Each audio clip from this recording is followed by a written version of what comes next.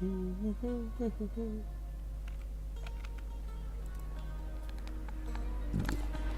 là quả game đéo biết đánh con gì cho nó xong nhiệm vụ rồi.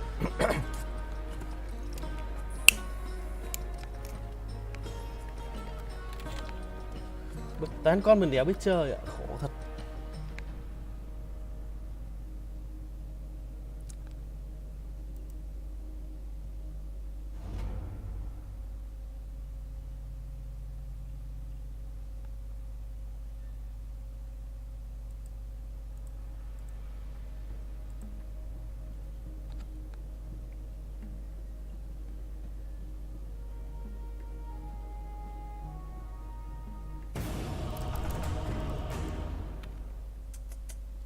Cái hết nhờ.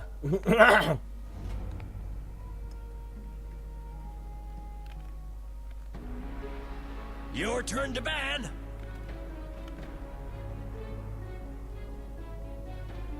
Five seconds remaining. Tiki.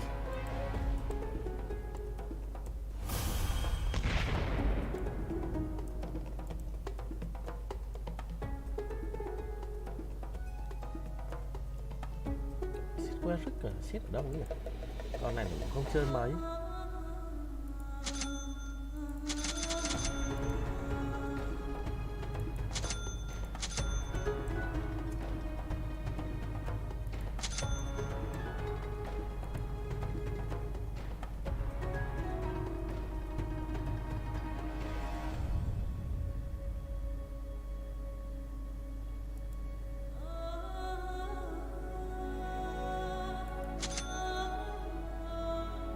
Nhiều tiền nhỉ? Ở màu to để dành.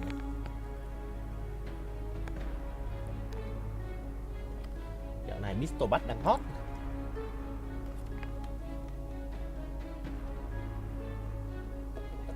Tuần sau chung kết tổng, tuần sau gì nữa? Tuần này rồi. Anh em vào like cái cho tình cảm nha mọi người.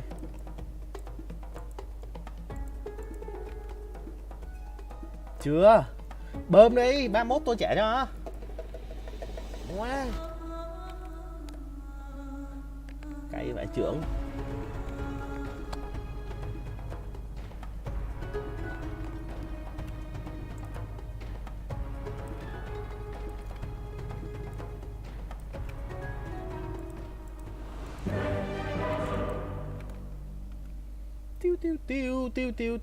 Tiêu.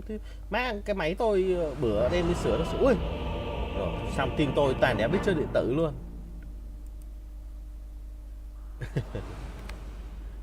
Just for you. Chiu. Đây rồi. What was that? I didn't see anything. Đang to thật 55 luôn. Their suffering is about to end. Good plan. Bét từ đầu trận chứ. Không có bét từ đầu trận đâu bị giới hạn đâu đúng không? Like thì phải chịu thôi. Yatoro 23 Prime. What in God's green earth is happening right now?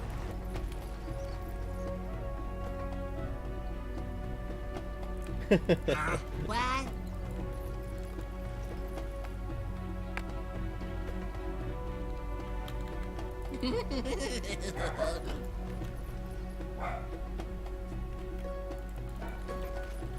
Let's go.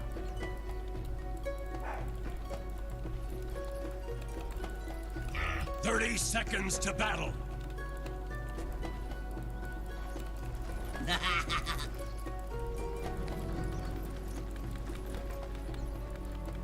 Science.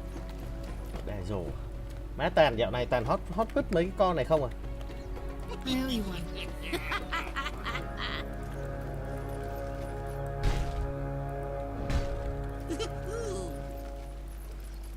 Oh boy, oh boy. This is gonna be fun. Measurements made. Bombs built. Holders dry. Okay, let's blow something up. Thì rớt súng đốt rồi.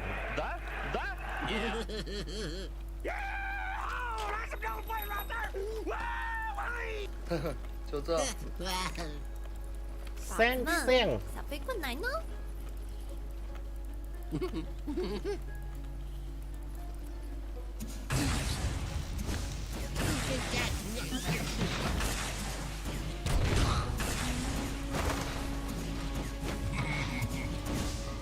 Hay là đéo sợ mày luôn đấy. Woohoo! Hope this works.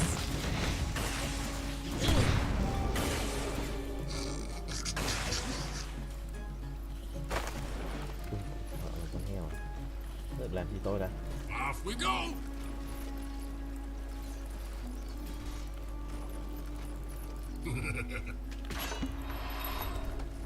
First blood. First blood. You sure? Quit arguing. Here goes nothing.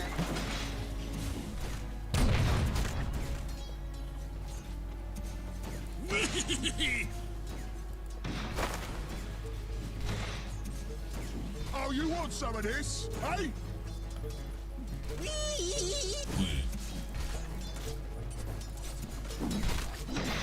Your middle tower is under attack.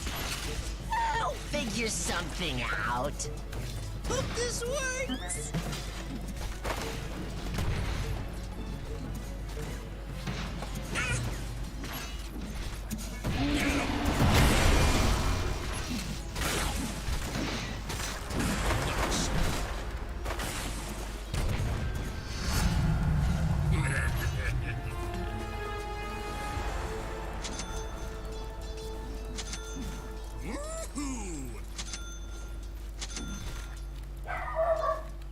Hơi gặp nặng nữa.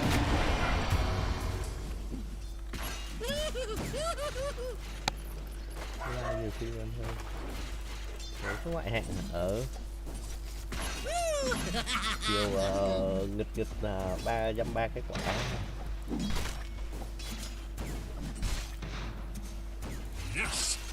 Cây lứt với lại China gì đấy.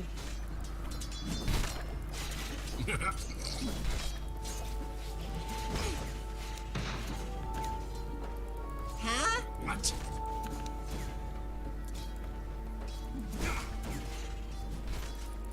Catch!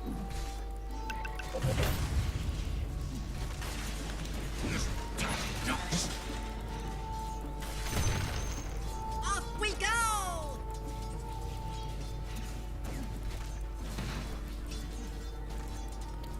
That way!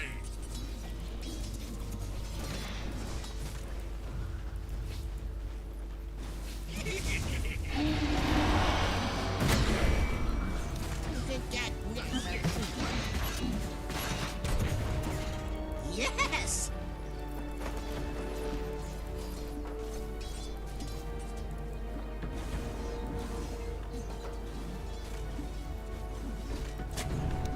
Here goes nothing.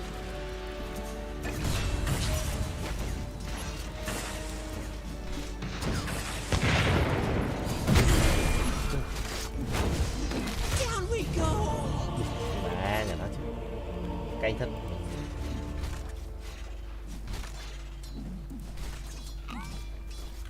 Cái vừa rơi sơ cho nó cứng. Mẹ con heo này hút đầu thế. Anh em like cái tình cảm với mọi người ơi. Where were we? No idea. Denied. Hit fast!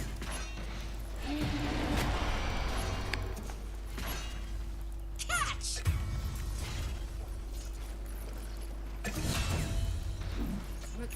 We're going! Jeez.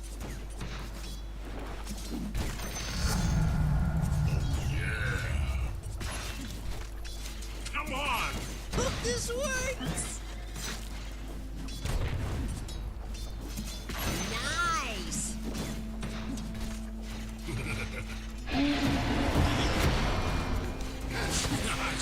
Radiant's courier was caught in the crossfire. Đéo đấy. Hey, don't blame us! Điên này. Nó tự nhiên bú được mạng bổ vải trưởng luôn. Mua dây xong.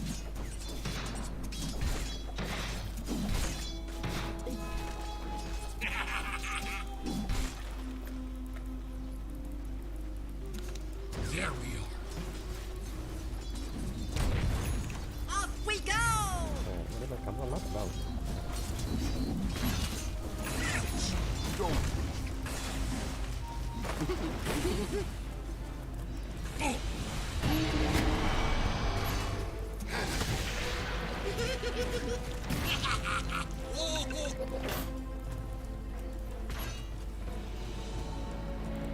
That way.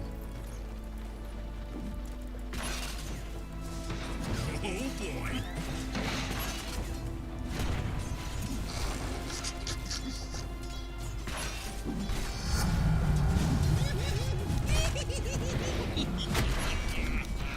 Goes nothing. Radiant structures are fortified.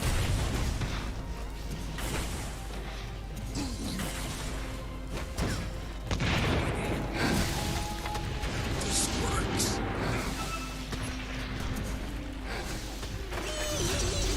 Chạy cũng như con chó. Nhờn với tao.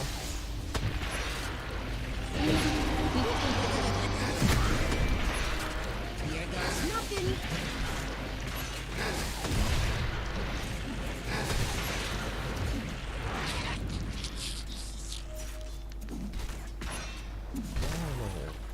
Ông nội ông mít con mẹ nó cái con kia.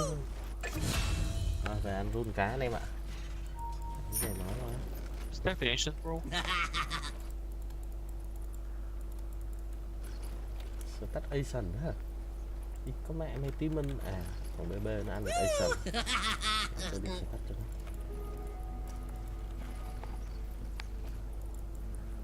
Yes. Tính sang BB ăn gắn tim. You sure? Quit arguing. Happen again. Chỗ chưa? Thì bị lên.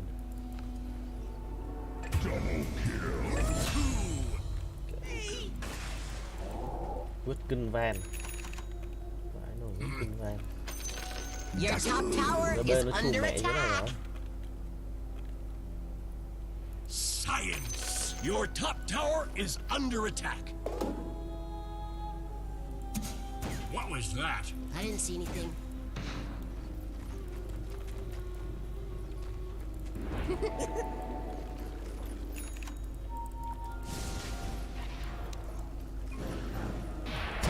Yes! Your middle tower is under attack. Mày cái này nó con chó.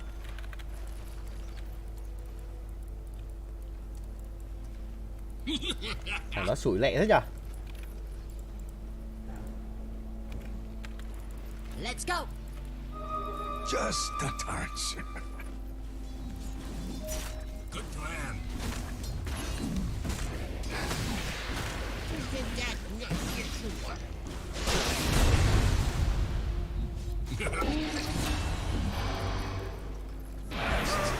My congregations. No. Nó đéo hiểu sao tự nhiên đai trụ luôn nó bay. BB là giàu lắm rồi đó.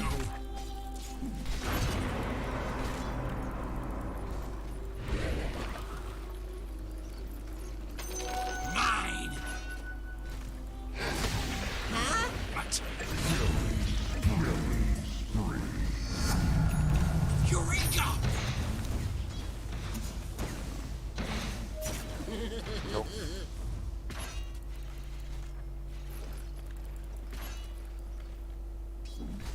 Nó cứ chặn cái ở đây thì nó săn mình có level. Mình lên trên giúp người M đó.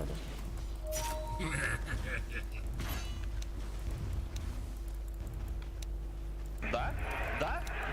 Yeah. Excuse us. Hope this works. Off we go.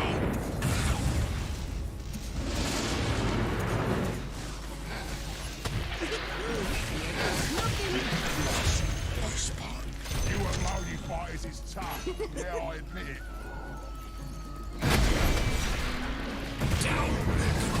Cái địt con mẹ mày đánh cái bét luôn ạ, súc vật. What?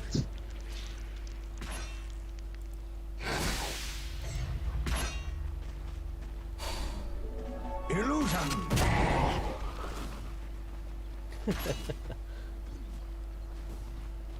Much obliged. This shit.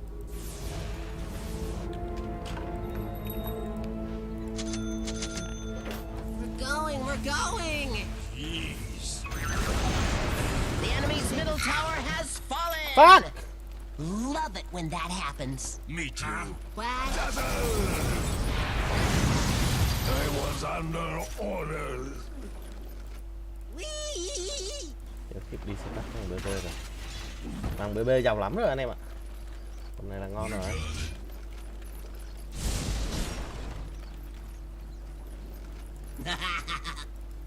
Radiant structures are fortified. God, old friend. Có nước ngủ chiến rồi. The enemy's bottom tower has fallen. Got some good data from that. Còn mẹ vãi Come rồi. on! So beautiful.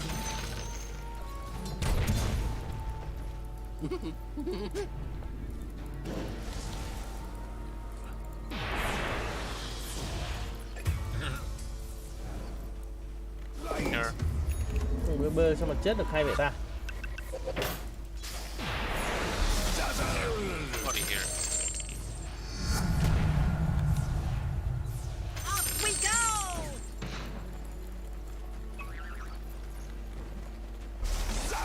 Let's go.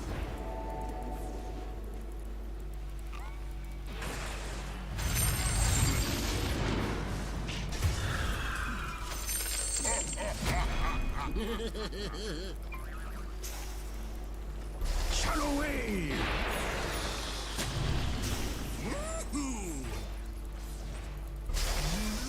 Em có ổn bay. You sure? Quit arguing!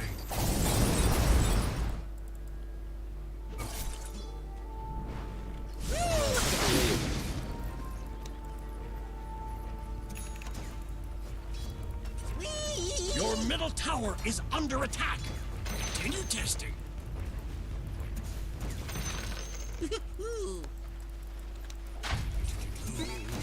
goes nothing. Think fast.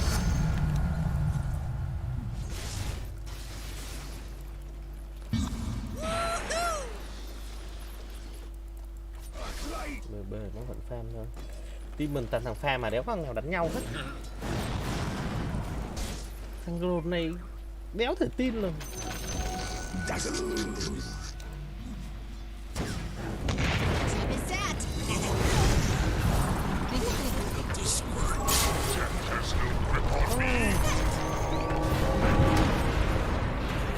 Careful. So beautiful. Yes. Your middle tower is under attack. It's not very urgent.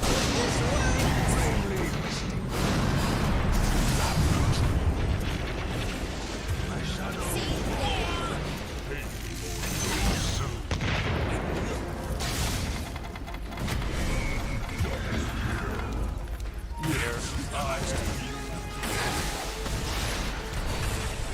Huh?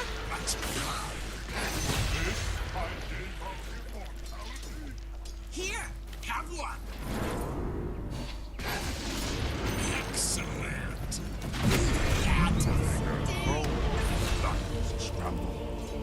Địch con mẹ này, con chó này. Cái nhỉ? Nó làm con hơi bị cáu rồi đó.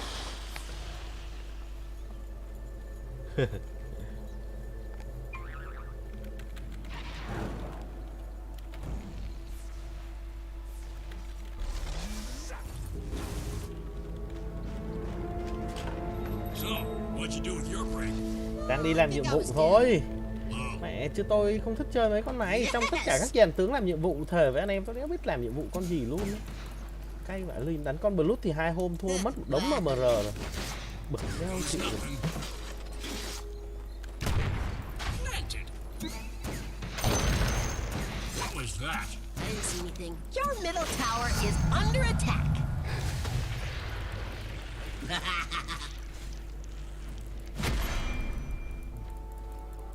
Heo nó có SB ở đây. Let's go.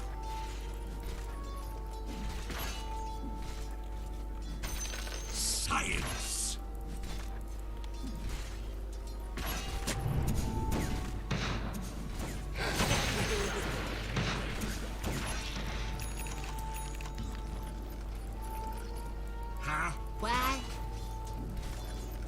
bận farm thôi. Bên nó nếu có cái gì tí giết con AM luôn đấy. Off we go.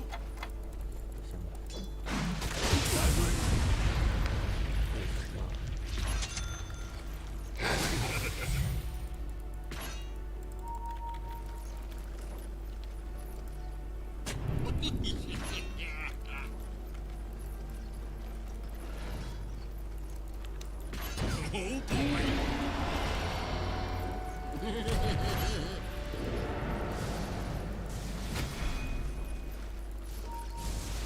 Huh? What? Oh, this is gonna be fun. Nice.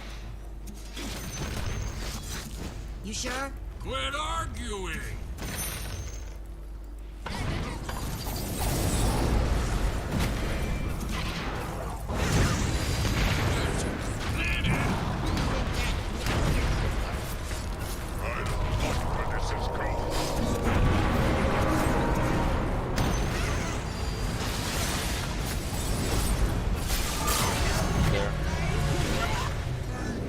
On to the next one.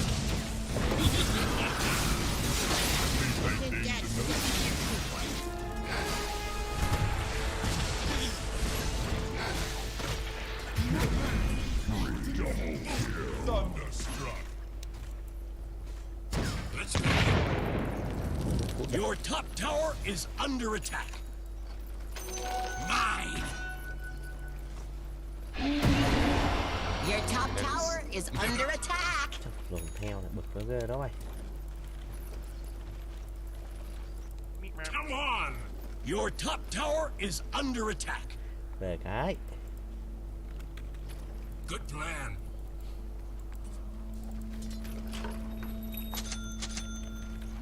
That way. Xem tiếp đi bạn ơi. Còn đang dồn này đéo biết bao giờ nó mới online Not luôn. yet. Em đéo TV farm boss rồi. Farm boss cũng farm hết rồi. Science. Ê em, you want farm boss không? Anh ấy muốn nhường lại crit đó nè. Ê em. Off we go. Mine. Just so. Để cho nó nhanh. Your middle tower is under attack.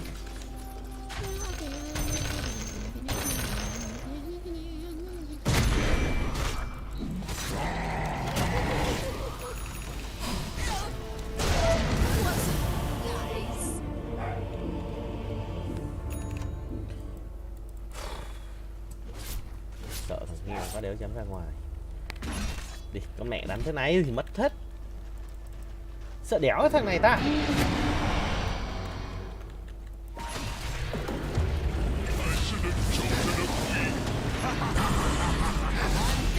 Your bottom tower is under attack.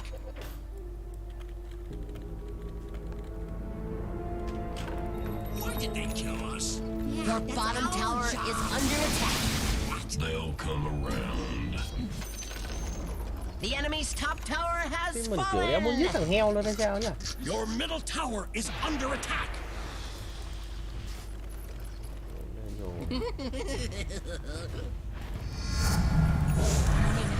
Fulminated Mercury, your bottom tower is under attack.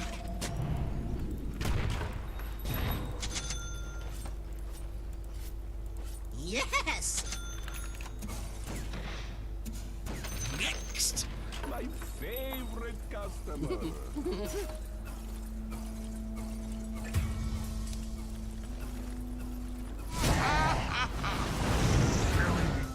Rồi hai ông địt mẹ mày lên trên chỗ đấy làm đéo gì đó ta? Five of them literally here. Hey, why you go so far, guys?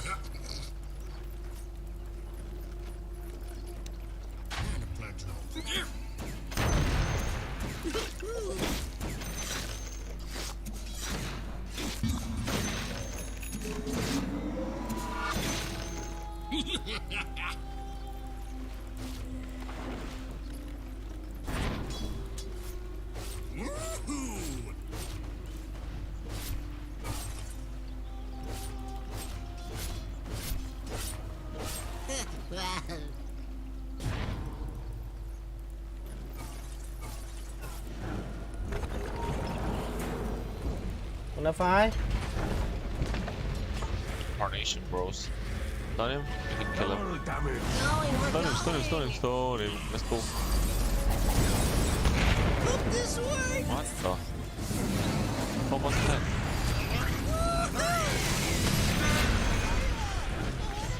You've been sorted. Looks like Radiant closed the blast doors. Your top tower has fallen.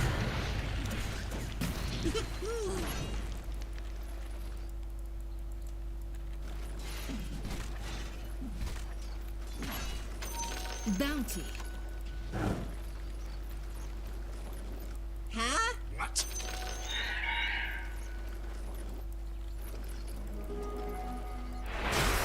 It's not time yet.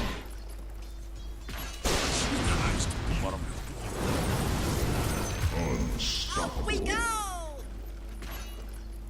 Để biết đánh kiểu gì.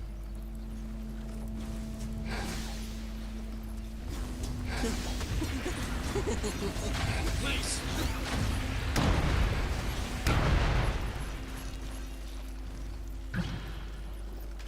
Có sẹt luôn này. Yes.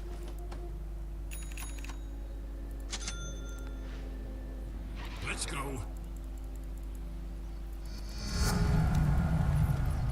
They're charging me. They're charging me. Help. Here. Còn nó phai bottom. I can TP bottom. Your middle tower is under attack. Here goes nothing. Invisibility.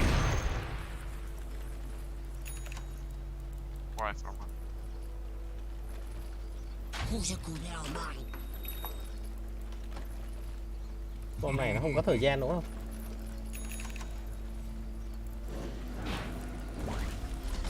Where did I?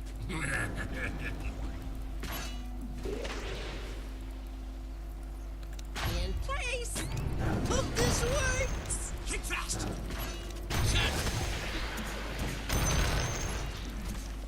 Excuse me.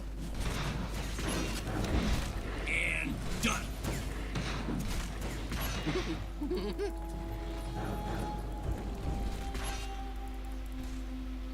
What was that? I didn't see anything. That way. Dead or something?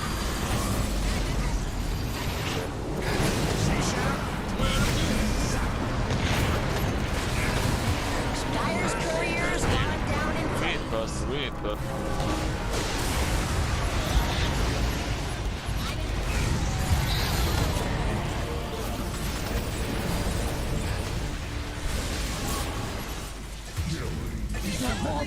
Coming out. I know it. They. Whatever. There's a monster. And then. That almost felt wrong.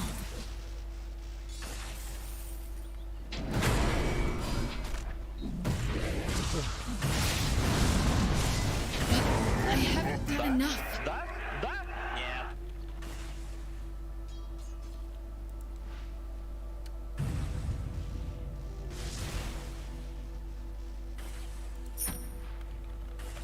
Your middle tower is under attack.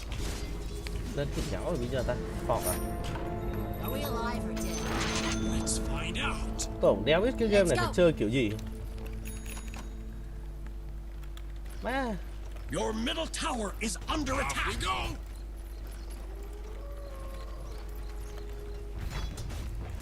Yes. Set.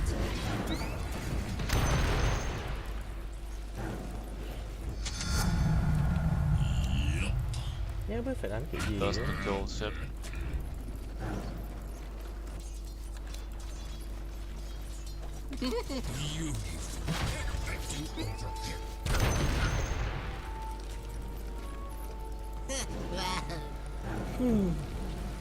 Mẹ mỏi thật luôn đấy. Come on. Mình nên làm địt mẹ cái đéo ở trong cái game này ta. Đéo biết đi theo ai, đéo biết farm cái gì luôn. Farm đấy. I can TP help you.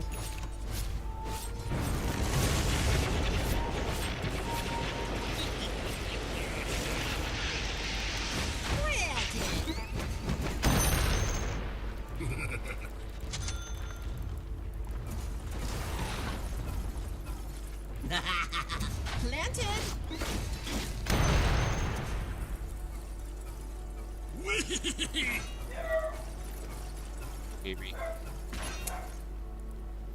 Woohoo!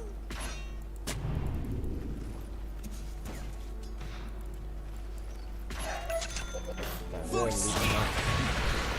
Đúng kiểu đéo biết chơi cái gì luôn. Wag.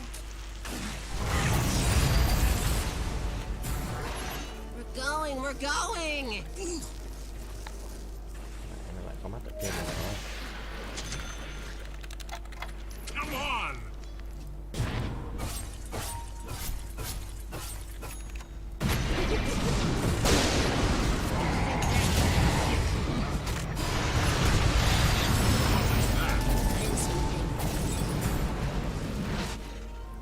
This guy's Ma nó hút đi rồi bê bê tí thì tạt đầu rồi. Đừng phải nồi. Your bottom tower is under attack. Your bottom tower has fallen. Kéo biết thì cái nó vứt đây rồi. Drive.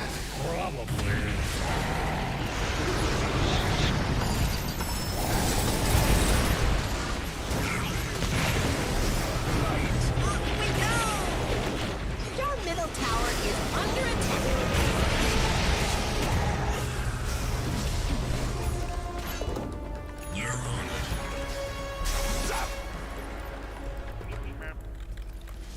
Đây rồi điệp mẹ hai cái bất tử. Your bottom tower is under attack. The Dire have reinforced their structures. Your bottom tower is I've been under attack. guys. Radiant structures are fireproof. Yes.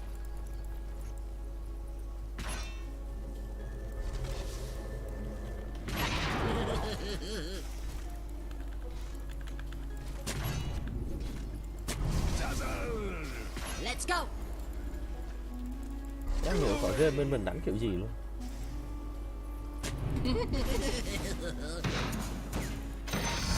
Your middle tower is under attack.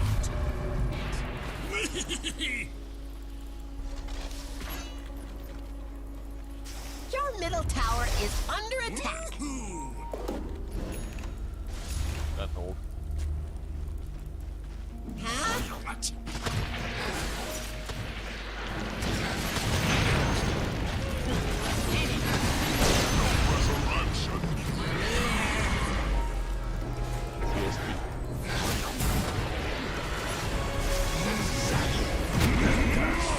Your middle tower is under attack.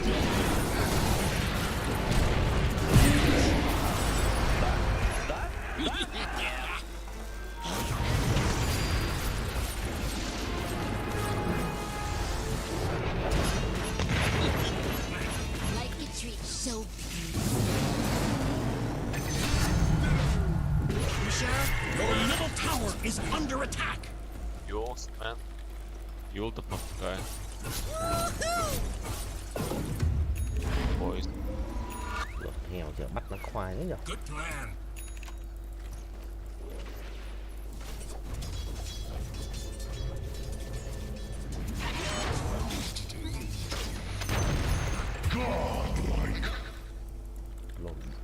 BB nó cứ tự tin nó đi một mình. Tôi cũng đéo hiểu. Cái con mẹ nhỉ. We're going, we're going. Đấy đéo phải cái EU là cái đéo gì. Em mày muốn cái gì nữa? Cho tao biết đây. Ta mua thêm cái hất nha. Nghe bảo mày có đòi hỏi khá nhiều.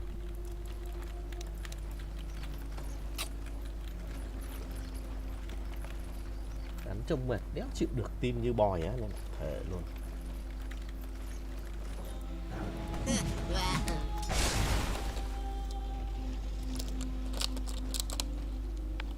Yes.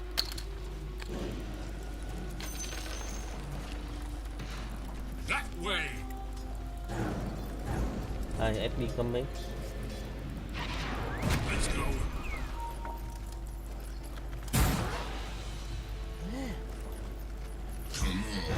Đó nó chạy nhanh quá đi mà.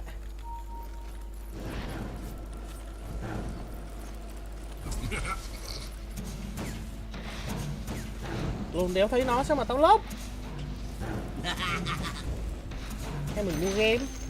Sợ tôi mua game tôi đéo sống nổi chứ. Trận này thì cứ armor late game thì bên mình khỏe hơn thôi.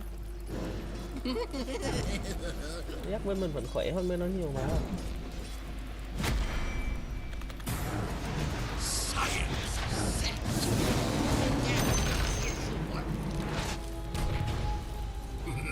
Bên mình 2 shop để có disable khó thở với nó quá. Chết mẹ, nó khổ bên mình rồi.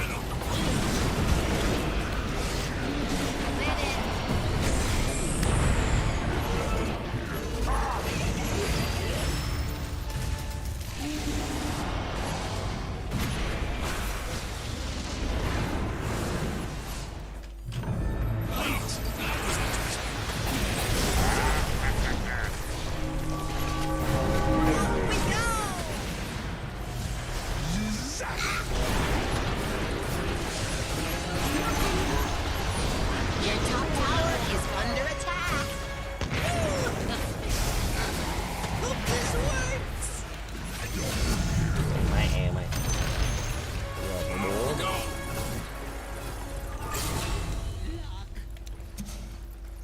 Woohoo!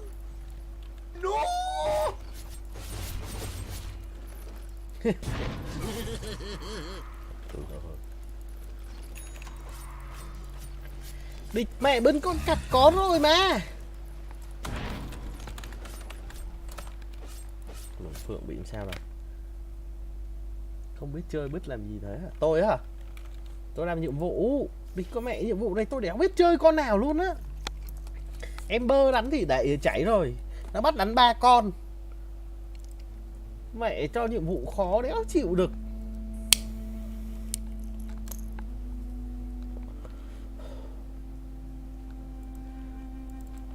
Anh em chơi tôi chịu thôi chứ bây giờ nhiệm vụ nó bắt tôi đánh 3 con này giờ tôi phải làm sao? 3 con giữa, con DP khó đánh lắm. Con Blood thì thua 2 trận rồi. Mẹ, tiền đình vãi nồi. Tôi đánh rồi mà. Con Blood dạo này nó không hot lắm. Đánh thua. Thôi chuyển qua chơi support đi bú tụi nó đây. Team hay thì thắng. Bây giờ làm sao?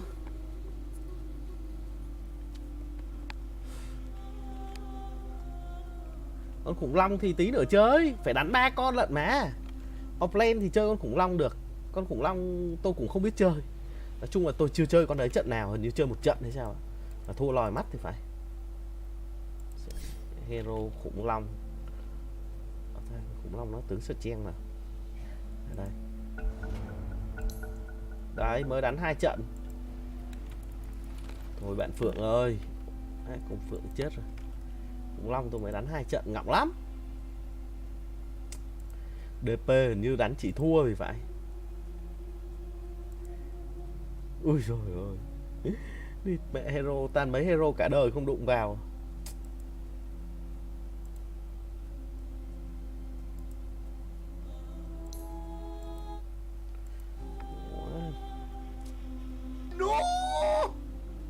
Cô đi làm ơn, cô nhiều hỏi đi à. Có thể chiếm Bảo không rồi Ngân, à?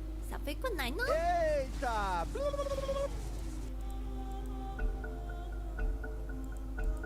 Thôi bạn Phượng tan rồi đó.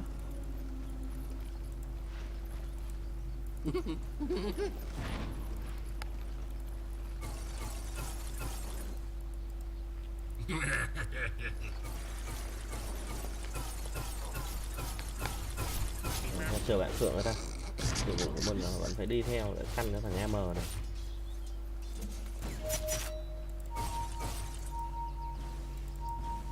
Looks like Radiant closed the blast doors. Mấy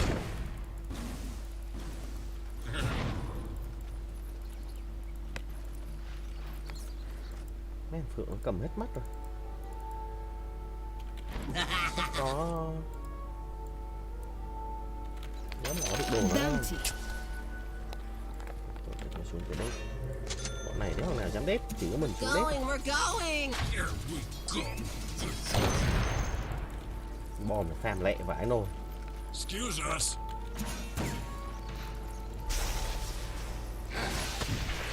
Off we go.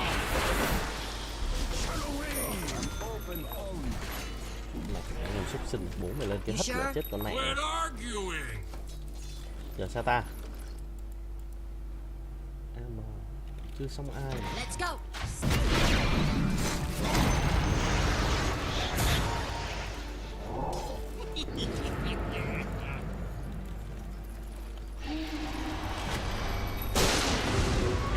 Invisibility. Right. Here, boys.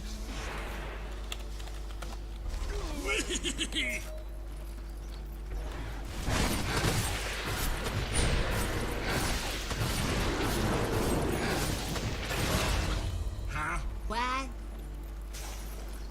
Thằng Phượng bị làm sao vậy?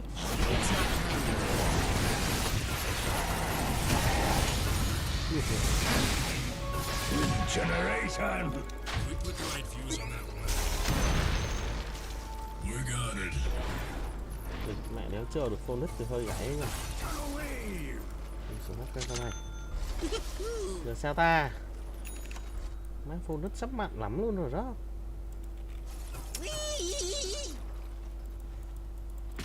Nếu chờ được phone nứt khó đánh quá. Yes.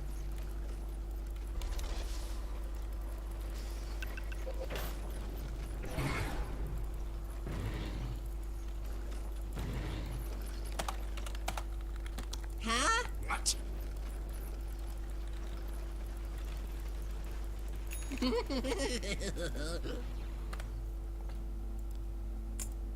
Oh my god.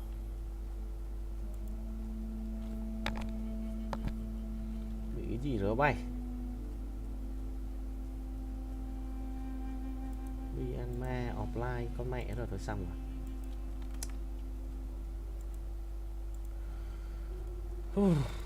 Đổ mẹ gần thắng thì đổ mẹ ông bị đít cô nất luôn ạ. Chán ghê.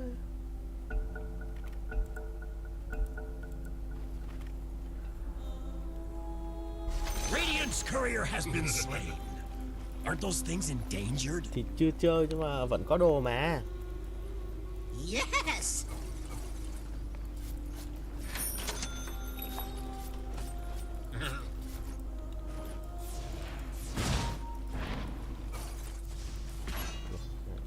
Đánh cẩn thận xíu ơi.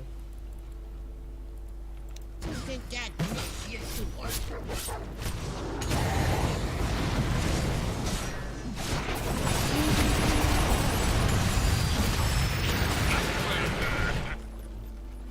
Nó cân ôn luôn à?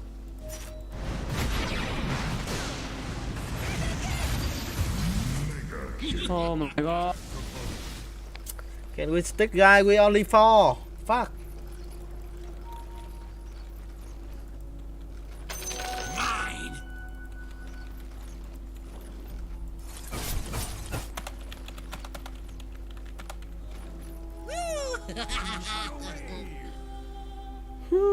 Má cái quả này nó xịt trong kinh nhỉ?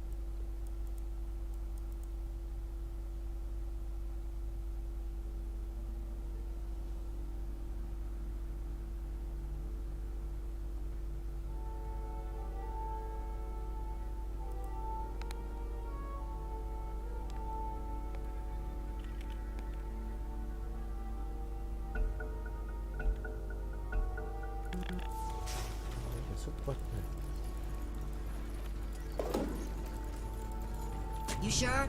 Quit Má con arguing. Phượng đánh đang hay thì giờ sao mà lấy mắt ta?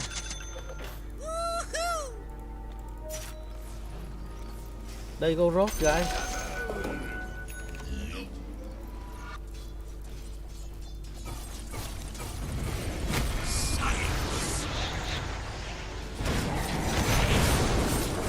This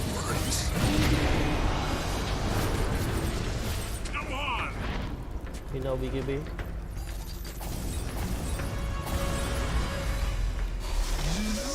Your top tower is under attack.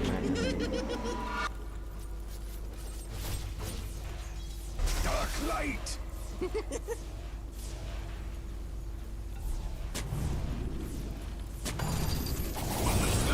I didn't see anything.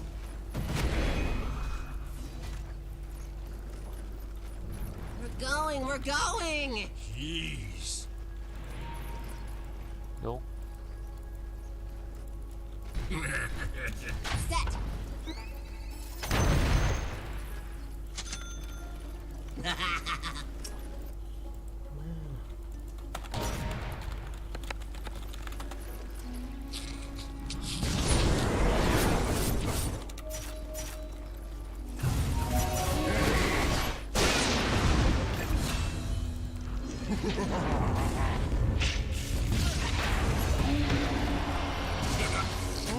Bực ghê quá.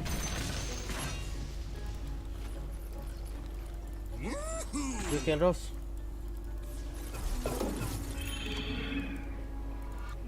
Off we go!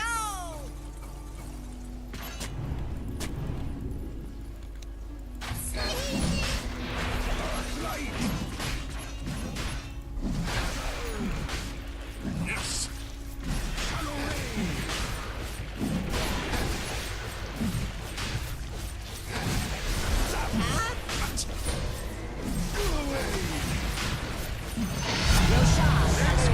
To the dire! Agreed. Come here.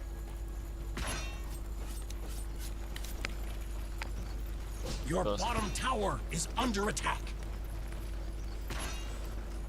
Whee! Your middle tower is under attack.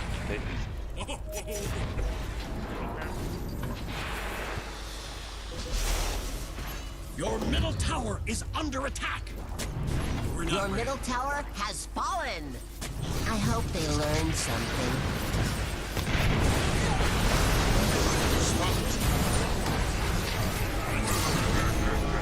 Radiant structures are fire.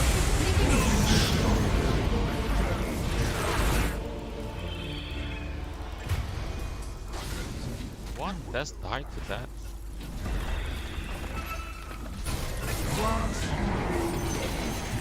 Their top tower has fallen. Go push, go push. Hey, let me control. Okay, you do it. Radiant structures are fortified.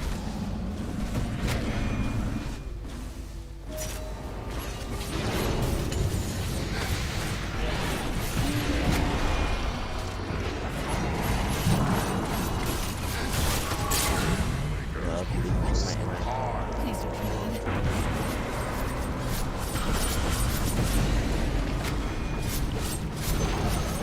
The enemy's top tower has fallen.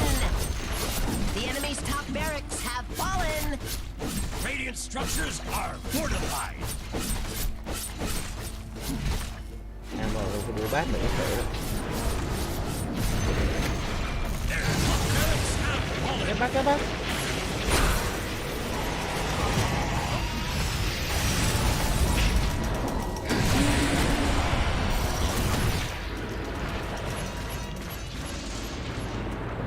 Con mẹ thằng bố anh em vào rồi. Con mẹ này nó phun cho đủ. Ném nhận đéo ra luôn.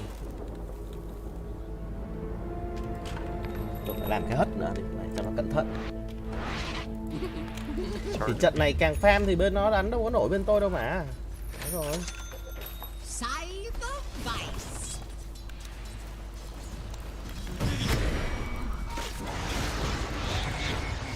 We are there. Dust. Fuck. Dust. GG, bro.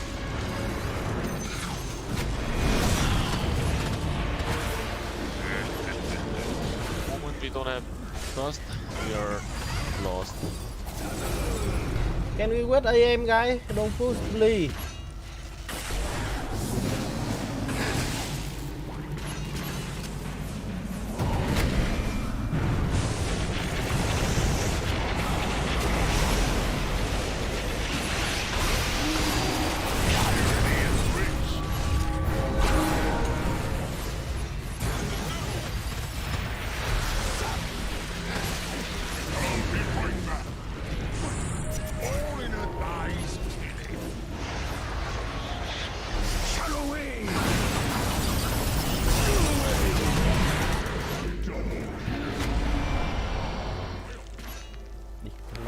heo điên này.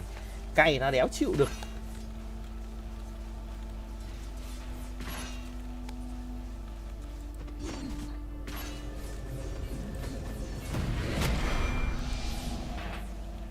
Nó cứ chẹt vậy thôi, nó chịu rồi. Go mid.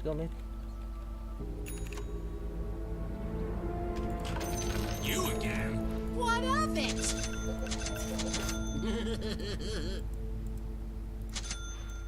Có đồ gì ngon ta? Thành rất relic. Let's go. You can dispel bulldoze. Luli.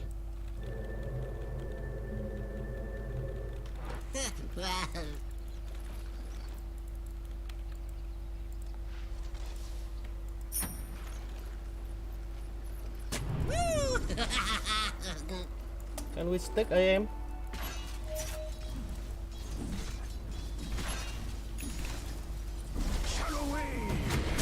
Yes. Dark light.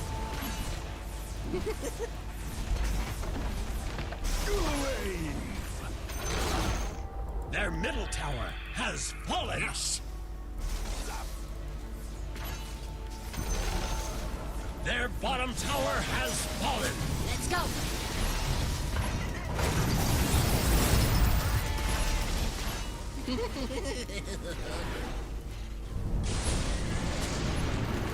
Hope this works. Alright.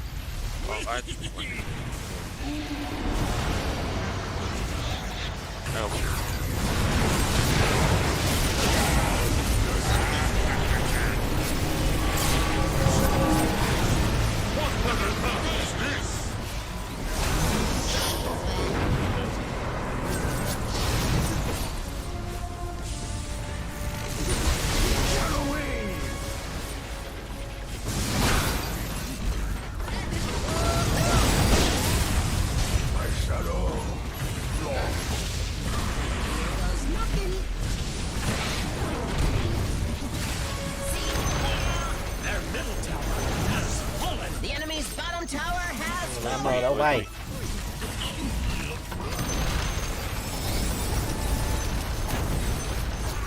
The enemy's bottom barracks have fallen. Their bottom barracks have fallen. The enemy's middle barracks have fallen. You now have mega creeps. And please, he no buy back. Can you buy back there, go?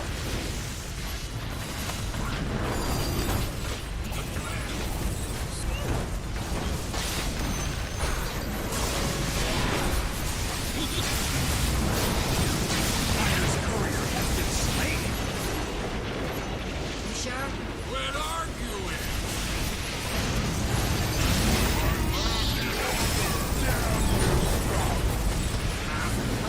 3 phút giùm tao cả mấy bộ ơi.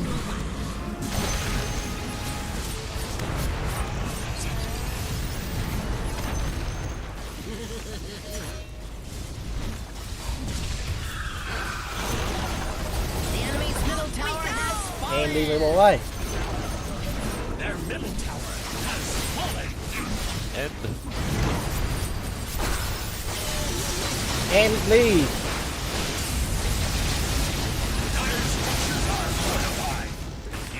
Vẫn win. Show you what.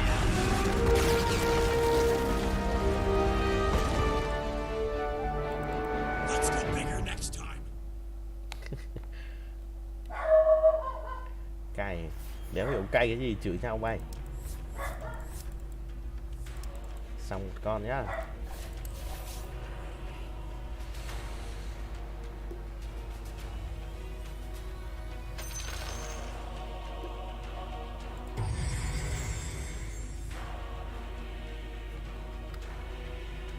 Ngon ngon ngon.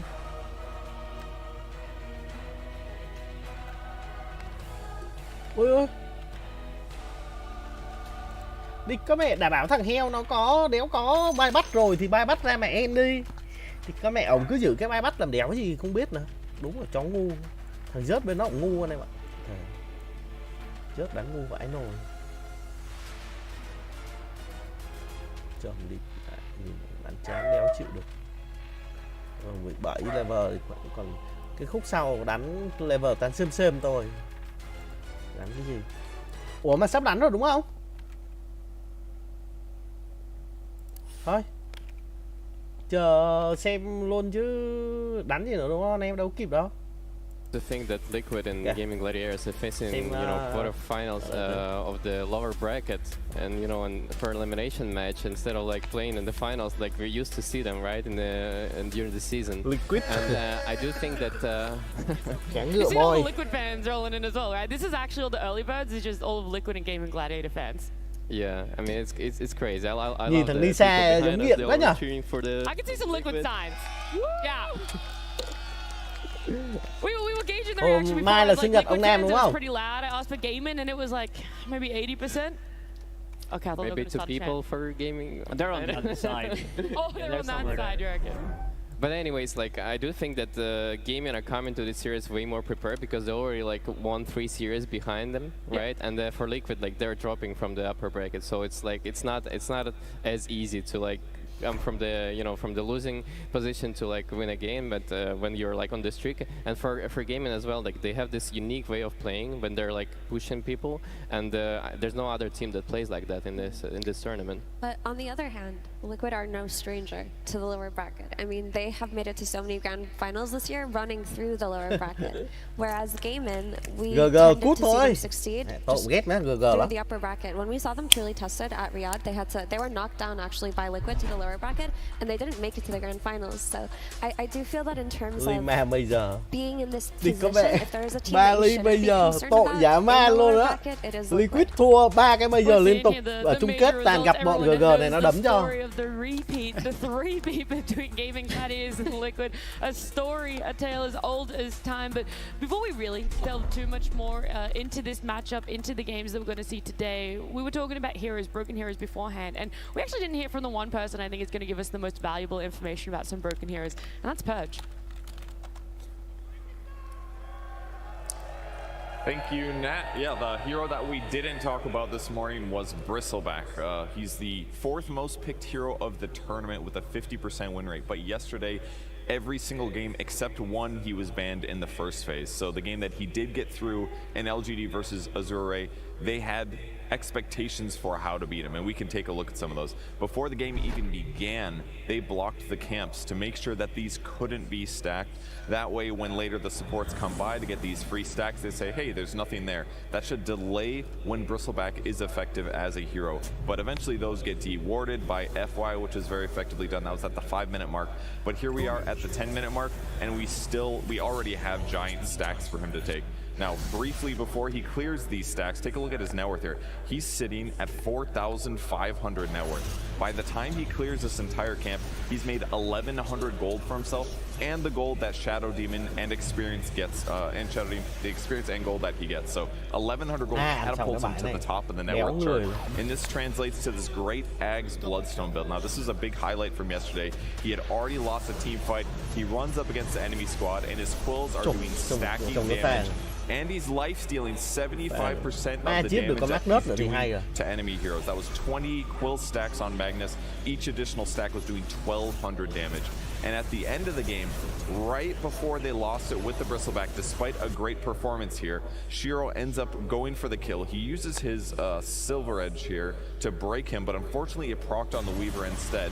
And then he utilized his ultimate here. This makes him ethereal, so he can't take physical damage. Watch how many stacks of quills he gets while he tries to kill this guy. 32 stacks. Oh, he's not done yet. More.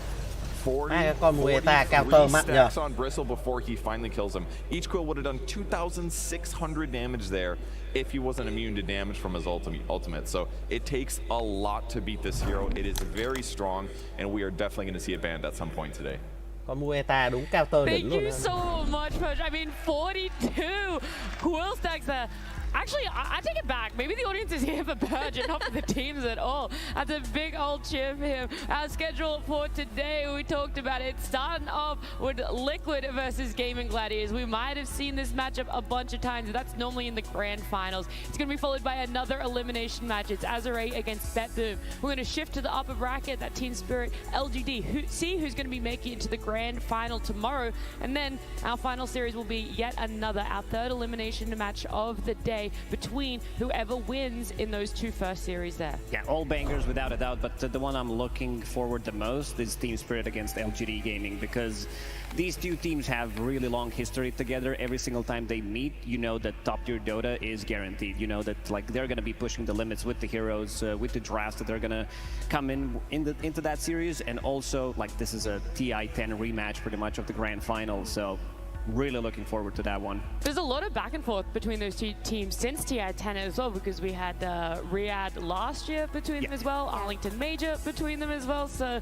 yeah, it extends. It's a pretty lengthy history. For sure, and the Arlington Major definitely had TI-10 vibes in the sense that it felt like LGD could have won it at some point. It was a 3-1 if I recall, but they were playing so dominantly in the first two games and just draft choked, which was the story of them since TI-10 up until now. But it seems like they fixed a lot of their stubbornness that they had in drafting. So I'm sure that Zhao Aid has a bone to pick with Spirit. Like if there is a series that he prepared for the entirety of this tournament, it is this one. They have a lot to prove, and I'm just excited to see it happening. But something else I also wanted to comment on is the winner of the first series of the day is going to play again during the fourth series of the day. Yeah. That is exhausting. That is a position that might be very difficult for either GG or Liquid. So I'm really curious to see how fatigue plays into today as well. If you're in that position, Rizzo, would you rather be a part of the first series, getting a 2-series break and playing the fourth, or being a part of the second series, having a 1-series break and playing the fourth? I think that's not that big of a difference, right? Really? But I mean, usually playing second and then the last is better, because like there's a little break and you can just like chill a bit, meditate, and get your things together, and then go for the next series as well. How many of them do you think are meditating in that time? I don't Liquid thôi, I là don't tin think a lot tưởng of là players thịt actually bọn kia rồi using that mà. power, to be honest. Like I only know that you know, Jarex, like the guys from the past OG were doing that, but for nowadays, like I don't know how. Ôi, đi cái con mẹ. Like Tofu looks like a guy who. Con BB giờ hot quá anh em nhỉ? Yeah, he looks pretty zen. In the booth the other day, celery. he was looking pretty chill, you know, summoning We were having a for good 30 debate. We were seconds. having a debate over whether that was meditation or if he's like, I don't like this hero, I don't like this draft, what are we doing? Chả hết He rồi. did look like he was in physical pain, but or maybe he was just really sleepy. But Tofu does look like the kind of dude who'd eat, pray, love in India or something, you know, like he'd go He on went vacation, around. find himself, bring his teachings to Dota. He's the type for sure. He's gonna ground all of Gaming Gladiators. Well, we can continue this conversation, but first, let's hear more about Gaming Gladiators, and we have a video piece on them that we get to watch right now. I've been playing games throughout my whole life, whether it was on Game Boy, consoles, eventual computer, like all due to my older brother and his friends that I just watched. I wanted to play and I got into it. I was backpacking throughout Asia for a year, and I saw some poster of TI and some public viewing in the city. So I showed up there, and there's all of, I don't know, 1,000 people, and I was like the only white dude walking in, so everyone was looking at me. People were like getting interested. I bought a laptop there. I started playing on a laptop. Then at some point back home in Germany, started studying. I'm like playing from the kitchen table or lying down in my bed. And eventually when they introduced the DPC leagues, I was like, Div 2? I can do Div 2. And then, I don't know, I eventually got ambitious and wanted to prove whether I can make it or not. He's still alive, but not for much longer. Eventually, he will fall to Tofu. I started grinding into top 100, getting into games with pro players, eventually making contacts, friends. The golem comes down on me / cutting on through though. GG's are called, and the series will go to the Hellbear Smashers. My first team was Hellbear Smashers back then. Get Tofu though, watch Tofu, watch Tofu. But I don't know, it's not really real if you're not playing against a real and big competition. Tofu tự nhiên dạo này hot quá nhờ. Tự nhiên hot là thành trai đẹp rồi đánh hay các kiểu. Fireworks winning and sad teams losing, the whole spectrum of emotions you get with like eventually people lifting the ages and me at home at the screen watching, like shredding tears. Like it's so intense that you really wish to experience the same, like to be there. For me, actually making it there now is an experience that I wouldn't trade for anything else, and I'm really glad that I made it to the main stage, and I hope that I get the chance to lift the ages. He didn't talk about meditation, whether Tofu's won meditation, but he's been able to come on the main stage. He was playing yesterday. It was a very quick 2-0 and one step closer to be able to have that dream fulfilled for himself of lifting the Aegis. But I don't want to talk about Gaming Gladiators too much more. I kind of want to shift a little bit more onto Liquid and how we see them as a team, maybe what their mental is coming into this one, going from lower bracket and shifting, going from upper bracket and shifting into lower bracket now. They broke the curse. I mean, nobody beats Team Liquid 17 times in a row. This is what Insania tweeted after they managed to beat them at Riyadh Masters, dropping them down to lower bracket. But yeah, I mean, Team Liquid, they were always like strong mentally as a team, having Blitz as a coach who does a lot of things for the team. And I'm not too worried about them. They showed that they can play some really good Dota, and even under the pressure. I mean, the sad thing about Team Liquid is they could have been the best team throughout the 2023 if somehow Gaming Gladiators didn't show up as strong. I just realized we might have the inverse per se of Riyadh. So Talon put Gaming Gladiators into the lower bracket. Hy vọng Liquid sẽ phục thù thành công. Them out, whereas Riyadh, Liquid put them into the lower bracket and Talon knocked them out. So maybe there's a little bit of scar tissue as well for Gaming Gladiators when it comes to this matchup. I mean, for sure, Liquid are the team that is showing up like the best when they're, you know, against the wall already. And it's like when there's a high pressure, this is when they start playing like really well. So I'm not gonna be surprised that they're gonna take this series super easy.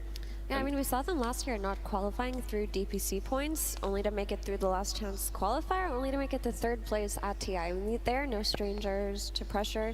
They're no strangers to this kind of environment. So I'm not worried about their mental state. I'm just worried about the matchup itself, because it feels like of all the teams that they could encounter in the lower bracket, Gaming Gladiators is the one that knows them in and out.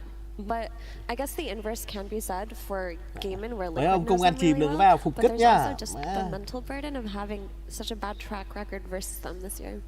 And the thing is, at one point they were going to have to face off against each other, whether it was in this round of the lower bracket, the next round, or even the grand finals. These two teams were destined with how this bracket has played out, that they were going to meet again, Lacoste.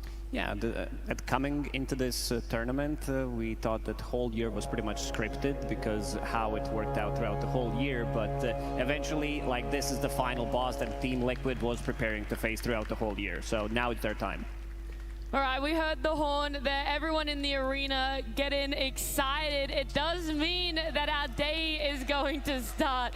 That's right, day number 2 of our finals weekend here in Climate Pledge Arena. We have 4 best of 3s, and the first one is going to begin now. Anh em cứ muốn tôi lên mỏm thế này làm sao mà có sức mạnh được. Ok, để tôi vào tôi xem tôi sẽ lên mỏm cho anh em. A crucible, forging a single contender worthy of rising above the very best. And a celebration, gathering a community of millions to witness history unfold. It is the International, the final proving ground, where the world's finest Dota teams assemble to face each other in the ultimate test. Each challenger has earned this honor through hard-fought victories in matchups around the globe. The journey has tested some more than others. Chúc anh em may mắn nhá. The favorites and underdogs all know the road to the Aegis defies all prediction, and anyone can carve a new legacy here. The Aegis of Champions returns to Seattle, and with it the eyes of the world. 6 teams compete for ultimate glory. Cái giọng này phải giọng AI không? Chứ giọng người sao mà hay như vậy? Who will emerge victorious? The battle begins. The battle begins. Giọng hay quá hả? Má nghe giọng cảm giác nó chiến binh bả trưởng luôn á. Okay. Let's play some Dota. Ready to start our first series? Absolutely. I can't wait to see any more of these games today. Oh my god. Well, you don't have to wait much longer because we're going to welcome our first team okay, to đam the mê stage. xem cũng là vui rồi. Ace, Queen, Tofu, Celery và Miratio. Mấy ăn GG này ai cũng đẹp trai nhờ. Được phết.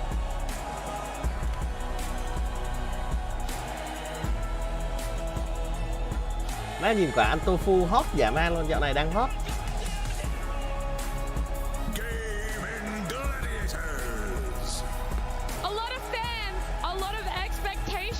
For this team, a matchup that they know so well. They're walking out here on the stage. Their lower bracket run has been unstoppable so far. They are on track to make it to the finals, but first they have to come up against Liquid, and we need to bring Liquid to the stage. Okay.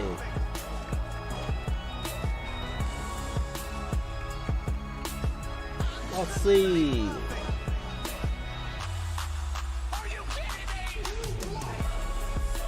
Thực sự Liquid thiếu Matumbaman tôi thấy mất hay hả?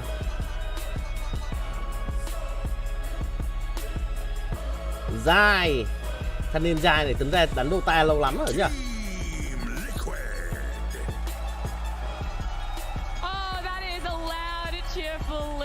They're going to be hearing that as they are walking out on stage. They're going to be taking their positions at the booth after a rough day for them nhìn mặt yesterday. cứ chán đời kiểu gì đó ta? They are 5 players that we know are able to bounce back, and bounce back they're going to have to if they want to see the run at TI continue. Effie, this matchup, we're going to hype it up a little bit more, and we're going to try and break it kiểu down không phải là carry gây đột phá. I mean, this is the El Clasico of Nhưng this mà year. nhiều team lại cần cái tính ổn định đấy. Gaming versus Liquid. It's just been. Với lại ngày xưa lúc mà còn đánh cho team Liquid cái thời điểm mà còn Miracle các kiểu không? Matum có mấy con như gấu đi mid thì nhận đến mid khỏe. Just throughout the year in general, for these teams to meet in the lower bracket, it's always one of them making an upper bracket run, facing the other. But I mean, this time around it's different. It's different kind of pressure. They're not just fighting for the finals. TI này đéo thấy con Spirit nào luôn đó. So this means a lot for the both ít of vậy them. trưởng luôn. It is an elimination match. It's that lower bracket for Anh themselves. em có thấy So I'm thì sure TI there's not này going to be that ít much mấy Hero experimentation Spirit happening, không? but I do have Còn to Earth ask that Spirit thì bị question ban of how suốt rồi. much change up is there going to be, Lacoste, for a draft, for a playstyle, because the tempo of gaming Gladiators against Nouns yesterday was really high paced. They were closing out those games Lúc between đó the là 20 đang to giai 30 đoạn minute number mark, line rồi không? whereas most Có other nhiều people con were hero mà không taking it cản nổi. 50 plus minutes. Thời đấy Does the tempo, does something like that work against Liquid? This is their bread and butter. This is how they played throughout the whole year pretty much, and they decided to speed it up when they started to play against 9 Pandas. You lúc mentioned đấy the Noun thôi series as well. Nó cầm AC hay là IO hay là các kiểu cũng không cản nổi. 4 games, they like this is how Celery made the name for himself, playing Enchanters mostly, but these are similar type of the heroes, these lane dominators, and now he's buying auras on Chen, coming online super fast. We've seen these like healing strats coming out from Gaming Gladiators, and Team Liquid, they will need to figure it out how to match this tempo. I think the Chen is going to be banned Tôi in vẫn this hy vọng series, năm so nay Trung Quốc vô địch. they're going to need to find Rồi, replacements for that Kunka playstyle 3 to work, like to keep working. They need to Spirit. find some maybe Dazzle, some maybe Vengeful Spirit, some other heroes to replace the Chen and keep building the source and keep having that ball, you know, that rồi, ball thì that giờ, Liquid that need to. Giờ hết thời rồi. And we Ai can't cũng có forget một about giai the đoạn thôi. Enchanters too. That is a Celery specialty, and they can play on a tempo Cái kiểu like thằng that. Anna They can nó also không just chen liên tục accentuate á. that with these aura heroes. As I Nó chơi mentioned, the phù Vengeful quá. Spirit is something that can carry an aura. It can also just be some, you know, pipe buyer from the offlane like Tidehunter. We did see them run that yesterday versus Nouns as well. So there are a lot of ways to play into that tempo draft. But honestly, Gaming Gladiators can also play into the late game. This isn't something that these teams are strangers to. If you play competitively in this patch, you are regularly playing 60-minute games, and you've gotten used to it by now. I feel like it used to be late game was this anomaly. People didn't really know how to play it because games were very rarely getting there, whether it was in scrims, whether it was officials or anything like that. But now we're seeing it more frequent, so I think teams are understanding the patience and the maneuvers that need to occur when it comes to late game.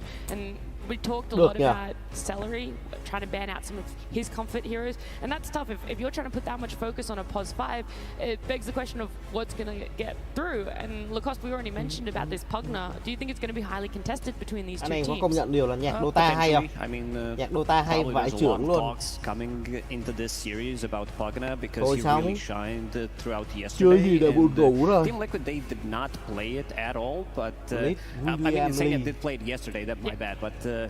they understand how strong the hero is. He's a lane dominator, makes a lot of things very difficult, like he's a snowball hero, and also like CY. This guy, he's cooking up some really cool drafts for Gaming Gladiators, and I can see why they decided to pick him up at the start of the year. Do you think CY has the answers to a Pugna, Rizzo? I mean, I'm sure he does, but I didn't like that really big and wide yawn from Blitz. I don't know what's that about. Like if Shao 8 was there... He was up watching the late show, you know? Yeah, that's what it was. If Shao 8 was there, he would tell him to go wash his face right there.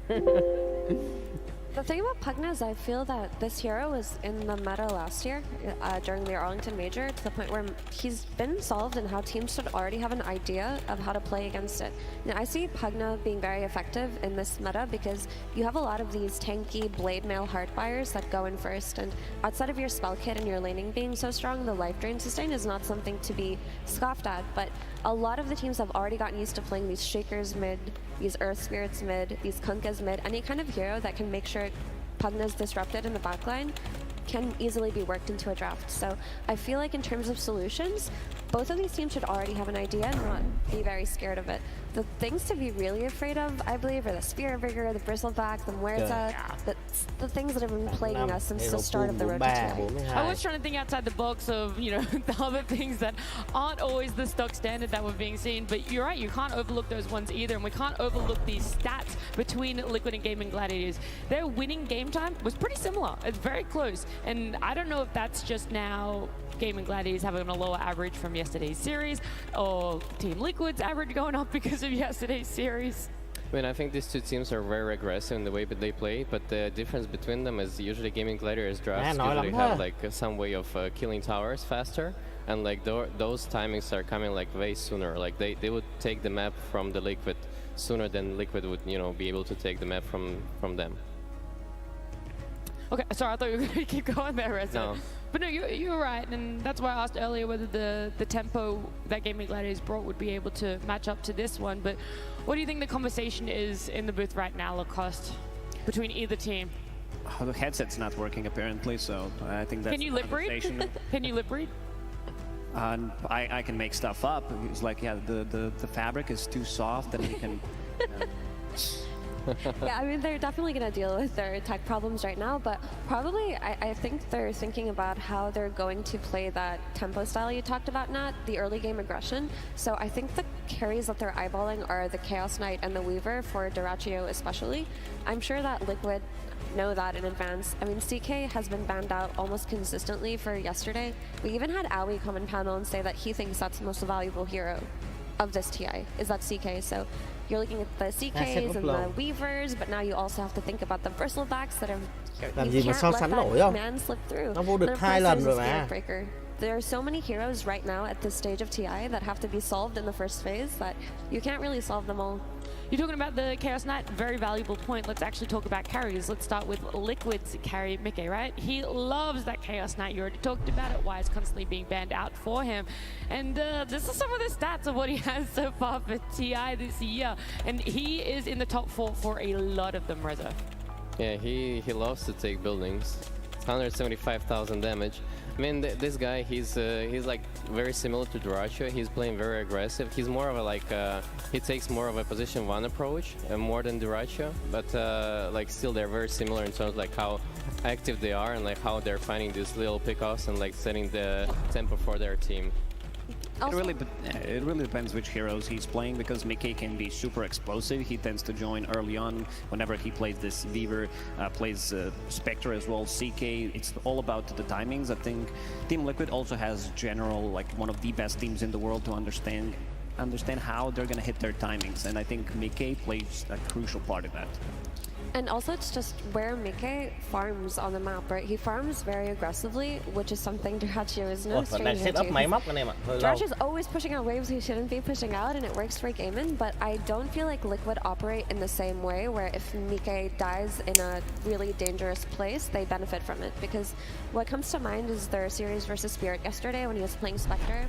It looked like that game was theirs, to be honest, but Spirit had a sequence where they got a Roshan and they got a good fight, but then they found a pick on Spectre farming on their side of the map near their twin gate. And I just don't feel like Liquid can get away with carry deaths like that in the same way, because Gaimin have operated throughout the entire year playing, like taking advantage of space to carry deaths like that, having their win conditions be assigned to different heroes, whereas in Liquid it is Mickey who is the win condition. Well, we're comparing a little bit of stats. This is Dirachi here, the Gaming Gladiators carry, comparing the two of them. Did anything else stick out for you there, Rezo, with those stats? I mean, he's, as you can see, like Mira was talking about, he's not playing that crucial role in that team because like, he's kind of like a playmaker for them, and the ace is like usually the carry type, or like, they have way more even split between all of the cores. Like as for Liquid, it's a bit different. It's yeah.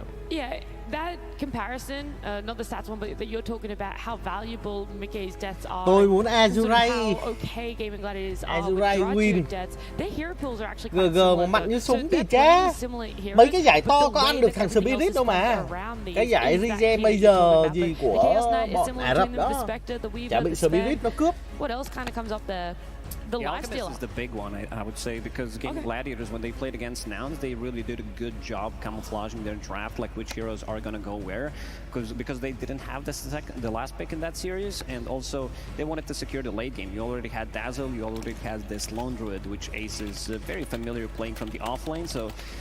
And 23rd pick, Alchemist, they wanted to secure the late game. We talked about tempo coming out from the Gaming Gladiators, but they also want to have something prepared if the game goes post 40 minutes, but I mean, we've seen a lot of games post 60 minutes at this TI, so they're no strangers to it.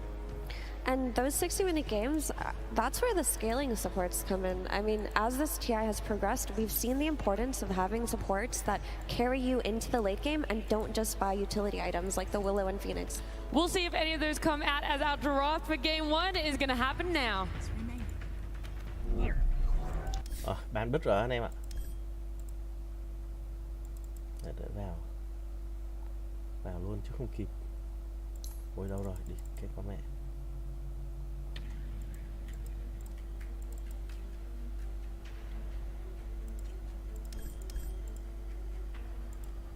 Chưa lên anh em ạ. Ảo nhờ. Death calls and my enemies come. Hero for themselves on the side of Gaming Gladiators and Liquid. Rồi, kịp rồi, vô.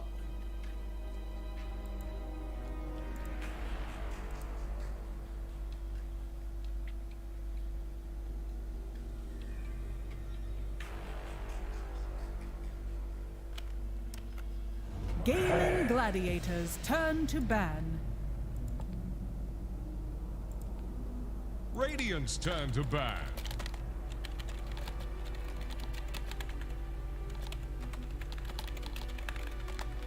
Ten seconds. 5 seconds remaining. Here's the Radiant ban. Dire's ban now.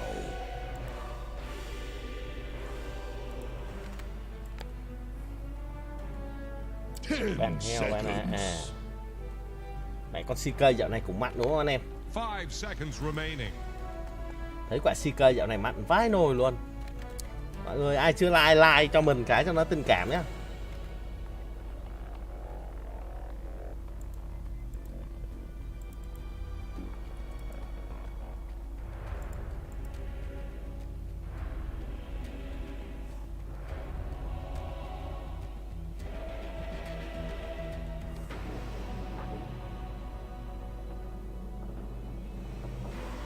Dire's turn to pick. Radiant's turn to pick. Stare your death in the face. First big Mueta luôn ạ. Má con này hiện tại đang hot lắm đó nha.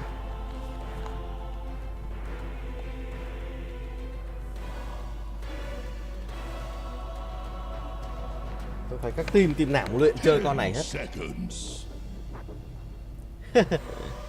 The Dire get a ban. Chơi cho vui á mà. Có phải là chuyên về cái mảng này đâu. Mảng này người ta phải cày ngày cày đêm xong rồi like không nghỉ buổi nào rồi các kiểu con đà điểu.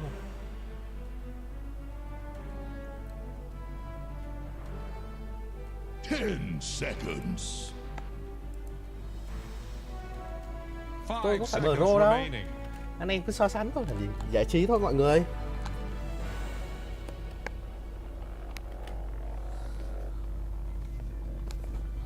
Ok, bứt luôn Bắc Na từ khá sớm. Ủa mà có Mueta này tôi nhớ là hình như nó bắn xuyên kia luôn mà ta. Nó bắn xuyên gót đúng không nhỉ? Tiếp tục ban đi vị trí của Đắk Lắk.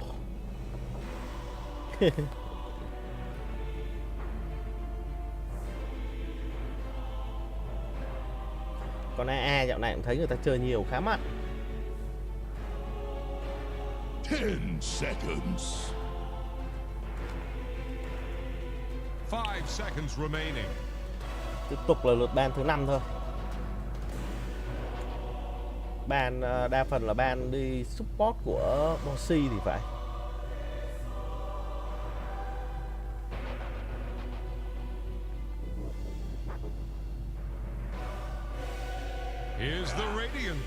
Ban luôn bờ riu của Giai rồi.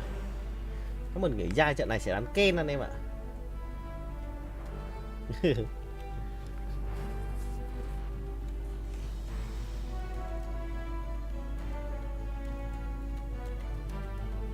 Ok, ban thứ 5 dành cho phía team Liquid. Mueta này thì nhiều team họ vẫn đẩy về vị trí support chứ không hẳn là đánh co.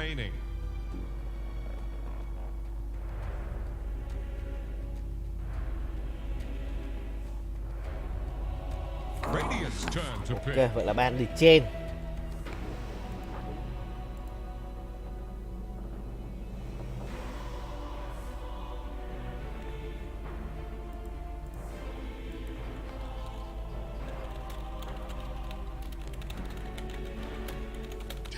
Seconds.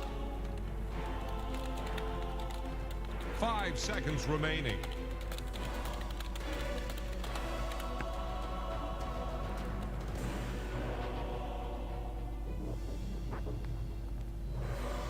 Ken tàu không? Dài có mấy con Ken tàu với con thai đánh hay lắm.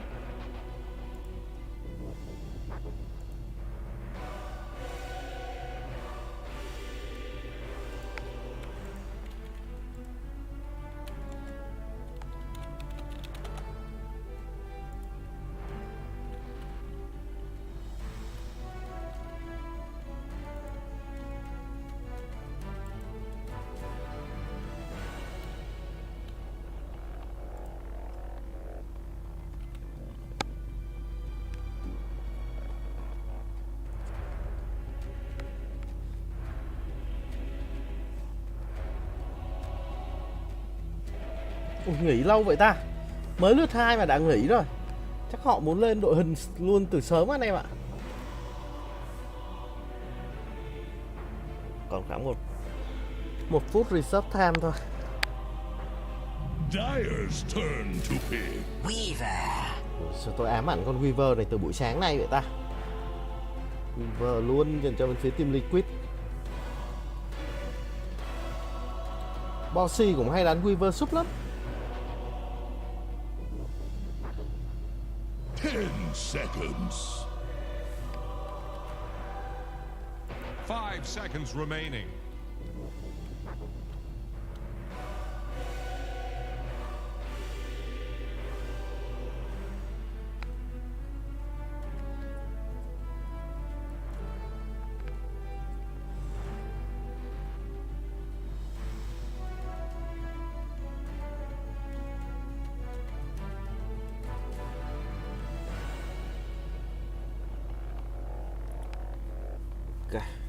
Hai bên khá là thận trọng bởi game này thua là cút luôn anh em ạ. Sorry anh em, là cái trận này nếu mà thua thì cút luôn, bứt luôn Ken rồi. Bứt Ken khá sớm luôn. Và Ken cho vị trí của A. Con Ken hiện tại đang khá lỗi.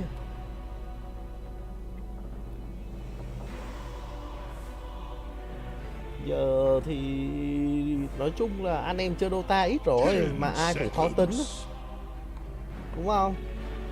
Giờ mọi người ai cũng khó tính mà.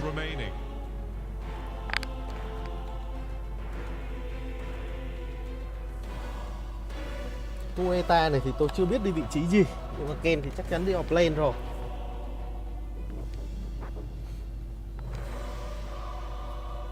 Radiant's turn to pick. Ok, vậy là Phoenix luôn. Phoenix cho vị trí của Tofu. Tofu đánh con này khá hay. Disable có đầy đủ rồi. Bên phía team Liquid họ hơi thiếu Disable một tí. Chắc mình nghĩ để cho dài đánh Thai Hunter. 5 seconds remaining.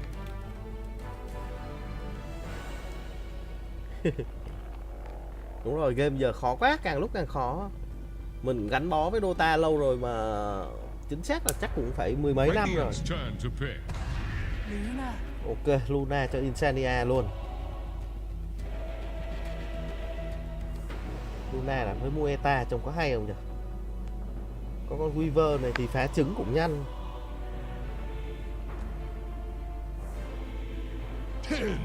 Thì Weaver này chắc là Bossy cầm rồi anh em ạ. Like. Không sao đây. Ủa, cái này nó không xếp boss 1 boss 2 ở trên à? Này các bọn này xếp ảo thế nhỉ?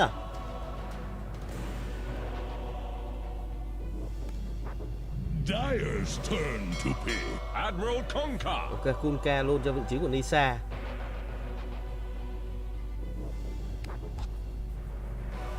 Lại lâu lắm rồi tôi mới xem lại team Liquid này đánh á.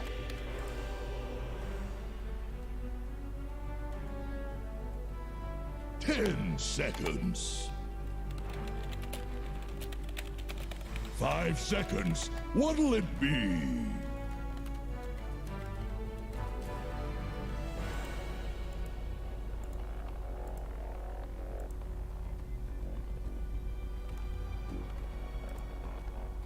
The Dire get a ban. Necrophos. Xong rồi. Nhìn cái line up này đã biết đánh con Necro kiểu gì. Thôi, team Liquid tôi thấy cút rồi đấy.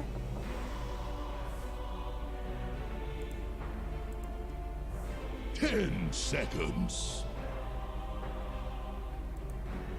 5 seconds remaining. Radiant's turn to ban. Ban Lina. Ok, một hero dồn đam vào vị trí Necro khá là lẹ. Con Pakna thì đánh với Necro cũng được. Mình thấy hiện tại là hơi khoai. Kunkka đi mid với Necro là thua nhá. 10 seconds. Không thở nổi đâu. 5 seconds remaining. Here's the Radiant ban. Antero Blade.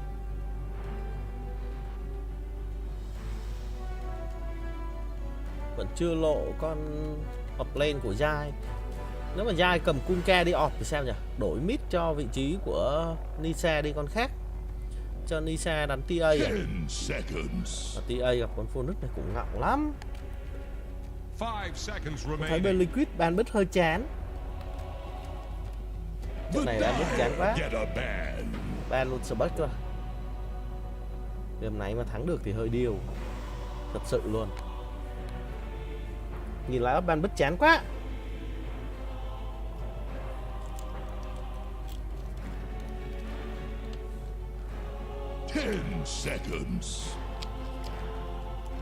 Cảm giác như con Phoenix nó ấp trứng cái là cả team bên phía team Liquid chạy luôn á. Luna mà chạy vào phá trứng thì hơi khoai.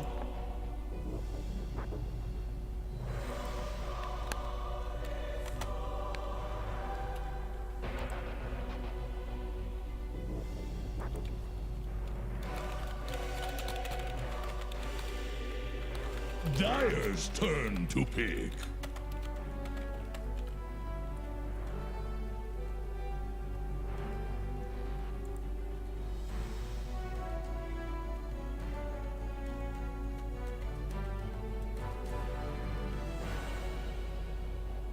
Ten seconds. 5 seconds remaining. Ok, ban luôn Bad Rider.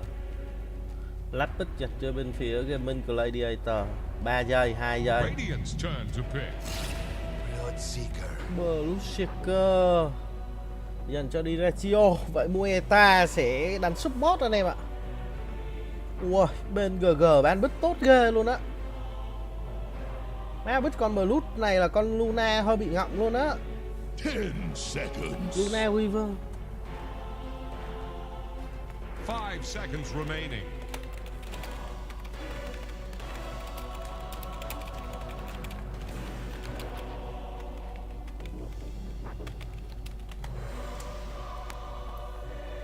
Khó rồi anh em ạ.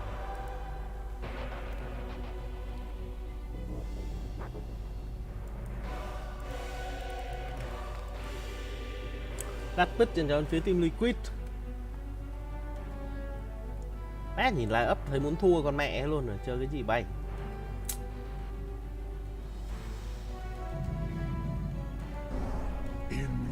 Choose your hero. Cái Invoker cho Nisa thì Yai sẽ cầm Kunka offlane. Nike cầm Luna, Insania đánh Pakna và Posse cầm Weaver. Bên kia thì ok như tôi đã nói từ nãy rồi. Trận này vẫn là sẽ để cho Tofu cầm cho mình Mueta và Celery sẽ cầm Phoenix thôi. Khó.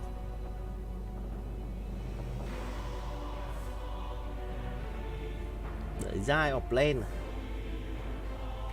Yai cầm Kunka đi offlane. Invo thì cũng được. Bởi vì nếu mà để con Kunka đi mid là nát. Tại Yai cũng nhiều lần đánh Kunka off rồi, đánh cũng khá tốt. 10 seconds. Ok, chờ game đã bắt đầu thôi. 5 seconds remaining.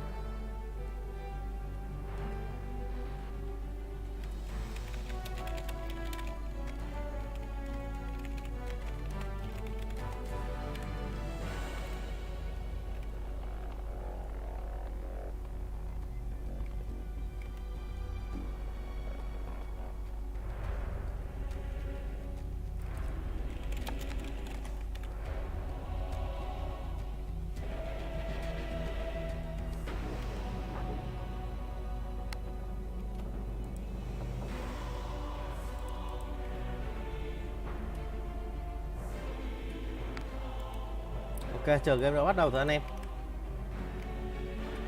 Mẹ lâu thế. Đây rồi. Insania.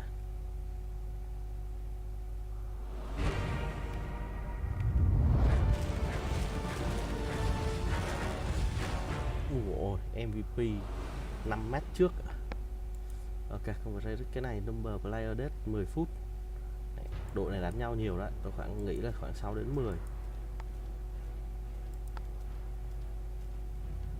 Liquid có trụ trước phút 20, số trụ trước phút 25. Team này cày trụ nhắn nhờ không đến 5 hai bên hả? Ok, 5 trụ đi.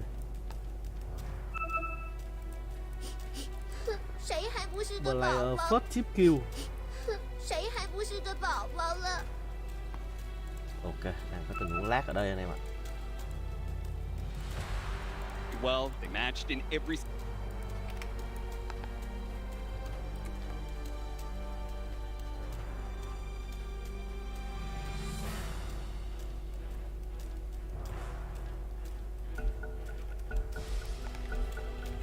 And we're underway.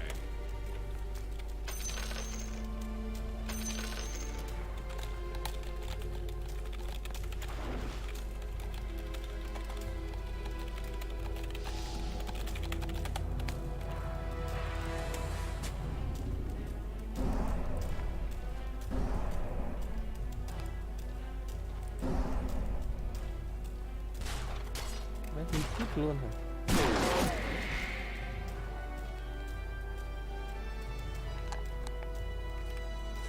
Vô từ đầu thì giờ trễ rồi anh em. Nhưng mà ý là game này thì tôi không chơi. Anh em bảo lên kèo thì tôi lên cho thôi. Nhưng mà game này Liquid hơi khó đánh đó. Cá nhân tôi thấy trận này Liquid hơi khó đánh.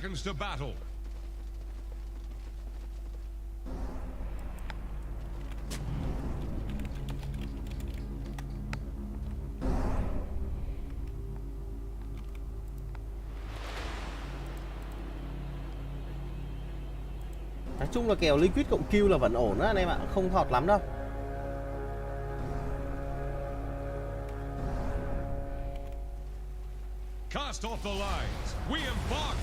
Ok, ở đây có đánh nhau to rồi.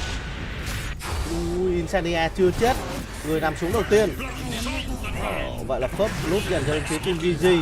Bossy 3 giây nữa có skill. Bossy chắc vẫn chạy được thôi. Bossy mình nghĩ là sẽ vào trụ chết luôn anh em ạ.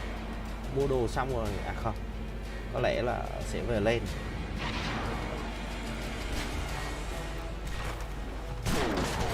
Hai. Ui. Có mắt à? Như là tình huống lúc nãy có mở đớt anh em ạ. Lisa tăng burn mana từ đầu. Len mình nghĩ chắc cũng hơi khoai khoai. Kunka thì vẫn chưa tăng skill. Bây giờ vẫn ok, bây giờ Bossy mới lên hỗ trợ. Ok, đã tăng một điểm chém nước rồi. Sẽ lên Bracer đến cái vị trí của Giai thôi. Chio đang đánh rất hổ báo ở đây. Trên này thì Bossy rất cực kỳ đau ở vị trí của Celery. Đây mid Nisa đang có một chút lợi thế ở đây. Rồi bắt đầu hơi đuối một tí rồi. Nisa thì từ trước đến giờ vẫn là player đi mid kỹ năng khá cao.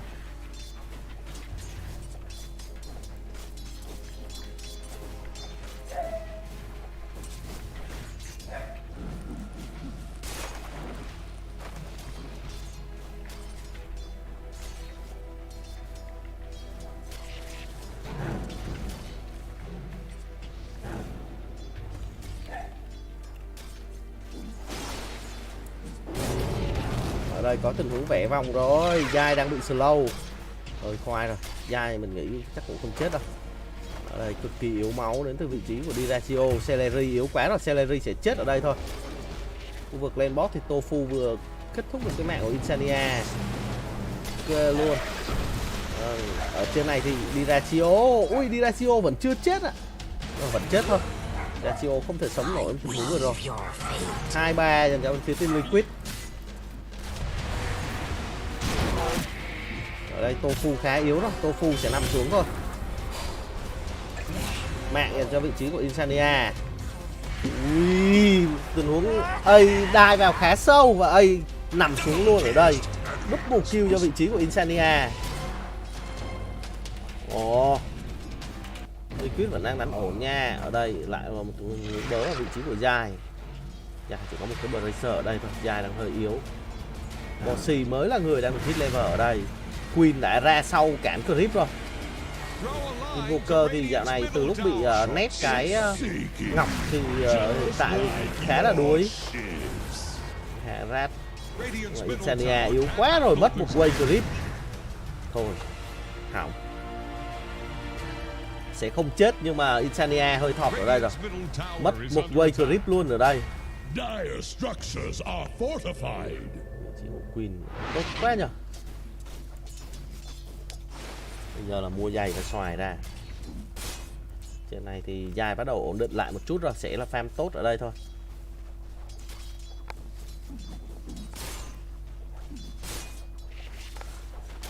Trận đấu đang diễn ra khá là căng.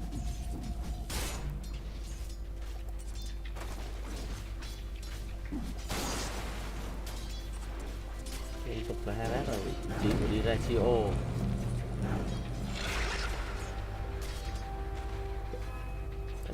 Ui, mất con đến 2 tiền rồi.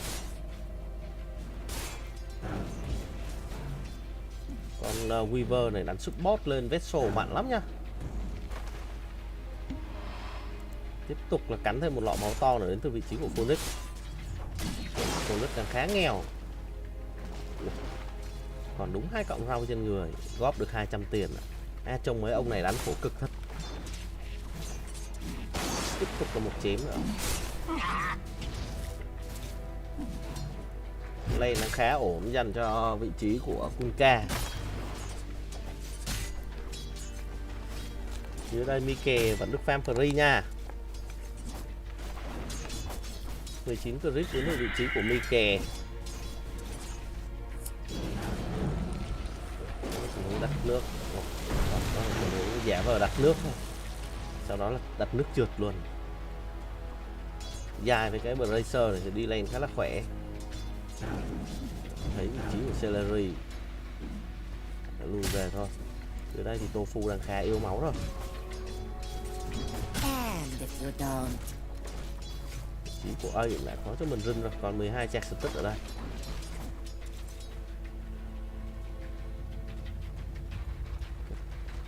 Vị trí của Mai thì sẽ hướng đến cho mình một cái power cheat trước thôi.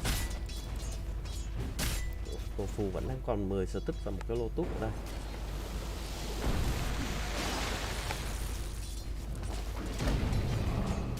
Mid có vẻ đi xa hơi thọc rồi. 19 clip đi live stream đến từ vị trí của Nisa, tính ra không thọt lắm. Celery có một tình huống di chuyển xuống khu vực lane bot. Ở đây họ đang muốn ăn vào vị trí của Mike Chang.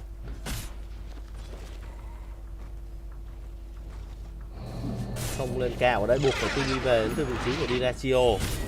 Nhưng mà ở đây có TV xuống luôn đến từ vị trí của Weaver, cực kỳ khỏe đến từ vị trí của Mike. Mike vẫn còn cho mình cái ren drop ở đây nhưng mà Mike vẫn chết rồi. Liệu có giết được Celery hay không? Celery đang khá yếu. Ok, quyết định là bỏ rồi. Một tình huống gắn tốt đến từ vị trí của Phoenix. TV xuống bắt up nhưng mà không thành công. Rồi lại mất thêm một cái Lotus nữa rồi. Hai cái Lotus khó đánh quá. Có ơn đến từ vị trí của Mueta. Thêm một tình huống TB ra nữa. Nisa không cẩn thận là chết này. Rồi xong có chặt đầu ở đây nha. Nisa cố gắng ăn mấy con creep và nằm xuống luôn. Trên này thì Jai đang bị bớ vào. Jai buộc phải lùi vào trong cái tình huống này thôi. 5-4 dành cho bên phía team GG.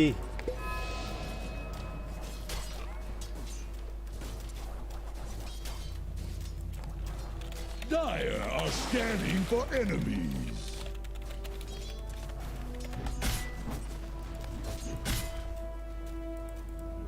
Radiant's middle tower can't handle this deluge. Là giữ được hai cái Wisdom Rune ở đây. Có ơn cho Mueta, và Mueta level 5 ở phút thứ 7 ạ. Ảo thật sự. Ui ơi Jai. Vâng, Jai vừa có một tình huống combo fail ạ. Jai buồn ngủ con mẹ rồi. Jai vừa có một tình huống combo fail. Mình nghĩ là bây giờ chắc là vị trí của Blue chắc là sẽ vào rừng. Đi xa thì bây giờ sẽ là người lên ơn.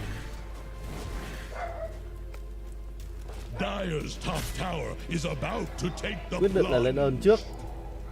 Bossy bây giờ chỉ đi theo phá vị trí của Diracio thôi. Giờ ra level 5 đang cực kỳ khỏe luôn.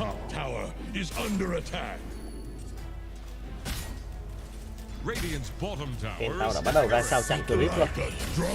3 người đã di chuyển xuống lane bot. Có vẻ như phải bỏ lane đến từ vị trí của Luna thôi. Bossy xuất hiện ở đây rồi. Ken mới chỉ có level 5, chưa khỏe lắm. Bay về luôn đến từ vị trí của Phoenix. Hai team bắt đầu đánh chậm chậm lại rồi.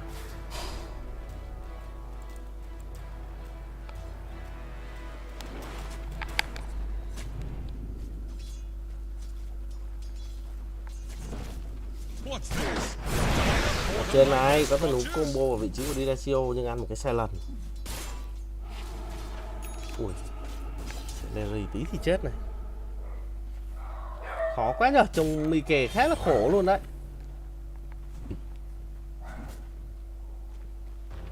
Mình nghĩ là có hút máu nên vào rừng luôn đi. Cứ lang thang ở đây thì khổ nữa. Queen level 8 4.000 network đang lên trong một cái giày bay.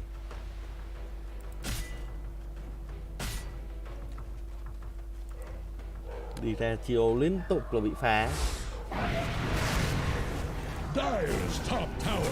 Và bây giờ sờ bốc đôi ra đây rồi. Nisa có tăng hình nhưng Nisa liệu có sống được hay không đây. Đang cố gắng. Ui, di chuyển tốt đến cái vị trí của Nisa. Bây giờ thì Tofu mở luôn ulti đang từ vị trí của Ken. Vậy là bên phía team GG họ lùi về thành công.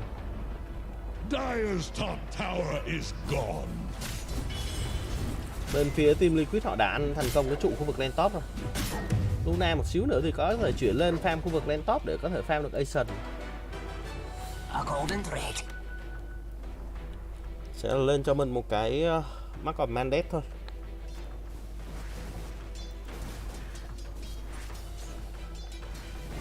Ở đây Nisa hơi thua mít một tí.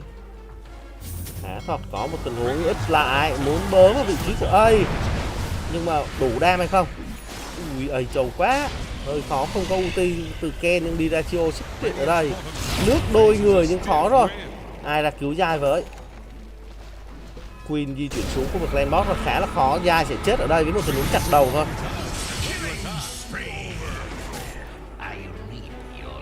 6-4 dành cho bên phía team GG.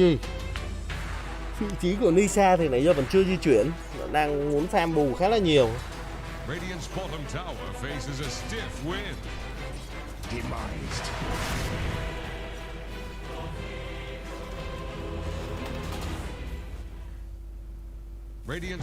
tower faces a stiff wind.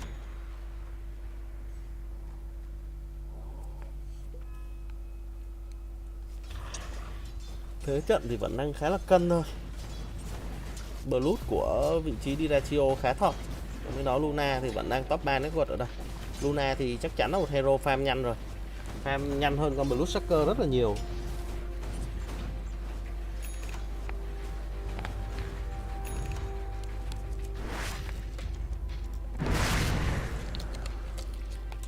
Sắp sửa có Vessel dành cho vị trí của Invoker rồi. Tôi được 200 rồi chứ. Đúng một cái nè. Có trụ nè. Bây giờ mắt vào vị trí của Phoenix nhưng mà hơi khó nhờ. À không hết mana luôn. Phoenix vẫn bay được. Ủa mana đâu mà bay vậy? Ảo vậy. Ok, bây giờ bên phía team GG họ sẽ lấy lại thành công cái trụ một khu vực lane boss thôi. Ken sắp sửa có cái mình Blink rồi.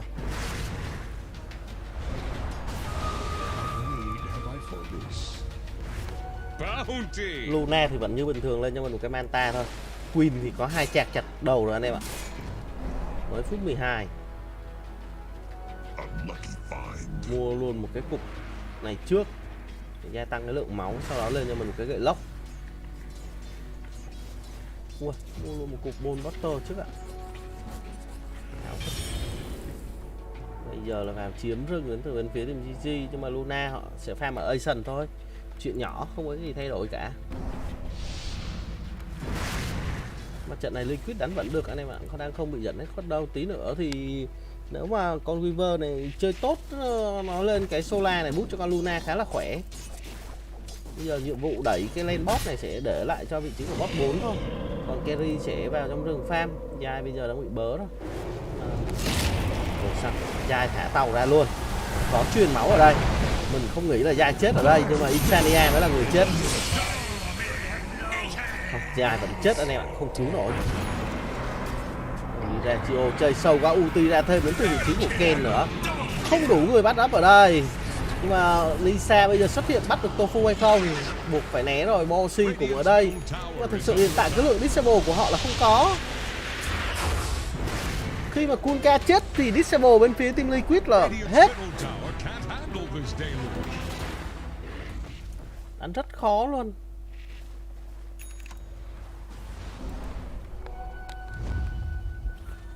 Tiếp tục là một tình huống smoke nữa. Ken chắc là khai trương cái Blink rồi. Như tôi đã nói, Nisa tôi đoán là chết thôi, không thể chạy được. Đánh cực kỳ tốt đến từ phía team GG. Mất thêm cái trụ một khu vực lane mid này nữa thì bên phía team Liquid sẽ rất là khó đánh luôn. 9-4 nghiêng về bên phía team GG.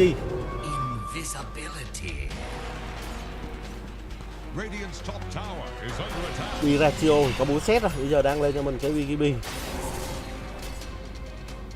Giàu quá. Queen cũng giàu anh em ạ.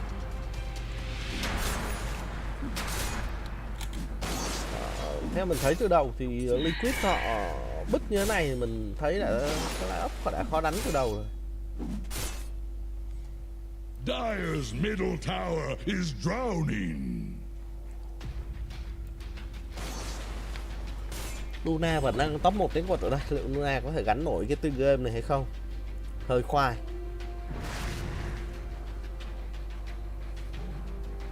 Tiếp tục có tình huống start dành cho chắc là Necro hoặc là Ken. Necro farm start thì cũng khá là dễ. Đây rồi, tôi vừa nghe có một tình huống ở đây muốn bắt vào vị trí của A. Bây giờ A nằm xuống rồi. Ok, một cái mạng khá ngon nha, 600 tiền.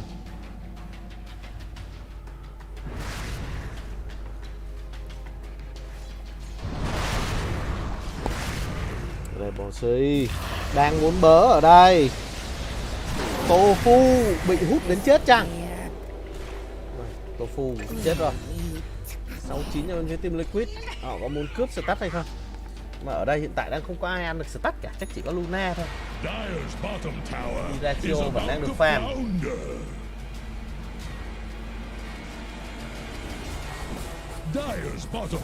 Mình kè thì mình nghĩ chắc tầm khoảng phút 17 sẽ có cho mình một cái manta thôi. Dire's bottom tower won't last long. Cha sẽ hướng tới cho mình cái Aghanim Scepter, công viên nước. Thấy Ken một phát là không ăn nốt cái bầy đó luôn ta, sủi luôn.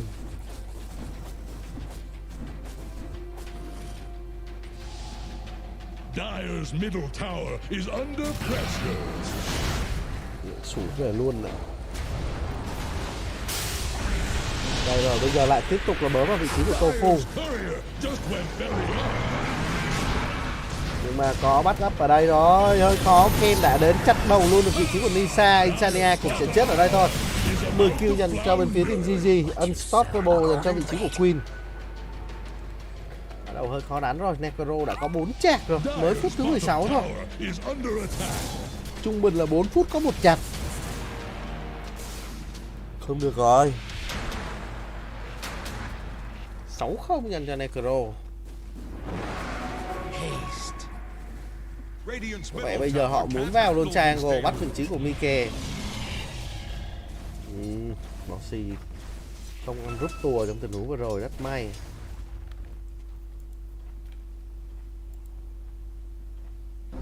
Bây giờ sẽ mua luôn xác dành cho Luna.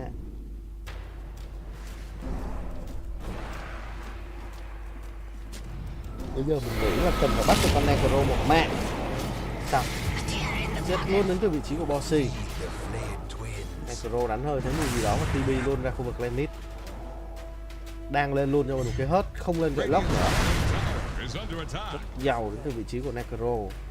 1700 máu ở đây, smoke 4 người. Vậy họ muốn lên top bắt Luna. Mà Luna đã di chuyển về Triangle farm rồi. Radiant's middle tower can't handle this damage. Hơi khoai nhỉ. Dire's top tower is under attack. Radiant's middle tower is under attack. Ok, sủi thành công nhưng mà Jai vẫn đang ở đây. Bây giờ Jai mới TB đi.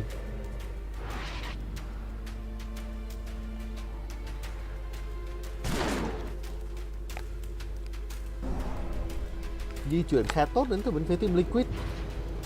Bây giờ Necro TB xuống khu vực lane bot. Và cần phải cẩn thận nha Nisa. Khi mà A ở đây có stun rồi, thêm một tình huống đất nữa. Thêm một tình huống chặt đầu, Nisa lại chết rồi. Di chuyển cực kỳ tốt đến từ bên phía team GG. Ở đây Insania bây giờ chết luôn rồi. Khó quá, sắp có hết dành cho Necro rồi. Bên Liquid hầu như là biết cửa trận này. Con Necro này quá khỏe. Cái bài toán con Necro chắc vẫn chưa giải được. Mà anh em xem cái mắt của bên phía GG họ rải. Hầu như là control toàn bộ khu vực của bên phía team Liquid luôn, không một con mắt nào bị phá. Đây, một con mắt ở đây. Con mắt ở đây. Con mắt ở đây. Con mắt ở đây. Con mắt ở đây nữa. Team GG cắm mắt hay anh em ạ. Có thể bộ đôi support của bên phía GG đánh vẫn hay nha.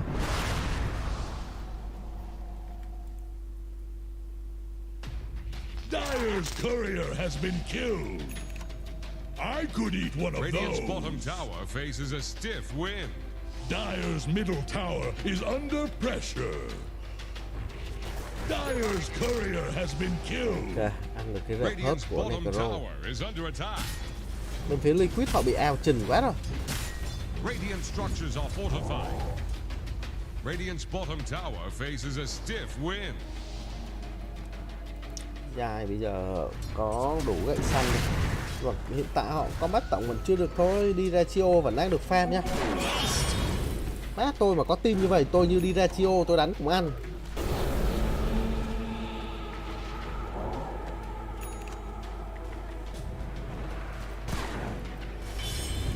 Chỉ cần farm thôi, còn lại team làm hết. Nisa bây giờ mình có bị đát Nisa nghèo quá. Đấy có Nisa là 7.000. Nisa sẽ xuống tay vậy ta? Hay là do vì gặp mấy ông bên phía team GG nên bị cóng?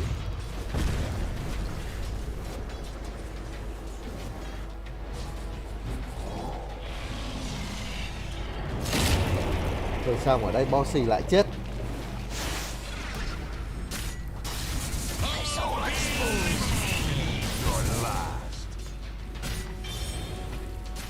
Nát người. Liquid có vẻ vẫn không phải là đối thủ của GG rồi. Radiant's bottom tower is under attack.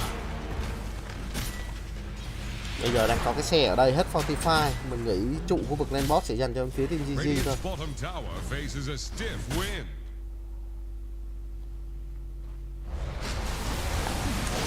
Đang muốn ăn cái sạc ở đây. Ăn hơi khoai à. Xét lên cho vị trí của Insania. Radiant's bottom tower faces a stiff wind.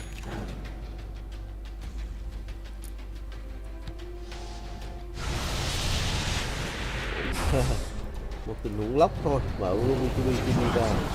Ở đây úp lại được. Sẽ vỡ trứng trong tình huống này thôi. Ở đây ai chưa có ít đến từ vị trí của Kunka. Sân trai lấy Vision, ok.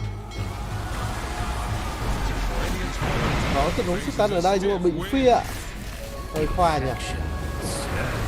Ui, đi kè bắn vẫn đau nha. Double kill cho vị trí của Giai. Ok, một tình huống comeback nhẹ đến từ bên phía Liquid. Họ đánh vẫn được game đấu này anh em ạ. Bắt đầu tôi thấy Mike khỏe rồi nhá. Mike BKB xong Buster là vẫn chưa biết được đâu. 14.000 network đến từ vị trí của Luna. Vẫn đang đánh khá tốt nha.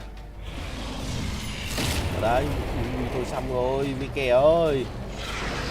Mở luôn ulti ở đây. Bắt được vị trí của Necro hay không? Có một tình huống chặt đầu là phải quá. Chết luôn rồi. Mike nếu mà có BKB trong tình huống vừa rồi thì có lẽ mọi chuyện sẽ khác. Mà rất tiếc là không. Nisa thì vẫn đang đi farm. Ui, mạng của Mai là 1.000 tiền luôn đấy anh em ạ. Vừa chớm comeback thì lại chết một cái mạng khá quan trọng.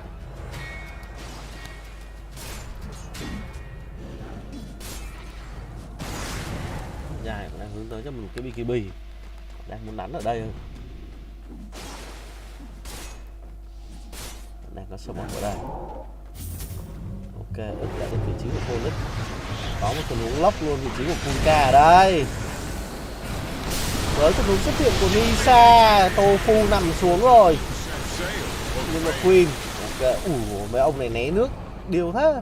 Đi ra Chio xuất hiện ở đây, đang muốn mở vị trí của Giai, có ulti ra, bây giờ là thả tàu. Giai, vâng Giai đang cố gắng lùi về, Giai đang được đồng đội bắt ấp nhưng Giai yếu quá rồi. Giai vẫn chết, phía sau thì Insania cũng nằm xuống. Bloodline cho vị trí của Queen. Ui Nisa. Nhưng mà ở đây Mike xuất hiện, đấm cực kỳ đau luôn, đi ra chiêu chết.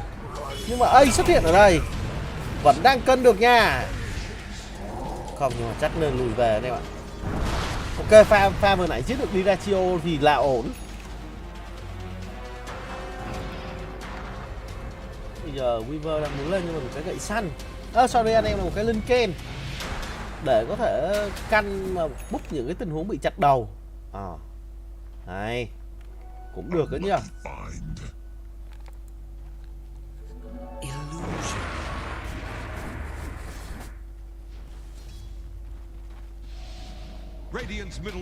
Luna thấy mở cái xác lên mặt nha, đấm vừa kinh.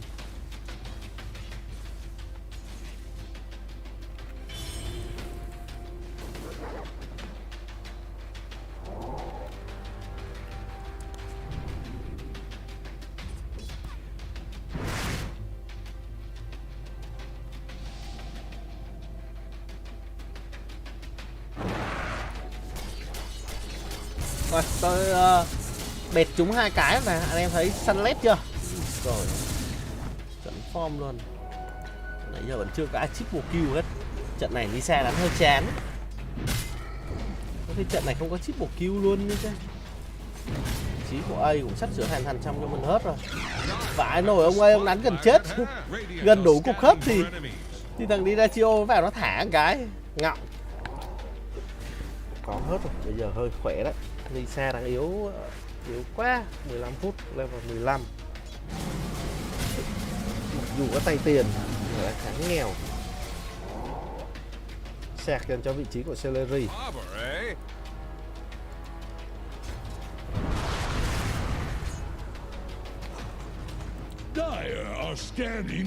Dài đang lên cho mình một cái Lotus rồi.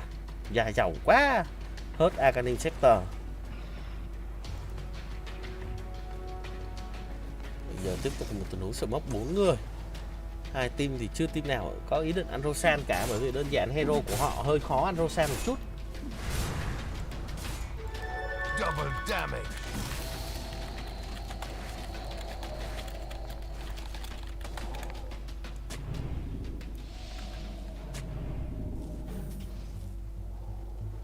Radiant's middle tower can't Bây giờ handle vẻ this bên GG họ đang muốn ăn con Rosan này. Ui dồi. Dài đang vẫn rất ổn, đang sắp sửa đủ BKB rồi. Và bây giờ cái vấn đề là họ buộc phải đánh con Rosan này. Nếu mà để cho bên phía team GG họ ăn Rosan ở thì hơi khoai. Bây giờ một tình huống combo vào combo đẹp là xong này. Một tình huống combo đẹp là nát này rồi. Nát luôn ở đây. Một tình huống combo cực kỳ đẹp đến từ vị trí của Volta, công viên nước đại dương ở đây. Mike đấm hết, Mike giết hết. Ở đây hai người nằm xuống. Tiếp tục là 3 người bên phía team GG nằm xuống. Ôi, Celery về. Celery rất may cho Celery. Như tôi vừa nói, một tình huống combo cực kỳ đẹp đến từ vị trí của Dài. Mike suýt thị ỉa, nhưng mà tình huống vừa rồi là có giảm đam. Mike quyết định TV về luôn. Được Dài ướp lại, combo quá đẹp. Hốp về. Combo quá đẹp đến từ phía team Liquid. Khi mà GG họ khá chủ quan trong tình huống vừa rồi. Họ quyết định là ráng ăn nốt con Rosan chứ không phải là ra khỏi cái hang đó. Và ăn đầy đủ một bộ combo thuyền tàu và một cái công viên nước của Funka luôn. Thế là Luna tha hồ deal đam thôi.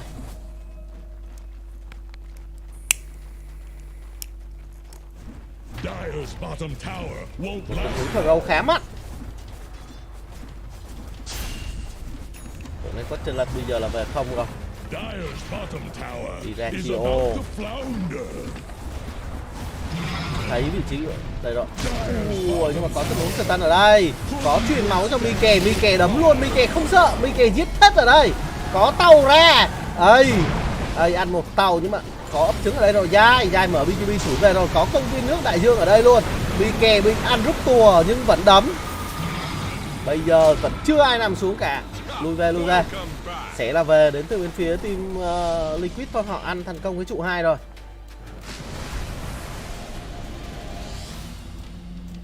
Mike bây giờ đang cần cho một cái Santanus để tránh bị phản đam. Và vẫn đang bị đuổi quá. Ulti ra đến từ vị trí của Ken rồi. Mike ơi.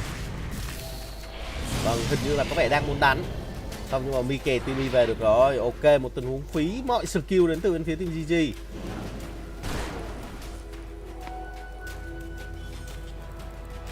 Queen vừa rồi là chết một cái tình huống mạng khá là đắt tiền này mà. Bây giờ đã đủ Lotus dành cho vị trí của Queen rồi. Nhưng mà như tôi nói thì một tình huống combo tàu đặt nước thả tàu thì con Luna này mà được cái tàu giảm đam cộng với truyền máu nữa thì nó có thể đứng tăng hết anh em ạ. Tăng hết 5 người bên kia luôn với cái BKB của mình. Tí nữa mà có Santanus nữa thì rồi. Chơi đỡ luôn, vẫn đang có lợi thế với khi Negit ở đây. Insania vẫn là người, sorry anh em, là vị trí của River. River vẫn là người đẩy khu vực lên boss.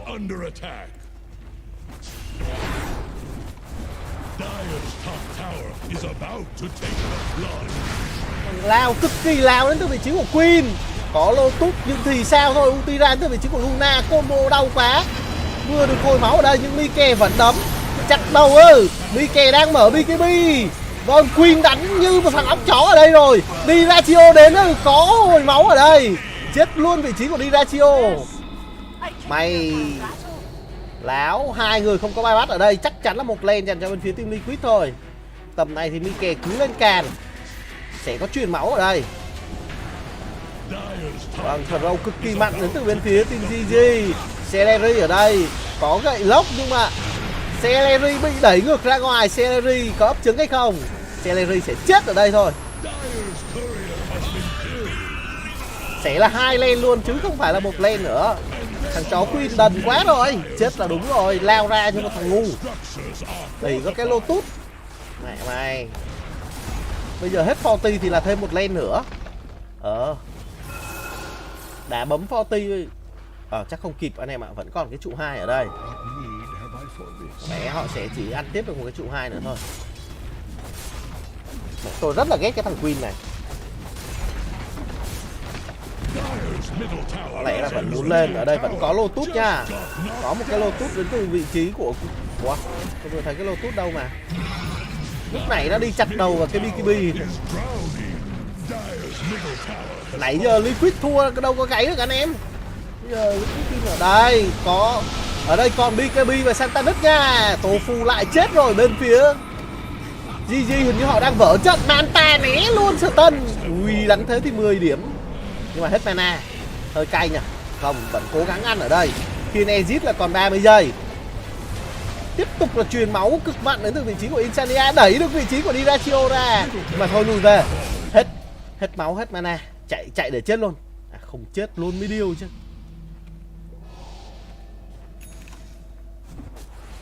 Ok, một tình huống throw Rosan đến từ bên phía team GG. Và họ trả giá bằng 2 lane. Cùng với đó là một con Luna to như núi. Bây giờ Luna chỉ cần cầm đa lớp vào thì mình chưa thấy cái cửa nào cho bên phía team GG họ đánh cả. Rồi, được quá nhờ. Cầm mắt ngay. Ui, tính ra TI thì tôi vẫn tín nữa nhờ. Lên kèo cho anh em vẫn tín như thường luôn.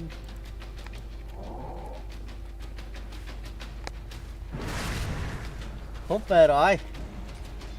Húp thôi anh em.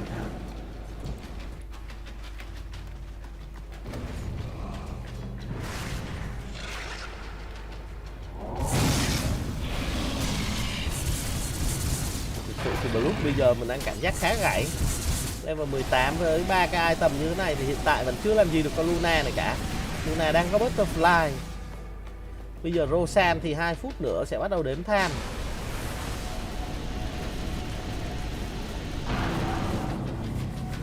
Ok, vậy là để cho Insania hút đầy máu. Bây giờ họ sẽ tiếp tục farm thôi. Vậy là sẽ lên một cái Silver Gate đến từ vị trí của Luna. Bán luôn cái stick là đủ tiền rồi. Đam cực kỳ là to luôn.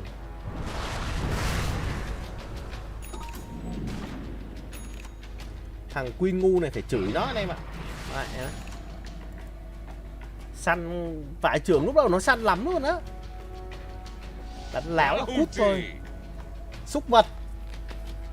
Mẹ mày.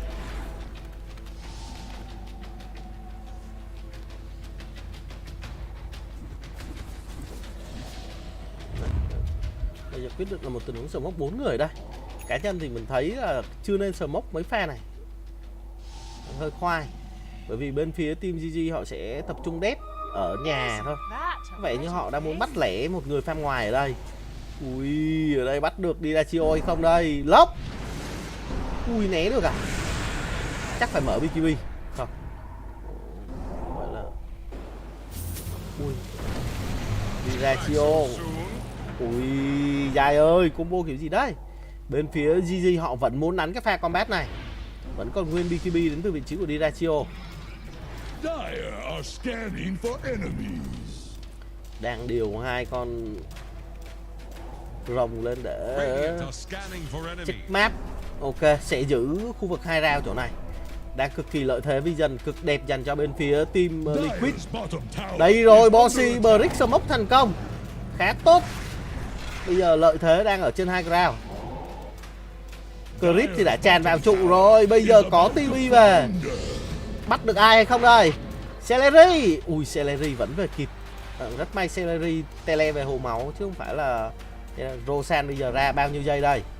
1 phút 44 giây, hơi lâu dành cho bên phía team Liquid.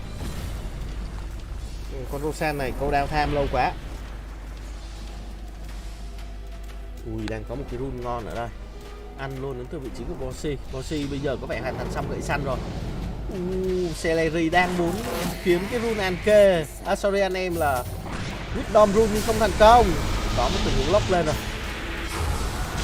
Vẫn là có tàu ở đây. Thêm một mất trứng đến từ vị trí của Phoenix.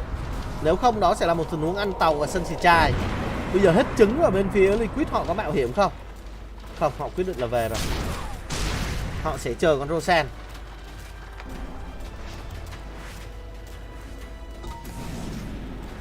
Ok, đánh cứ phải bó cẩn như thế này anh em ạ.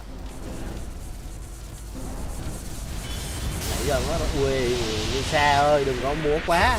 Lisa đang khá tự tin với cái BKB của mình.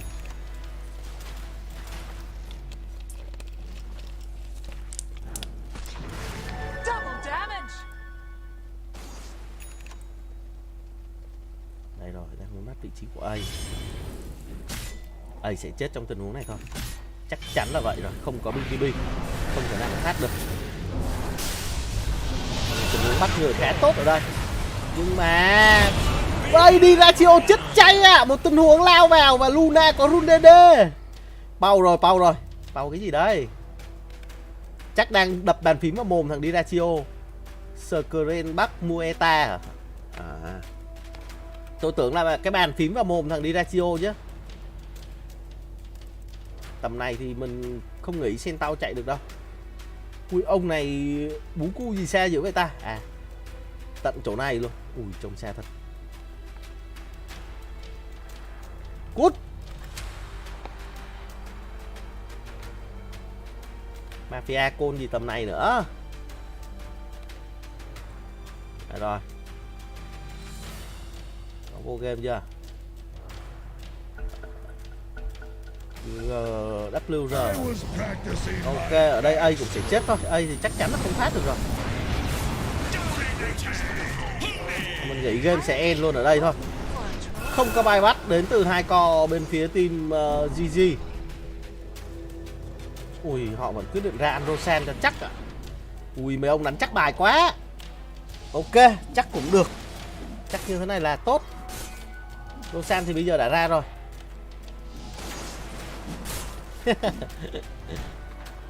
Cái này chỉ có Mafia dí súng vào đầu mới thua được thôi. Mấy thằng ngu GG này. Hôm nay chúng mày phải cút. Hôm nay tôi cát là chúng nó phải cút anh em ạ.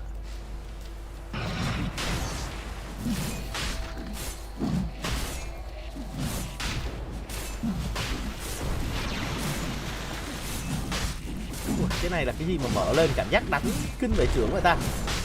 Là Egypt trên vị trí của Luna thôi. Luna bây giờ đang lên thêm cái gậy xanh nữa.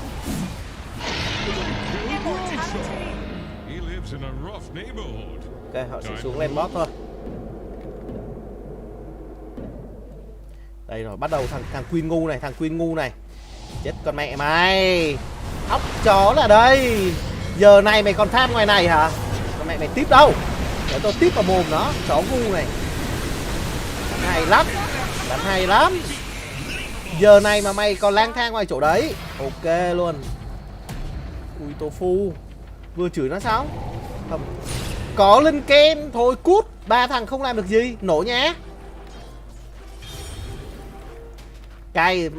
Tôi cay cái thằng Queen với mấy thằng GG này lắm. Đánh vừa tô sức mà vừa gáy nữa. Đợt có vụ thằng Queen chửi thằng máy bay. Mấy ông có biết cái vụ đó không?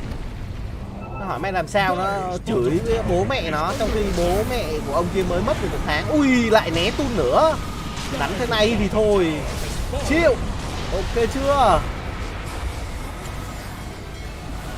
Có tàu vào đây nữa. Tàu chỉ để giảm đam cho Luna thôi. Để làm mega creep ở đây thôi. Tại đang không cản nổi. Luna vẫn còn Santanus. Sẽ là mega creep.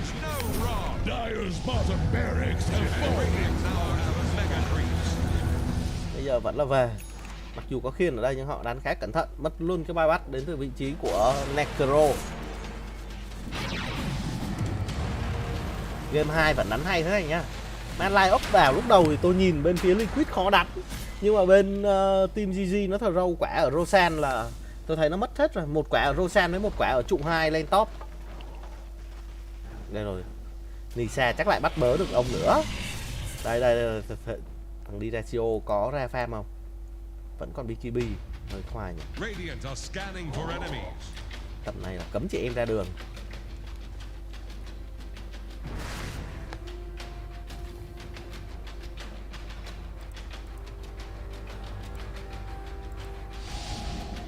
Ui, Mike tàng ngừng thẳng lên như thế này luôn đó hả? Ok, skill đã hồi lại đầy đủ rồi, không phải ngại nữa. Ok, bây giờ đang muốn bớ ở vị trí của Mike. Ui, né ác vậy. Không như mà chết ở đây rồi, hơi ẩu nha. Vẫn còn chi ở đây. Ui, mở BKB lên và bây giờ là đấm thôi. Buộc phải mở ulti chạy đến từ vị trí của Ken, chắc là buộc phải lùi về. Nhưng mà A lao ra như thế này luôn á. Bây giờ A chạy đi đâu đây? Có tình huống ấp chứng cứu nhưng mà ở đây vị trí của Dài suýt chết, Dài vẫn chưa chết. A mới là người nằm xuống. A có bypass ra từ vị trí của A. Luna vẫn đang càn nhưng mà mất chi rồi. Chắc họ sẽ lùi về. Ok, câu thêm được một cái bypass nữa, nhưng mà đã mất khiên cùng với đó là một cái chi rồi. Khả năng cao họ sẽ chờ con Rosan sau. Họ có muốn đánh nữa hay không đâu.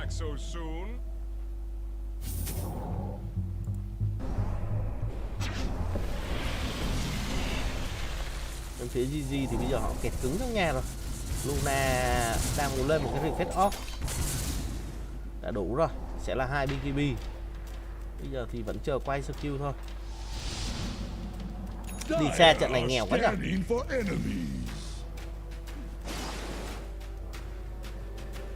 %20 heal.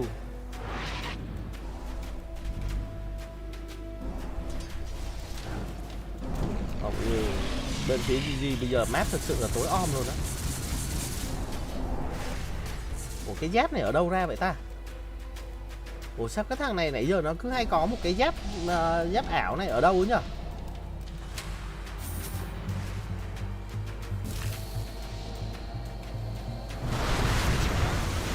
Đây rồi, đẩy được vị trí của Queen ra. Nhưng mà có vẻ là không. Tiếp tục là ăn thôi. Lisa là người được sạc. Ok, bây giờ đồ đạc đã đầy đủ rồi, skill đã hồi xong rồi. 6 giây nữa họ có muốn vào hay không đây? Sẽ là 2 ulti Luna và 2 cái BKB. 2 cái Santanus. Dài ốc cái Rico rồi.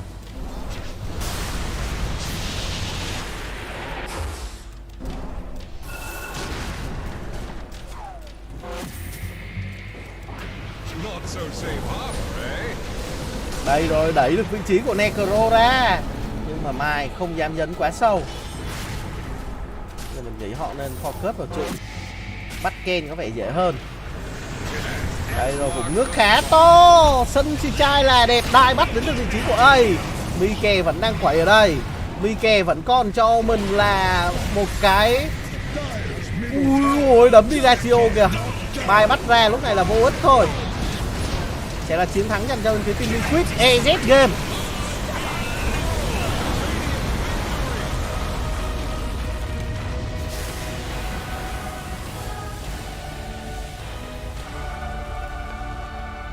Đúng rồi, chắc là gậy săn. Tại con Blood này tôi cũng ít đánh.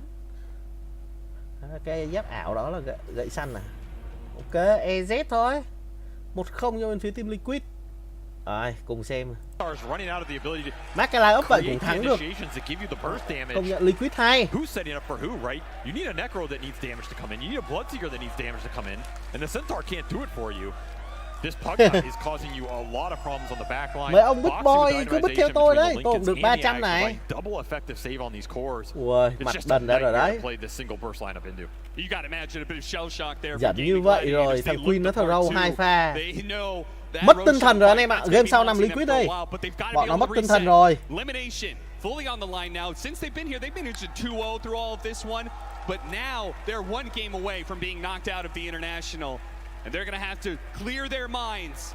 Mất tinh thần rồi. As well as we head to the panel to break down that game one. Thank you so much, Cap. SVG game one, absolutely dominant from Liquid, a strong performance for them, but it was only game one. We've had a bit of a change up on the panel as well. We brought in the big guns for this series, for this showdown again. I got Aoi and Matu joining Effie and myself now. Matu, you didn't get to see Liquid win this series yesterday, but at least they're one game up this time round. I mean, it feels great. T-Gunner was already making a stat about like Liquid win rate without like Matu on the panel, and with Matu on the panel like 0%. So like, I mean, this feels great. Let's go Liquid. I love to hear you still cheering on your old team there, but Aoi, let's break this one down because it looked like Gaming Gladiators' game to win, especially from the draft, and in the first few minutes of this game they had that gold lead up until the first Roche fight. Giận quá trời là giận luôn. Đúng một cái pha Rosan. You should have taken this game, and you're not too sure like, where, I mean, they know where it went wrong, but like what led up to that. Were the comms weird? Were we feeling off? You could sort of see after body language, after they lost, like I felt like Gaming was uncharacteristically down. Even before the game, I felt like Quinn looked a little nervous, and that's not usually Gaming standard. Usually they're a very good, strong mental team, which is why they've had such consistent success. It could be tough. I mean, it's the penultimate day. This is a lot of make or break for them, and it's going to be a long day for them, even if they do win this series as well. So a lot of build-up for themselves. But in that game, in that Roche fight, specifically, Aoi, did you see what led up to why Gaming weren't able to be successful in it? I think people are like not, I mean, I think all the pros know this, but like when you take Roshan, it's about controlling the high ground. Like Gaming Gladiators, they sort of lost focus for a bit. They had 5 heroes on the low ground in the pit, and I don't know, it's just such a free fight for Liquid. They had no one scouting the pit, they had no one like prepping the fight with buyback. I'm not too sure what happened in their comms, but I think they're letting their emotions sort of get a hold of them. They're not like thinking about it objectively, like, oh, we need to break the smoke, they come, they can take this fight, we need to be ready, focus. I feel like they're just playing sloppy, like it's just bad play, you know, like laning stage is mechanical, and afterwards, like this is the first team, that actual good team that they're playing on the main stage, no offense to anyone, but like after getting out of the lanes, you have to play like real Dota, and they're playing super sloppy, like they're just making basic errors and giving back the game to Liquid, and Liquid is happy to take it. But there is something to be noted about the sloppy play, because Liquid played very well. We talk about Gaming Gladiators' mistakes, but I think only a team with very strong mental endurance could have come back that game. And honestly, it was the little things around the map even before that Roshan. I mean, the laning stage didn't go the way they wanted it to. The early aggression from GG looked very hard to control, but Luna was farming the entire time. Like, Luna's farm was not shut down. She was in the triangle. She was in both of her ancients. Gaming did not play on that side of the map, and there were some really key pickoffs that happened, I believe, in the bot lane around minute 20. So I think Nisha and Voker forced the BKB TP from Bloodseeker in the top lane, and then Phoenix had a really aggressive dive, and then Zai just cleaned it up. Right? They got the kill on Phoenix, they got the X on Centaur, and they were finding the kills wherever they could, even before that Roche fight. The difference in the space that both of their carries were given, and something we talked about too, a difference in win conditions between the two teams. But we're going to break it down a little bit further. It is going to be Purge on the sideline. Thank you. Yeah, the crucial fight of this game was that Roche fight. So I wanted to show you guys some of the crucial things that led up to that moment, because that was an uncharacteristic mistake for Gaming Gladiators to be initiated on like that. So if we take a look at the clips here, it's normal to set up for Roshan with an Observer Ward. Now this ward is very important. Keep an eye on that and keep that in your mind here. Celery comes into D ward.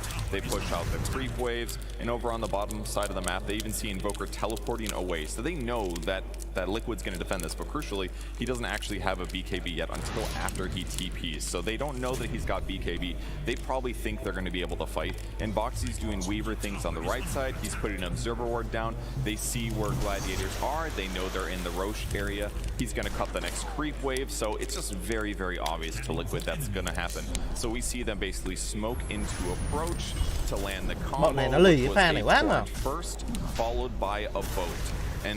but they didn't react to it properly. And the reason is because, take a look at this observer board here. This is the vision for Gladiators. This is what they see. They see him throw the boat, but they don't see him throw the torrent. So they just don't get a reaction time. And the reason for this was this observer board vision. Look at how much it covers.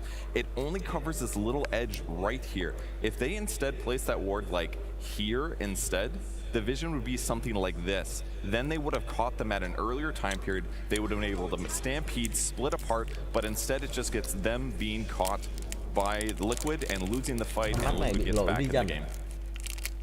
Who would have thought just that small amount, millimeters between where you place a ward could have been enough to change this game for you? We can talk about it a little bit more because there's more to the game than just that Roche fight. That could have been a waste for getting Gladiators to get back in, but first, Tsunami also want to have a little bit of screen time. It's us and a bunch of people in the crowd right now. How we doing? It's day number 2 here in Climate Pledge Arena, and we are filled to the brim right now. And a lot of chants going on in the audience as well, Slacks. Yeah, you know, we've been hearing it all series. All right, guys, we know that you know how to do it. Can we get the Let's Go Liquid, please, my friends? Let's get it out of our system. Let's go Liquid. Let's go Liquid. All right, all Sao lại LGD à? Không ở đây vậy mấy cha? Let's go Liquid của toàn LGD vậy. In fact, I saw some GG fans over here. I feel like we need to make one for them. Hello, my friends. How you doing there? Oh, put your sides down. You are blocking. Okay, no, it's all good. Sir, how are you? Toàn Azurai với lại LGD không à? Rough first series. Do you have any ideas for what we as a crowd can scream at Gleaming Gladiators to get them excited? That's obvious. Okay, go ahead. Let's go, go, go! I mean, that was okay. What do you got? Okay, I have some ideas. All right. Let's try this one out. Can you hold up my microphone right here? All right, check this out. You died! No. Stop trying to sneak Liquid. Here we go. DR Doraccio! DR Doraccio is here! DR Doraccio! DR Doraccio is here! Now, yeah, that could work. And if he's like not doing good, you can always continue the song, you know? He has no farm. He has no TP. This carry is... No, wait, that's enough. Okay, all right. Sorry about that. Well, the crowd's able to yell what they want. No problem. We won't control it. I do like the DR Doraccio, though. Isn't it should be D-Y Doraccio? I can't spell Tsunami, but maybe our panel can. Panel, how do you spell words? Back to you. What sort of question is that? To be fair, I thought he was just going to take the Let's Go Liquid one, and he was just going to go Let's Go Gaming. That's what I thought. I like the Let's Go, go, go. I mean, that sounded better. You like the Let's Go, go, go a little bit more? I mean, most definitely Slacks. I'm sorry. I mean, who had the better cheer though overall? The Let's Go Liquid is just nice, stock standard. I mean, I love Liquid. Chắc là đang hơi đau họng tí. I can't really speak any Ui, nay được tận 7 like luôn này. Well, lucky for you, Rat to 10 like à? Know the players that well, you know much about the org, but we have a video for you that's going to fill in all the missing pieces of information you might have about Liquid. I think the tier that hurt the most was probably TI-10, mostly because I feel like there were a couple plays in that last series that just like really regret. Well, Puppy. Xong trận nào anh em nhỉ? Gets stuck inside the bramble, pops the ghost scepter preemptively, but he's going to die shortly after. Great curse. Yep, that's a huge curse onto 3 heroes as Team Secret get RP from Collapse, and the right clicks are there from Yataro. Triple kill for him. An ultra kill. Will he get another rampage at TI-10? Absolutely. We felt that we were good and that we could go all the way, but we just,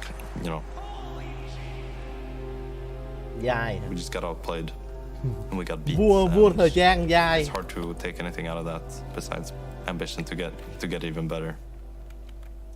No thunder opportunity. They popped the cheese on Jab, but without a Terror Blade, there's really nothing left for Talent. They're going to call it here. GG, Team Liquid.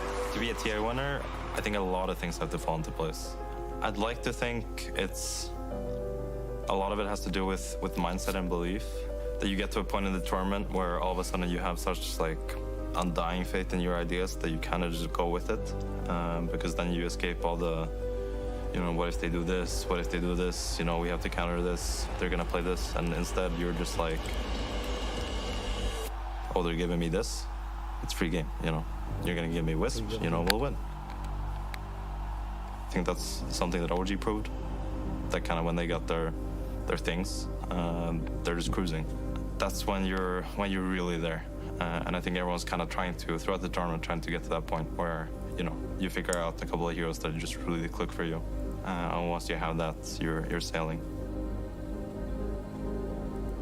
You put a lot of time and effort into it, but I don't really think you at any point deserve to win it. So if I'm deserving or not, I think it would mostly just be because I've been doing this a long time. You know, looking back at what I've done throughout the years, it would be nice to kind of get the last one in and be able to call, you know, myself a tier winner. Team Liquid! I'm not gonna lie, pretty emotional piece about Zai there. You know, he's always made it so close, but never actually in the grand final for himself. So this is it. He's in the lower bracket, but it could potentially happen for himself. It all starts with this series going in a way of a win for themselves. Game 1 was it. And do you think that they've hit that state now, Owie? They gave Mickey Luna, and that was it. That was the, we got this hero, and now we can win this game. Well, I actually have a question for Matu. Oh, okay. Because you're in Liquid's head a lot. You played with them last year. So this game, I feel like they had a good strat coming in. They tried to shut down Gaimin's offlane. They did that pretty successfully. But I would still say that Gaimin sort of reached like a winning position this game, and Liquid had to clutch it. Yeah, I mean, I also feel like that. I felt like Gaming got everything they wanted for the first 20 minutes, and after that, like, I mean, they threw the game. They didn't play good. They played quite literally shit. So if I were Gaming, I would just run it back with the same ideas, and I think like if they just like get their heads straight, they're gonna win the next game. Do you think Liquid would want to change though? Because even though they won this game, I don't know if I'd be as comfortable. Like I feel like they clutched a win that they didn't necessarily deserve.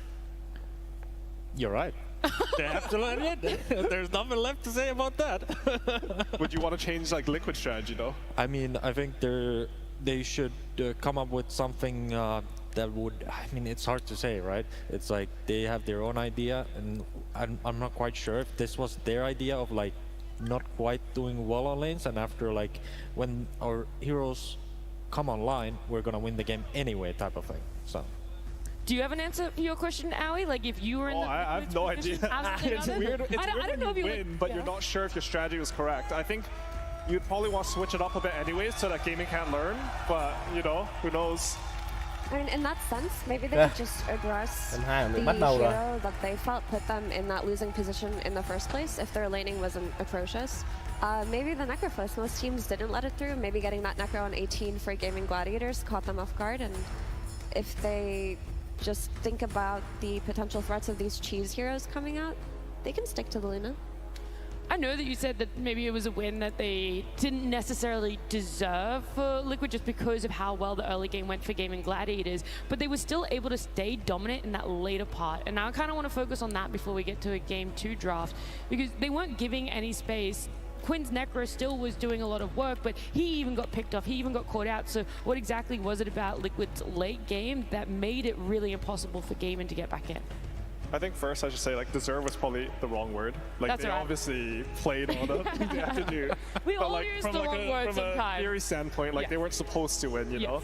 I think I'm not too sure, Matthew. What do you think? Like, well, I mean, it's hard to say. I'm not there and they're both playing, but let's say we replace Blitz with you, Matu, and you're in the Liquid booth now.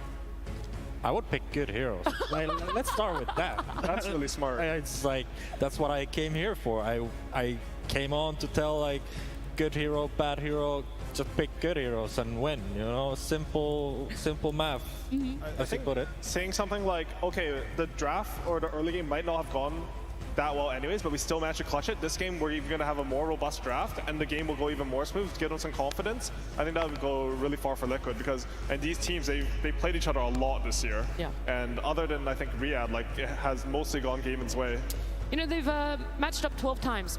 throughout the year. I think it's one of the biggest matchups that any two teams have had in one calendar year of competitive Dota.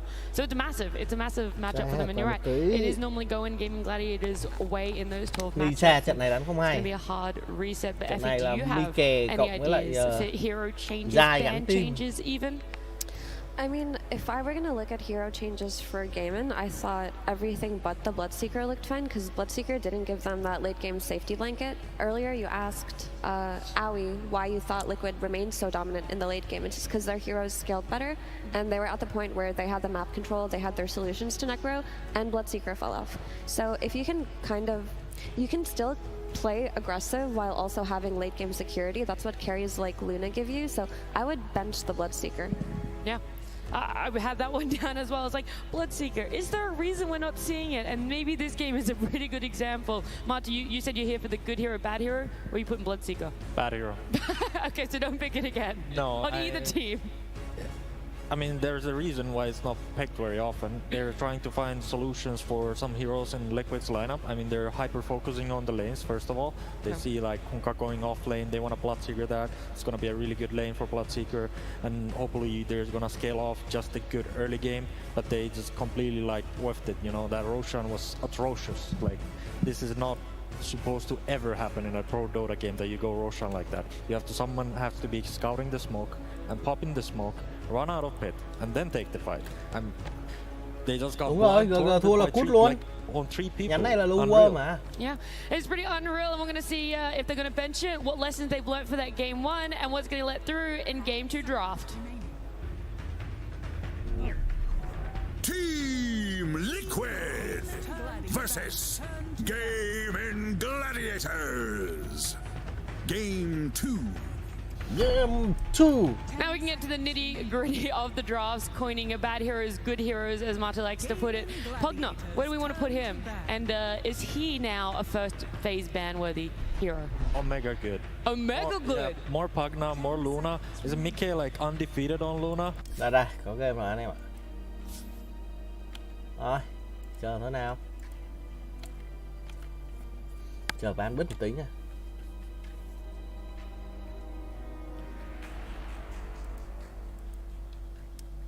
Gaming Gladiators turn to ban.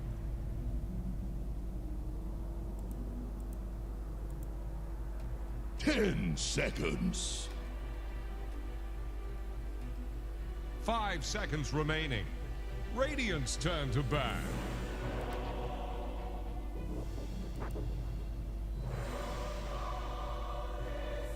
Ten seconds. 5 seconds remaining. Dire's ban now.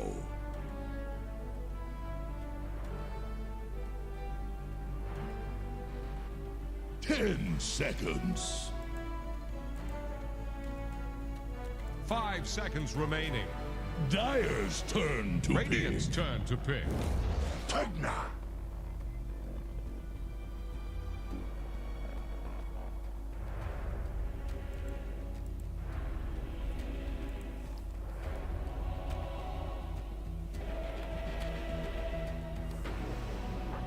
Ten seconds. 5 seconds remaining.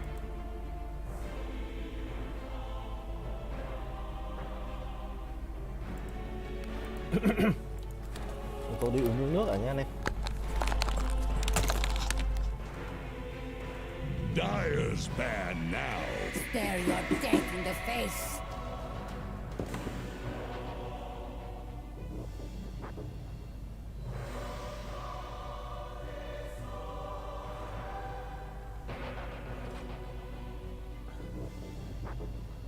Ten seconds. 5 seconds remaining. Quyết tích tắc nè quá nhờ.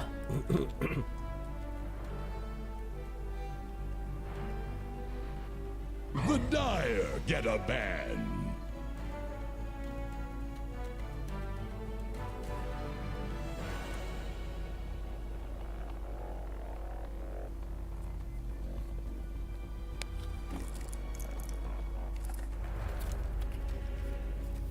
10 seconds.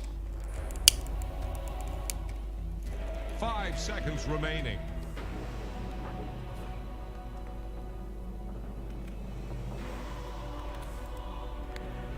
Mình sẽ không bàn luận về ban bích nữa. Mình sẽ focus vào game nhé anh em. Rồi tranh thủ làm điếu thuốc cho nó hơi tỉnh táo tí.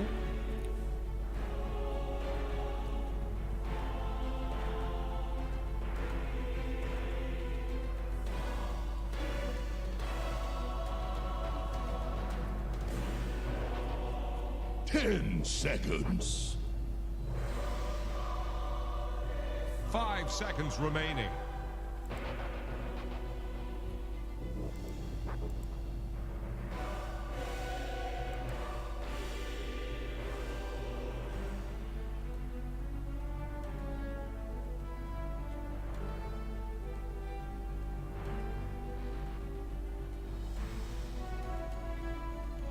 Radiant's turn to pick.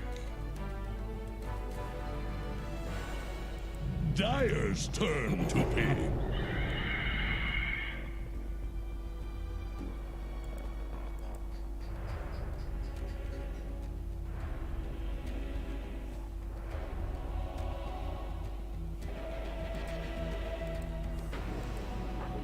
Ten seconds.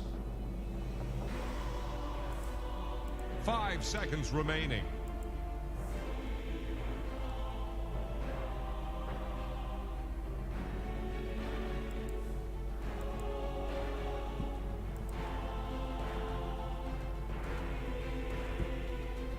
Dire's turn to pick.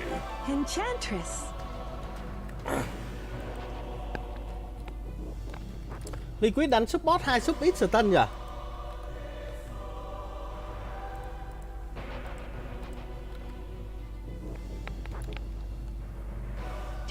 Seconds. Enchant. 5 seconds remaining. Chắc cũng không xem được rát đâu. Radiant's turn to pick. Luna. Lại Luna. Nghiện có Luna hay gì hết ta?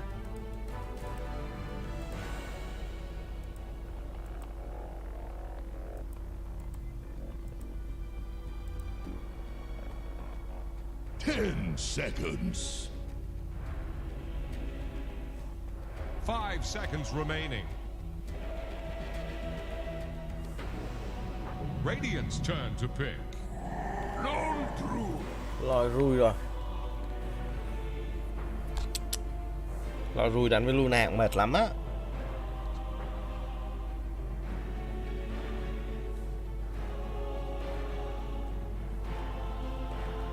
Ten seconds. 5 seconds remaining.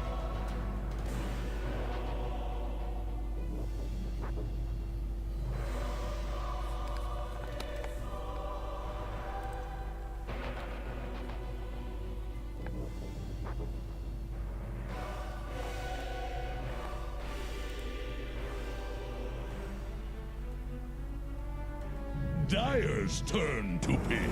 What's it with?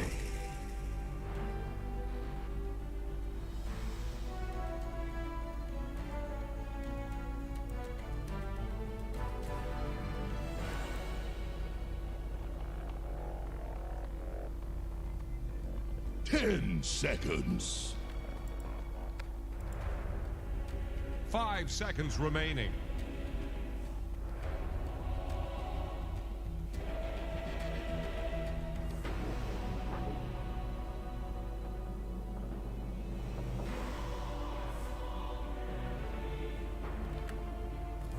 Lại Pango à? Hết bài rồi à?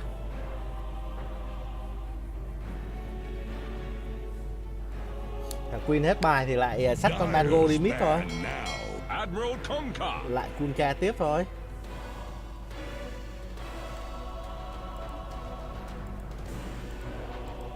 Kunka này nhiều khi lại Kunka đi mid đấy chứ. Đi xa đánh Kunka đi mid cũng cháy lắm á. 10 seconds. 5 seconds remaining.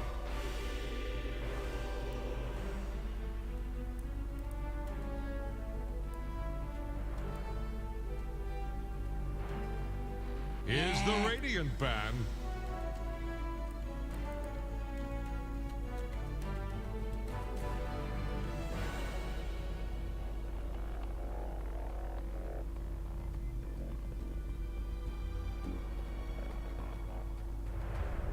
Bàn A kèm mid. 10 seconds. Khả năng là bên phía Liên Quyết họ vẫn nghĩ là con loi rui này sẽ A cầm offlane. Ngày xưa A từng cầm con này offlane khá kinh. Cũng một thời đánh cho Secret thì A cầm vị trí carry đánh con loi rui này cũng hay. Con loi rui này chắc thương hiệu cũng là có thương hiệu của Matumbaman luôn đó. Man kẹt tao.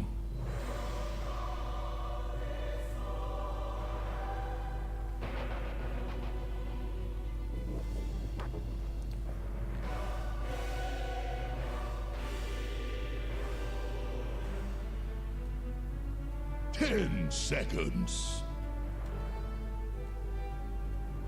5 seconds remaining.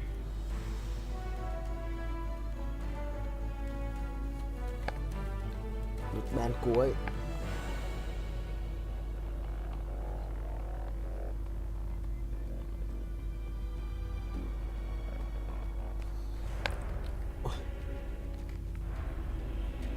Đấy chắc cũng sẽ ban đi một con hero carry thôi. Nếu để đi ratio đánh gấu thì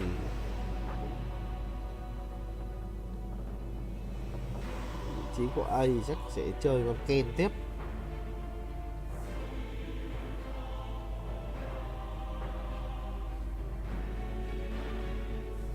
Nãy A có mấy pha stun toàn bị Luna lấy manta né.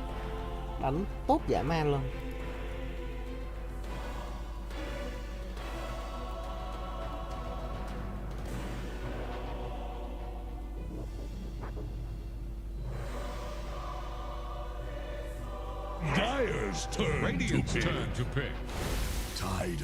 Vâng, gọi là Tide Hunter dành cho vị trí của Jai rồi. Kunka sẽ được Nisa cầm đi mid, như tôi đã nói rồi. Con Kunka này bên phía team Liquid họ hoán đổi rất hay. Tango đi mid với Kunka là ngọng đó nha. 5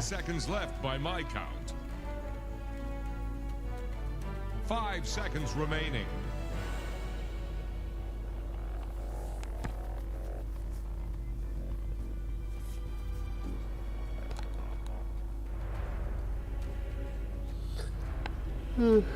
Ôi, buồn ngủ quá anh em ạ. Trận sau là trận gì á mọi người?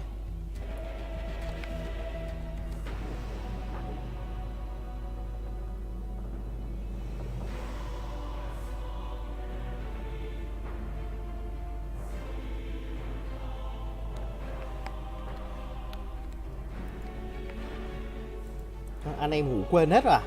Alo. LGD với Spirit hả? Ủa, trận đó cũng hay nữa, ngủ thì dở. Bây giờ trận nào cũng hay. Tôi ra tôi chất lại đúng. Azurai gặp S-Boom. Trận LGD với Spirit là phải 6 giờ sáng.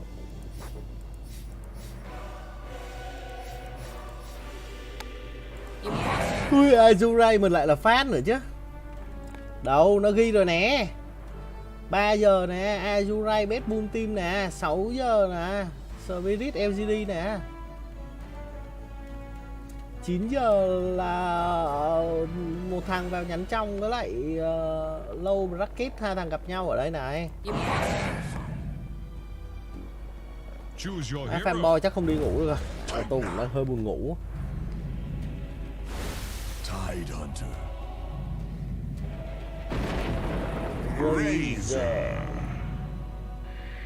Stare your death in the face. Ủa Jai sao hôm nay mặc đồ đàng hoàng ấy nhỉ? Enchantress. Luna. Và đi ratio sẽ cầm Razor đến carry. Ui, mẹ thấy trận này tiết kiệm sức đây nhỉ. Bác fanboy mà không xem Azurai thì hơi sai á. Lại còn gặp mấy thằng bét boom nữa chứ. Đúng kiểu định mệnh phải gọi luôn.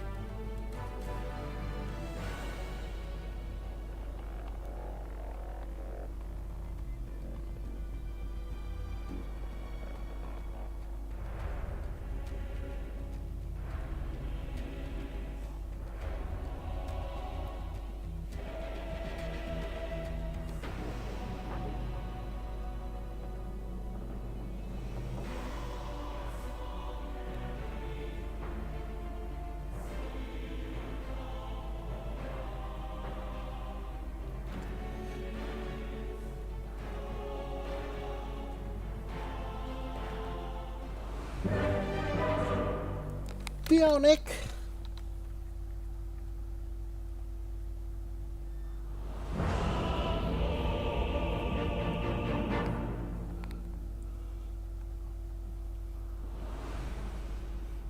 Cái đầu này nhìn khá hài, khạc một phát là ra tôm cá các kiểu. Prepare for battle.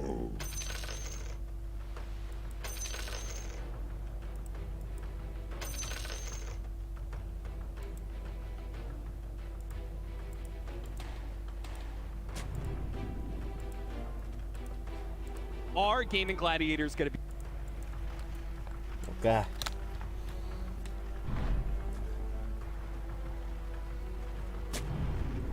Đang có một tình huống muốn ăn first blood ở đây. Ui, mi kè sủi thành công. Thỉnh đấy.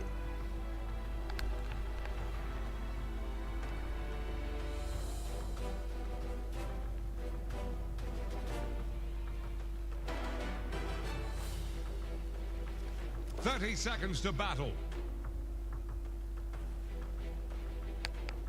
Trận này đổi người cầm Pakna này mà Insania không cầm Pakna nữa.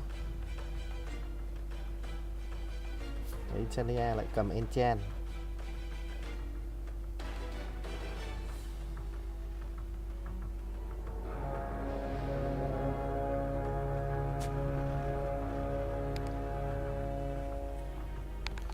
Now we get the good stuff. Bossy đợt trước đánh tớt hay lắm.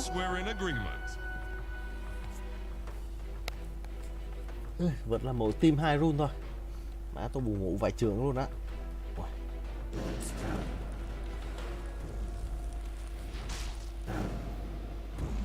Bossy lại phá thành công con mắt rồi. Mua thêm được 2 lọ máu.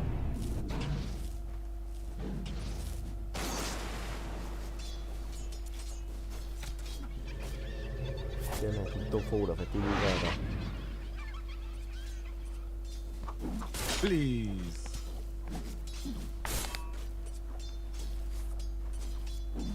Thì nay được lốt một con tay dài đến từ vị trí của Queen.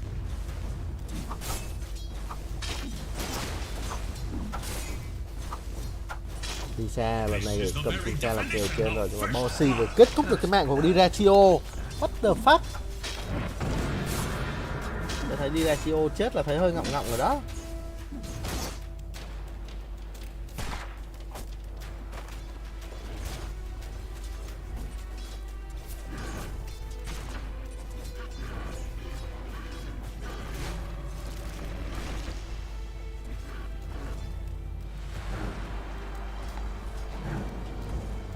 Dài né.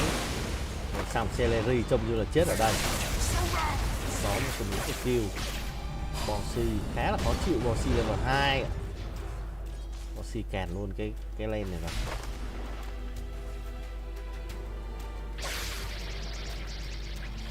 Không được nghe nó tính thức đam. Chà chắc sẽ cắn lọ máu to thôi. Celery tiếp tục bị dí ở đây. Chết tiếp vị trí của Celery, mạng dành cho Bossy. 2-0 cho bên phía team Liquid. Chưa gì đánh đã thấy tín rồi nha. Trên này có thể Insania sẽ chết thôi.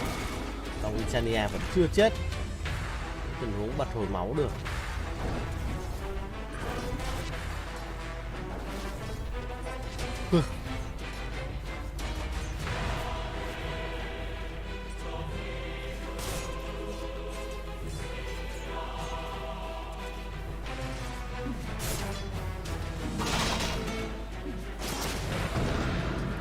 Cái rune này là Lisa toi này.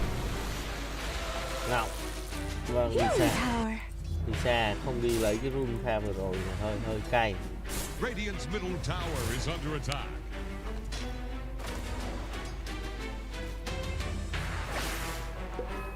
Dưới này thì sau cái tình huống chết thì Diracio bắt đầu ổn hơn một tí rồi. Bossy vẫn đang là người càn hết cái khu vực lane bot này. Trên này thì lại ở vị trí của Insania, nhưng mà Insania khỏe quá.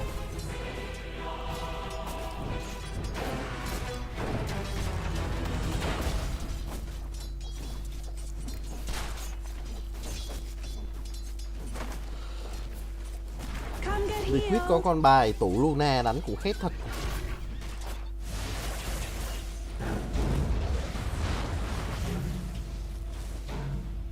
Dài có cái gì trên lưng nhìn khó chịu á nhỉ?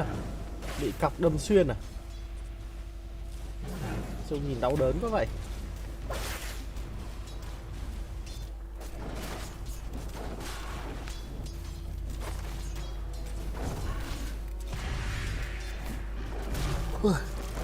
Bây giờ mà cố xem Azurai thì chúng sợ không xem nổi LGD với Spirit.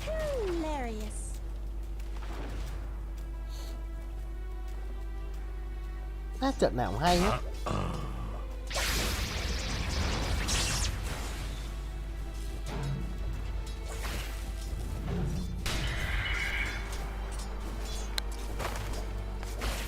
Gia được cho một cái Lotus ở đây rồi.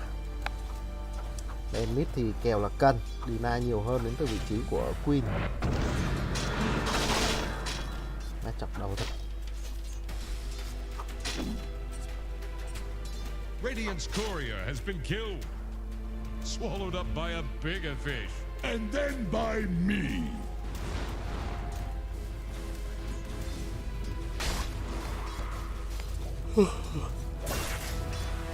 Đã buồn ngủ. Đánh xong chắc 6 giờ sáng á.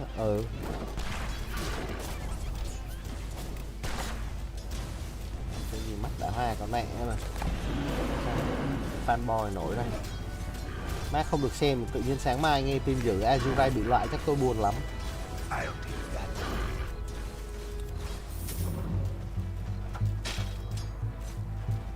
Back so soon. Đây này là có tình huống bớ vào vị trí của Mai rồi. Có vẻ là không sao. Mà ở đây Lisa chắc là chết thôi. Bố xì sẽ cuộn ở đây. Chọc là đau nhưng Bossy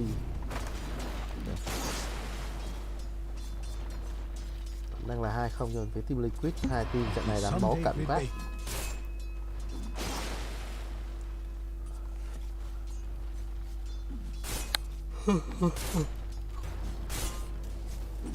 Are Radiant using echolocation?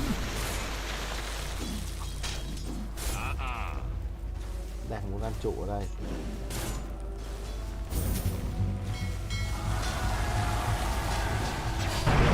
Radiant fortified their structures. Attack the ở đây có hero. bắt up rồi, liệu ta chết hay không? Một tình huống xa lần mở ra.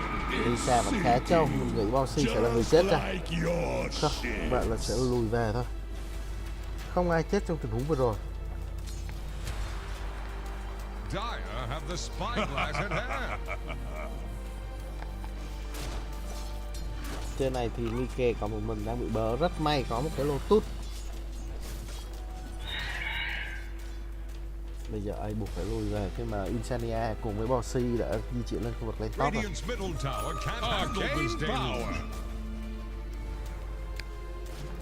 Hôm nay đã có power cheat, bây giờ sẽ vẫn là lên mắc of Pandit thôi. Trong những item không thể thiếu.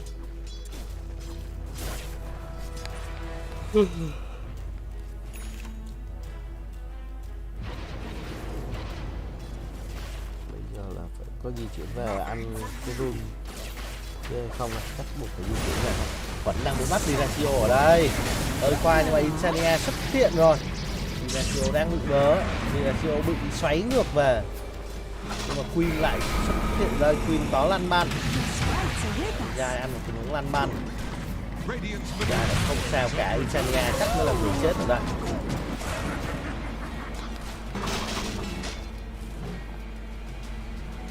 Bounty. Radiant's middle tower is under attack. Dài vẫn đang trụ lên khá tốt. Diracio thì suýt chết trong tình huống vừa rồi. 51 clip đến từ vị trí của Kunka. Kunka bắt đầu action rồi ở đây. A chưa có cho mình ulti. A chỉ chết rồi. Mạng dành cho A. Sorry anh em là dành cho Nisa. Đầu tiếp rồi đấy. Mấy thằng bên phía team GG tụi nó đang bị trầm cảm. Thì vậy tôi mới phải xem đấy. Tối nay không tin Azurai nữa thì thôi đấy. Tôi nói thật. Giấu bài súng vụt với thằng Deadmoon chứ.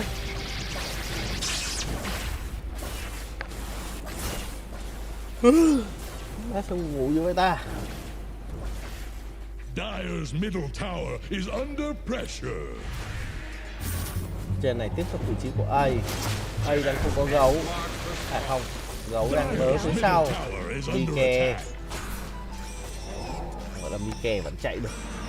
Queen xuất hiện ở đây, chọc trượt rồi. TB về luôn, người chết sẽ là Insania. May mắn quá. 4 người đã di chuyển lên khu vực lên top rồi.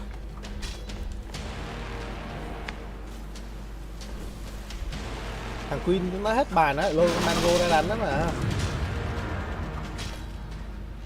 Dire's top tower is under attack. Radiant's middle tower can't handle Như vậy sẽ là trụ dành cho bên phía team GG. Dire's top tower needs some friends. Same as you, TIE Hunter. Dài sắp có cho mình búa thả đó. Dire's top tower is about to take the plot. Bossy ăn khó chịu nhỉ. Radiant's middle tower is under attack.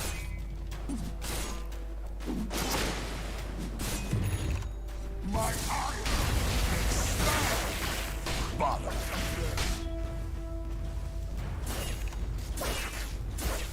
Sao cho mới buồn ngủ đây anh em. Mắt tôi nó díu hết lại rồi.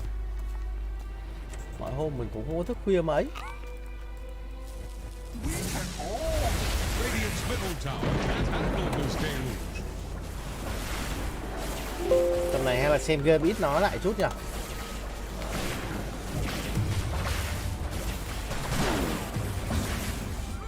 Ok, farm stat khá là đông. Ui, Lisa ở đây cũng có stat ạ.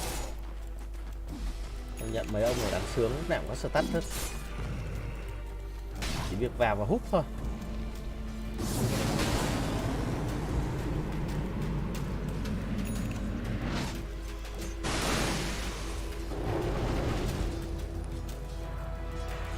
Bây giờ thì lại lùi về. Bên này đánh hai bên đánh thận trọng quá. Bởi vì Liquid họ kết thúc xong game này và họ được vào trong rồi. Còn đối với GG thì họ thua game này đồng nghĩa với là cút.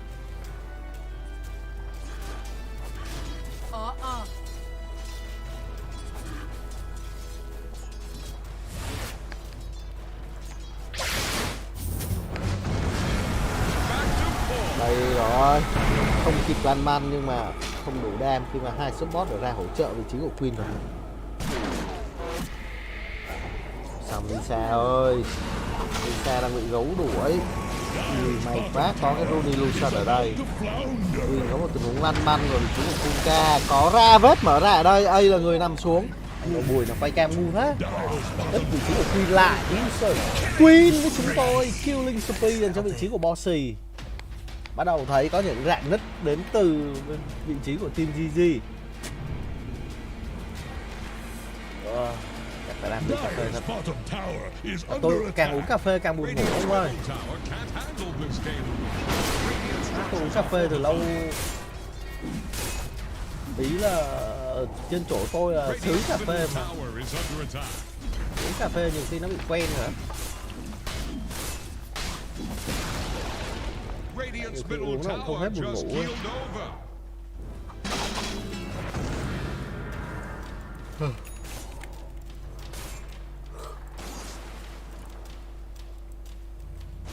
Ngáp quá không nói nổi luôn. Bounty.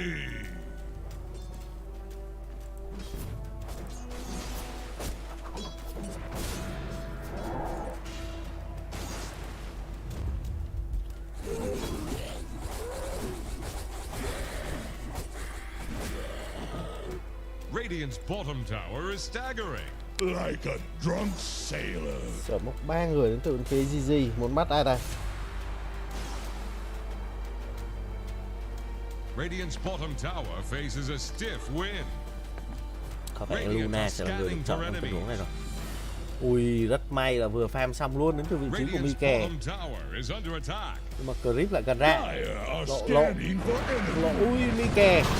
Mike không chắc không chạy được rồi. Mike nằm xuống.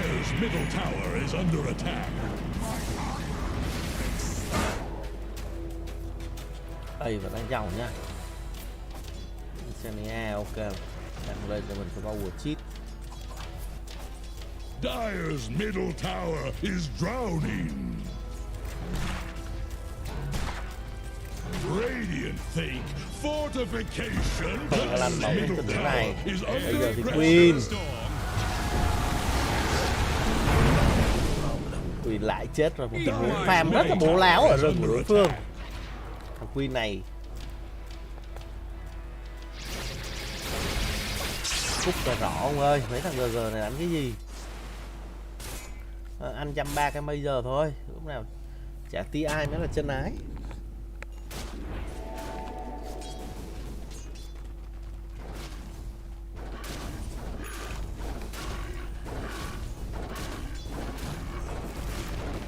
Người ta chơi là toàn tí ai mới là chân ái mà.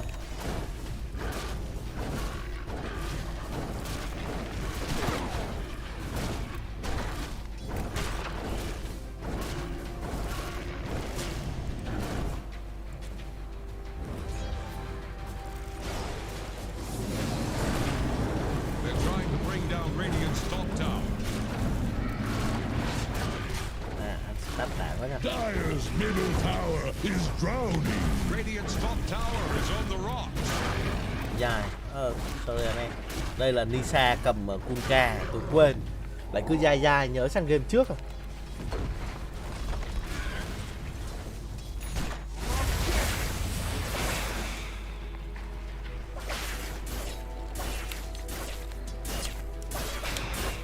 Nói chung thằng Queen nó còn chưa thay đổi thái độ thì còn cúp dài dài.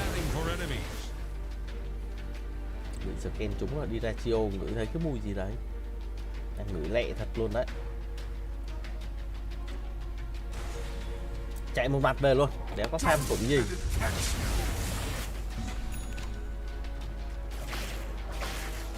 Đây rồi, bắt được vị trí của đi ra Chio.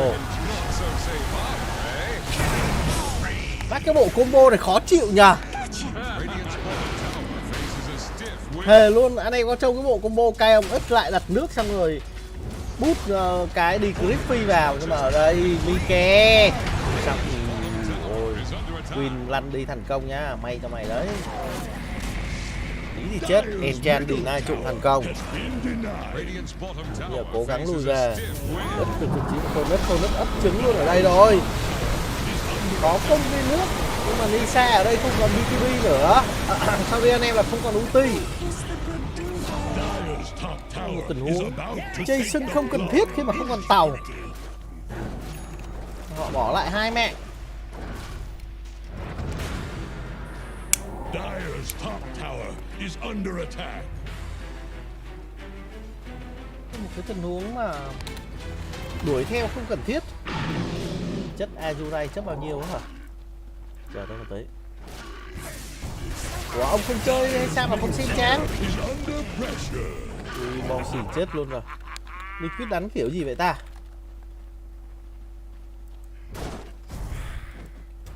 Tôi nghĩ chắc là đồng nữa chứ không chấp đâu. Azurai mà chấp cái gì? Hai thằng đồng cân đồng trạng mà.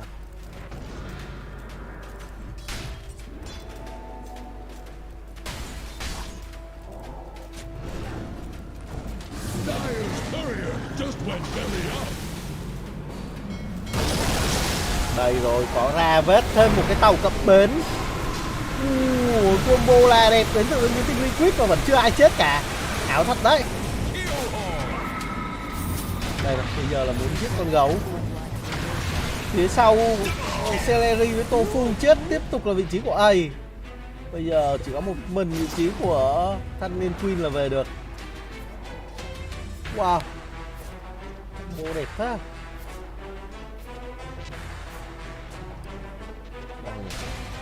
Azurai, Bitboom. Bitboom chấp nha.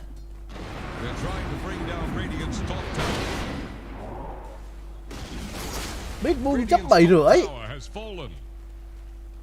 Đi, mấy thằng Bitboom hơi láo vậy.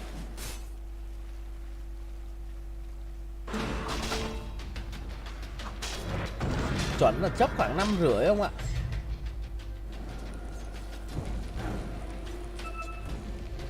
Dire's bottom tower is under 7,5 ạ.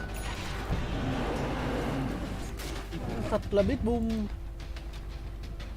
Dire's bottom tower won't last long. Wow, ông có gấp tiếp ở cái trận Liquid này không? Dire's middle tower is drowning. Dire are scanning for enemies.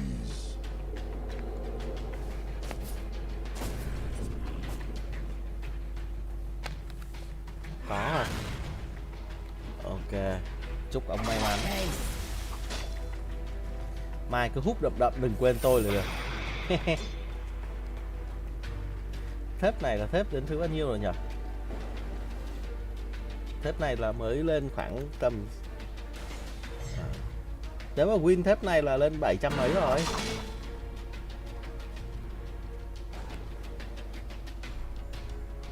I'll take that. 5.000 network trên lật dành cho bên phía team Liquid. Ui, ây trận này lên Radiant cho con gấu à.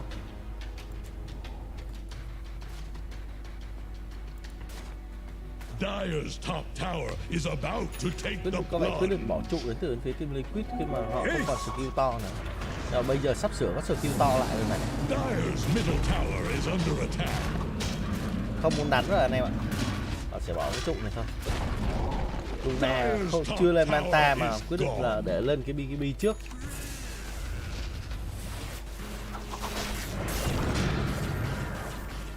Dire's top tower is under attack. Radiant's bottom tower is under attack.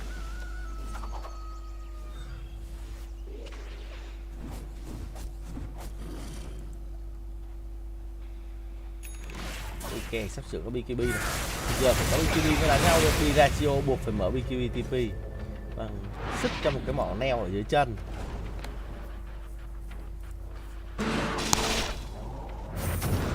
Ở đây tiếp tục là vị trí của Queen, lại là ăn cái combo như cũ. Chết luôn đến từ vị trí của Queen. Cái bộ combo này bắt con Bango sướng nhá. Queen trận này chết mấy mạng rồi. 0-3-5 mà. Sắp cáu rồi đó.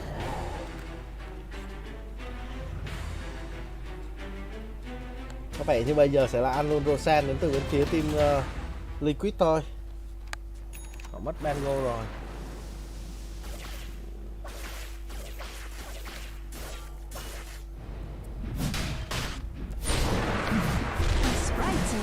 Lại là EZ Rosan dành cho bên phía team Liquid. Lần này có thêm một con sói cộng đam cho Luna nữa thì đam phải nồi đam luôn.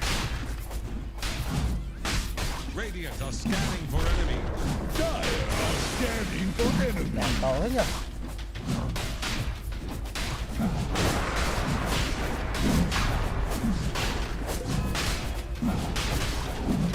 BKB đang lên nốt một cái Hurricane tay. Has fallen to the Dire.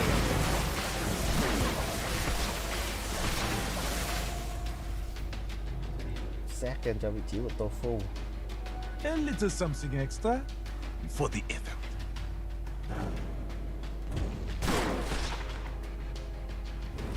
Bây giờ bên phía team Liquid họ muốn put luôn à. Luna này thì put trụ khá là nhanh. Có Fortify mở lên.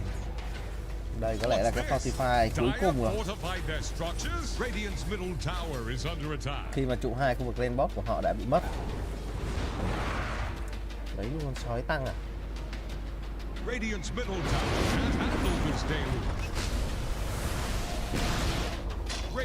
Đấy, muốn lên 2 round luôn. Họ không muốn để lâu đêm dài lắm mộng nữa hả?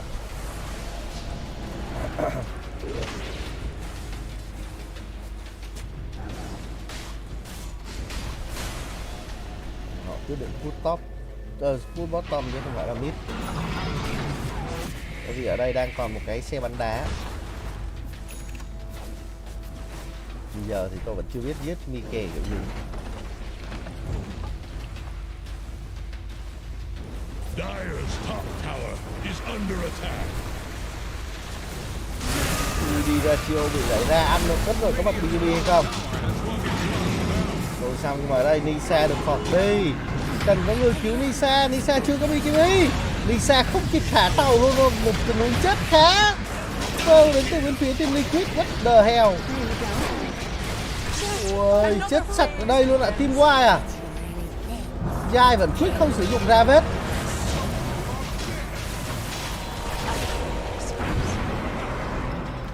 Mấy thằng Liquid đánh cái gì đó ta? Throw rồi anh em ạ. Cái này throw rõ luôn á. Không một skill nào thả ra.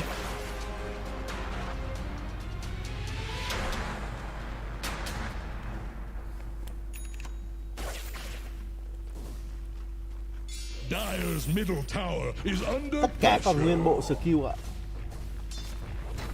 Mất luôn cái kia này exit. Đéo có một cái tác dụng gì. Nó này làm sự gì ấy nhỉ? Khó hiểu thật. Tôi cũng không biết cái pha combat rồi Liquid họ làm cái gì nhỉ. Chắc lại kéo over hay cái gì đấy. Giờ có phải em thì sớm quá.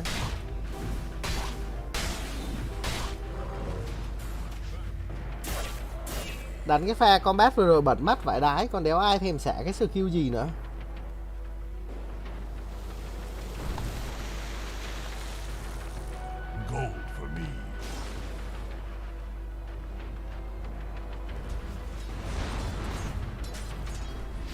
Mà God, trận đấu lại tiếp tục là farm thôi, quyết không kết thúc.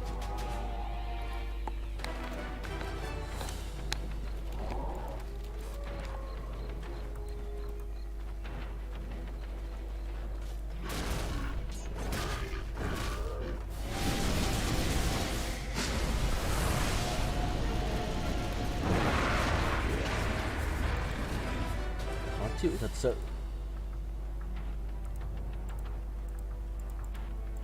Tự nhiên bao nhiêu lợi thế nãy giờ đúng một cái combat quăng hết xuống sông xuống bể luôn.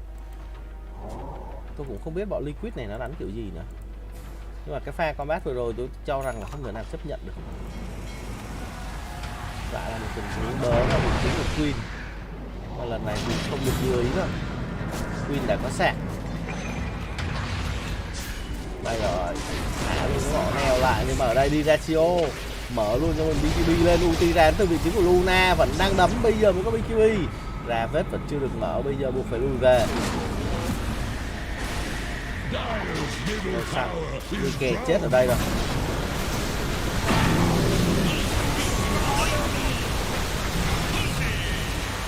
Không lấy Xania. Bọn Liquid đánh sợ thắng hay sao ta? Má nó cầu diễn thì thôi đấy.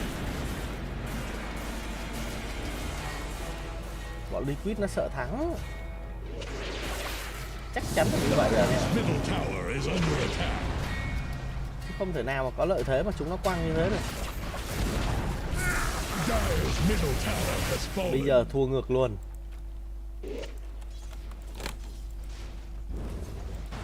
Bạn này ông Dota đánh đéo khác gì đóng phim truyền hình luôn. Lừa thật.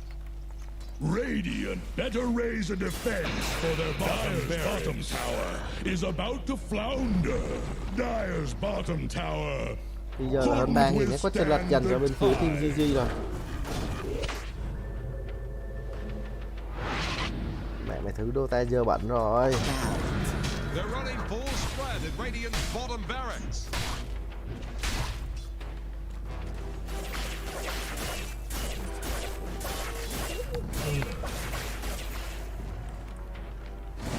Ma mắt mở không nổi nữa rồi anh em ạ. Ảo thật đấy. Tí làm sao mà xem Azurai đánh đây.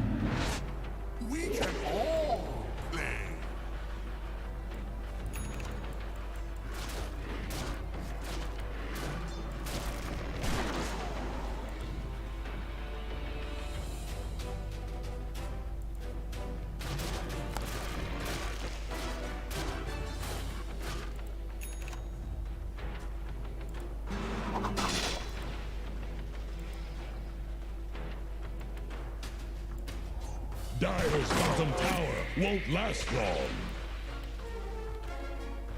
Radiant are scanning for enemies.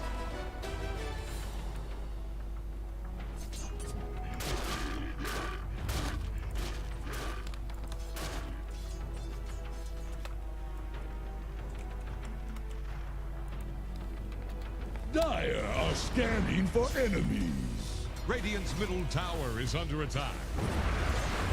Dire's bottom tower is under attack. Radiant's middle Cố gắng đẩy bot đến từ GG. Rồi lại lùi về thôi. Dire's bottom tower is about to con cút gà ăn. Radiant are scanning for enemies. Có sở bóp đến từ bên phía team GG. Radiant's top tower is clear as clean water. Bây giờ có tình huống ra vết ra ở đây, đang muốn bắt vào vị trí của Razer, nhưng mà Razer khỏe quá. Có tàu ở đây rồi, mọi người là rất khỏe, vẫn chưa ai nằm xuống cả. Phía sau này đang bị cào vào đến từ vị trí. Còn vậy là Jai là người đầu tiên nằm xuống và tiếp tục là vị trí của Nisa. Mike đánh kiểu gì đây? Mike không đủ đam trong cái tình huống này, Mike chết luôn rồi. Và bây giờ là thảm sát. Họ giết được Razer nhưng mà là team Y dành cho bên phía team GG. Quăng đúng một pha ở dưới bot và thế là bị lật. Oh shit.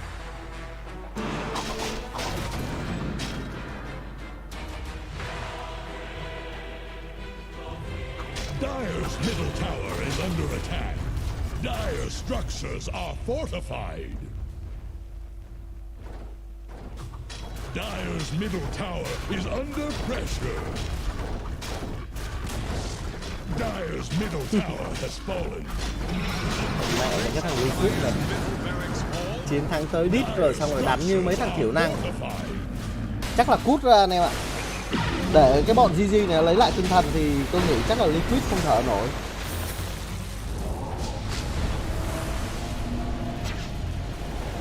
Đây rồi, đây là ngược đãi động vật luôn rồi. Quăng cho một cái neo xích con gấu lại. Bây giờ con gấu này khỏe quá rồi đó. Đang lên Ascadi. Gấu này bây giờ là Universal rồi.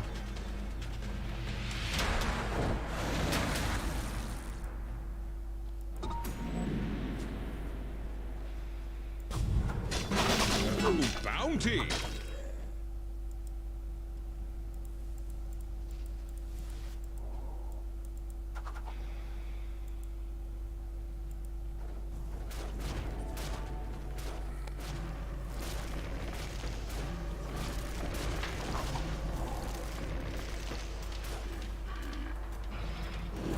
Tiếp tục farm thôi. 10.000 nhát quất chân lật, nhưng mà có vẻ như con Rosan này sẽ dành hơn phía team GG.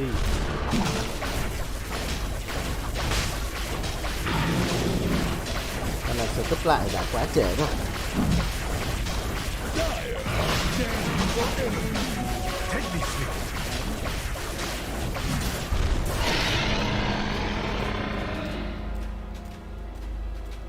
Giờ thế là mất hết rồi.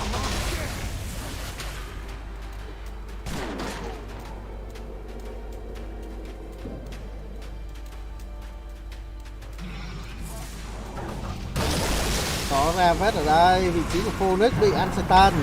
Ấp trứng ra thì sao? Ấp trứng ra thì vẫn nổ thôi. Từ ra là đẹp đến từ vị trí của ở đây Tofu có killing speed. Ôi xong, nhưng mà combo là cực kỳ đẹp ở đây. Luna vẫn đang được đấm, Luna đấm. Mất khi exit ở đây, A không còn gấu ở đây nữa. Ui, A có một tình huống phia tốt. Nhưng mà phía sau này Mike vẫn đang bị bớ, A chết rồi. Nhưng Mike vẫn đang được truyền máu rất là kịch liệt. Mike, hai người nằm xuống. Double kill ở vị trí của Diracio. Họ lấy được cái kill exit cùng với lại một ba bắt. Mà bắt ra từ vị trí của Phượng. Cùng với đó là gấu chết nữa. Còn bát này tính ra là cũng sân hòa thôi. Lợi hơn một chút dành cho bên phía Gaming Gladiator khi mà họ giết được tận 2 co của đối phương. Oh my god. Dire's bottom tower has fallen.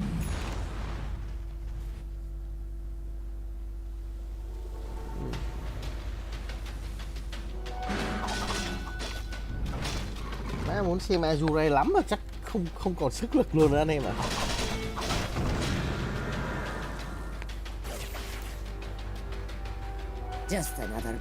Nói chung con Luna là một trong những con hero là kèo khá là dễ, khi mà chỉ cần một combat thôi thì con Luna nó sẽ ủi bay hết nhà rất là nhanh luôn. Lỗi một phát thôi không có bay bắt là chắc chắn là nát hết nhà.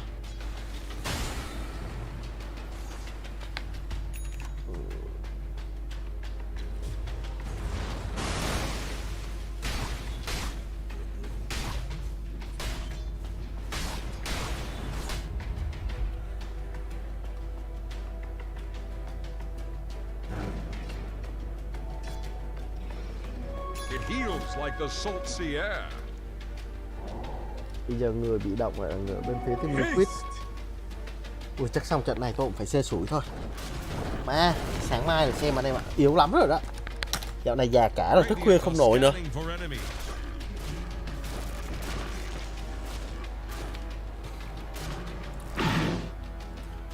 Hy vọng Liquid nó 2-0 chứ nó 2-1 còn tôi ngọng lắm luôn á. Nó còn về 1-1 cái thì ba xem trận nữa chắc là chết luôn.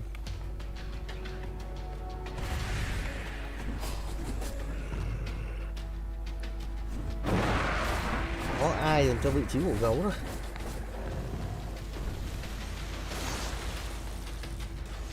Gấu 300 đam rồi đấy.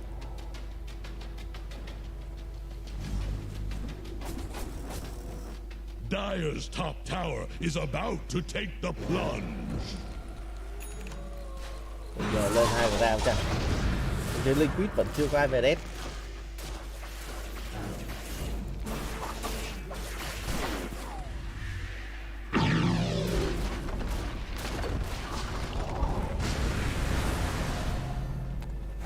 Chưa có rắt nào đổ cả. 14.000 đấy có chân lực.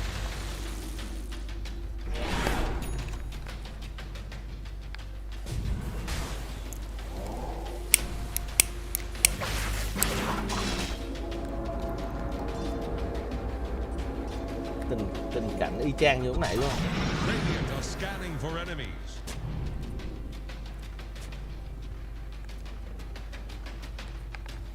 Có Liquid này mất nhiều lợi thế quá, nhất là cái pha Androsan xong ở dưới bot combat đó.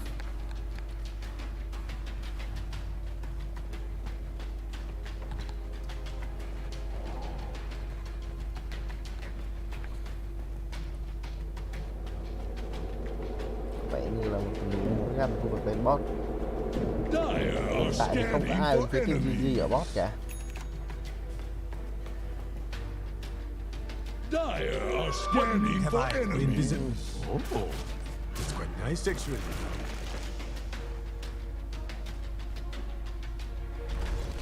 Dire's middle Chắc phải cáo lỗi anh em mà hết game này chắc phải đi ngủ luôn thôi. Con này mắt tôi mở không ra nữa rồi.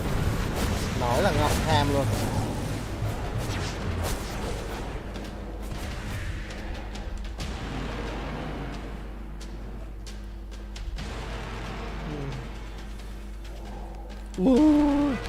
Chờ tôi tí nha anh em.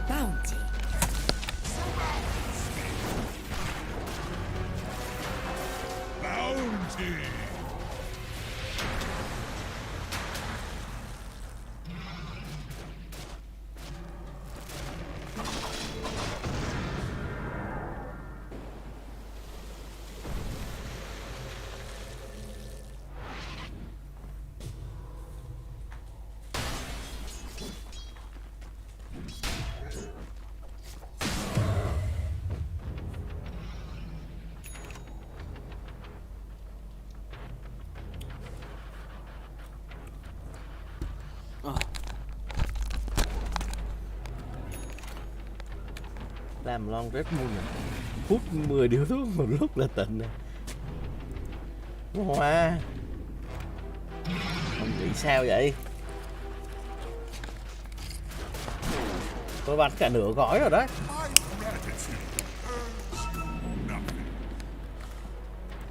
Bắn nãy giờ cả nửa gói luôn đấy. Hai nồi.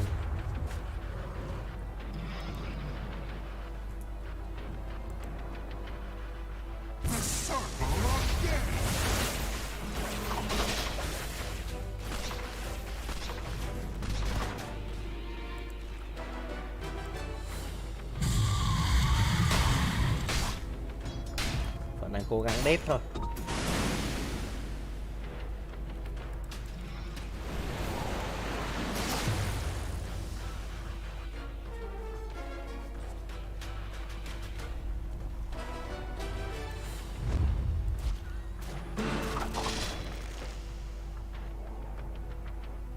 Radiant are scanning for enemies.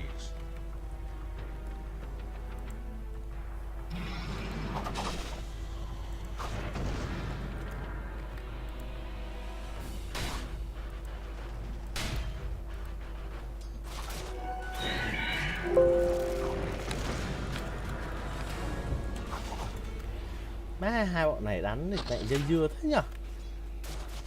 Lên thì không lên, bút không bút. Tự nhiên bên phía Liquid mất lợi thế rồi, bây giờ lại co cụm lại với nhau.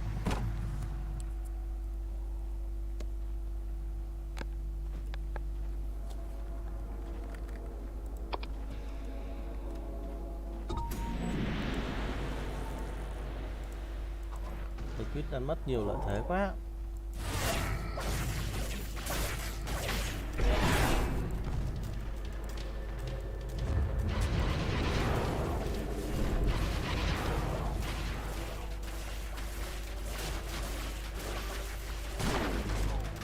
Dire's top tower is under attack.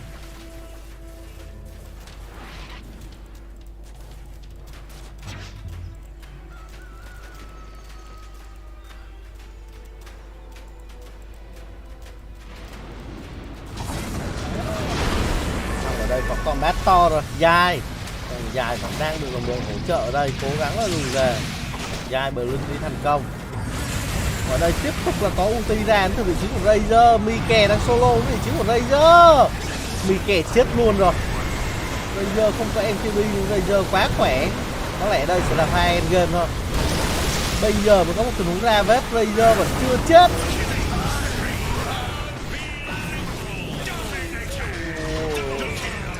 Ok, chắc sẽ là GG thôi. Dire's bottom tower won't last long.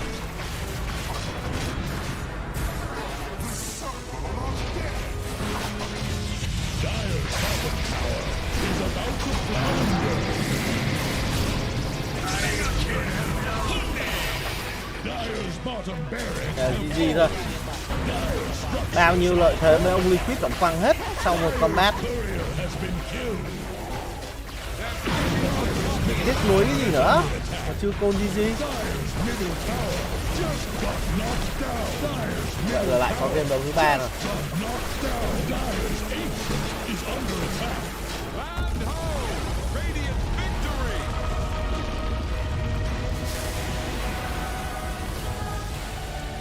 Tôi cũng đéo hiểu sao cái pha lên 2 người round lợi thế đầy đủ luôn. Vừa lợi thế exit full bộ skill xong tự nhiên từng ông chết. Chắc phải nốt thôi. Nốt anh em ạ. Nốt game nữa đây. Đúng, má nốt game nữa là cũng gần sáng rồi đó.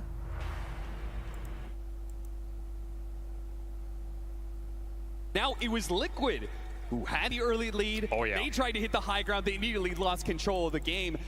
It looks like in a situation where, unlike maybe some other series, this is one that cannot be ended quickly.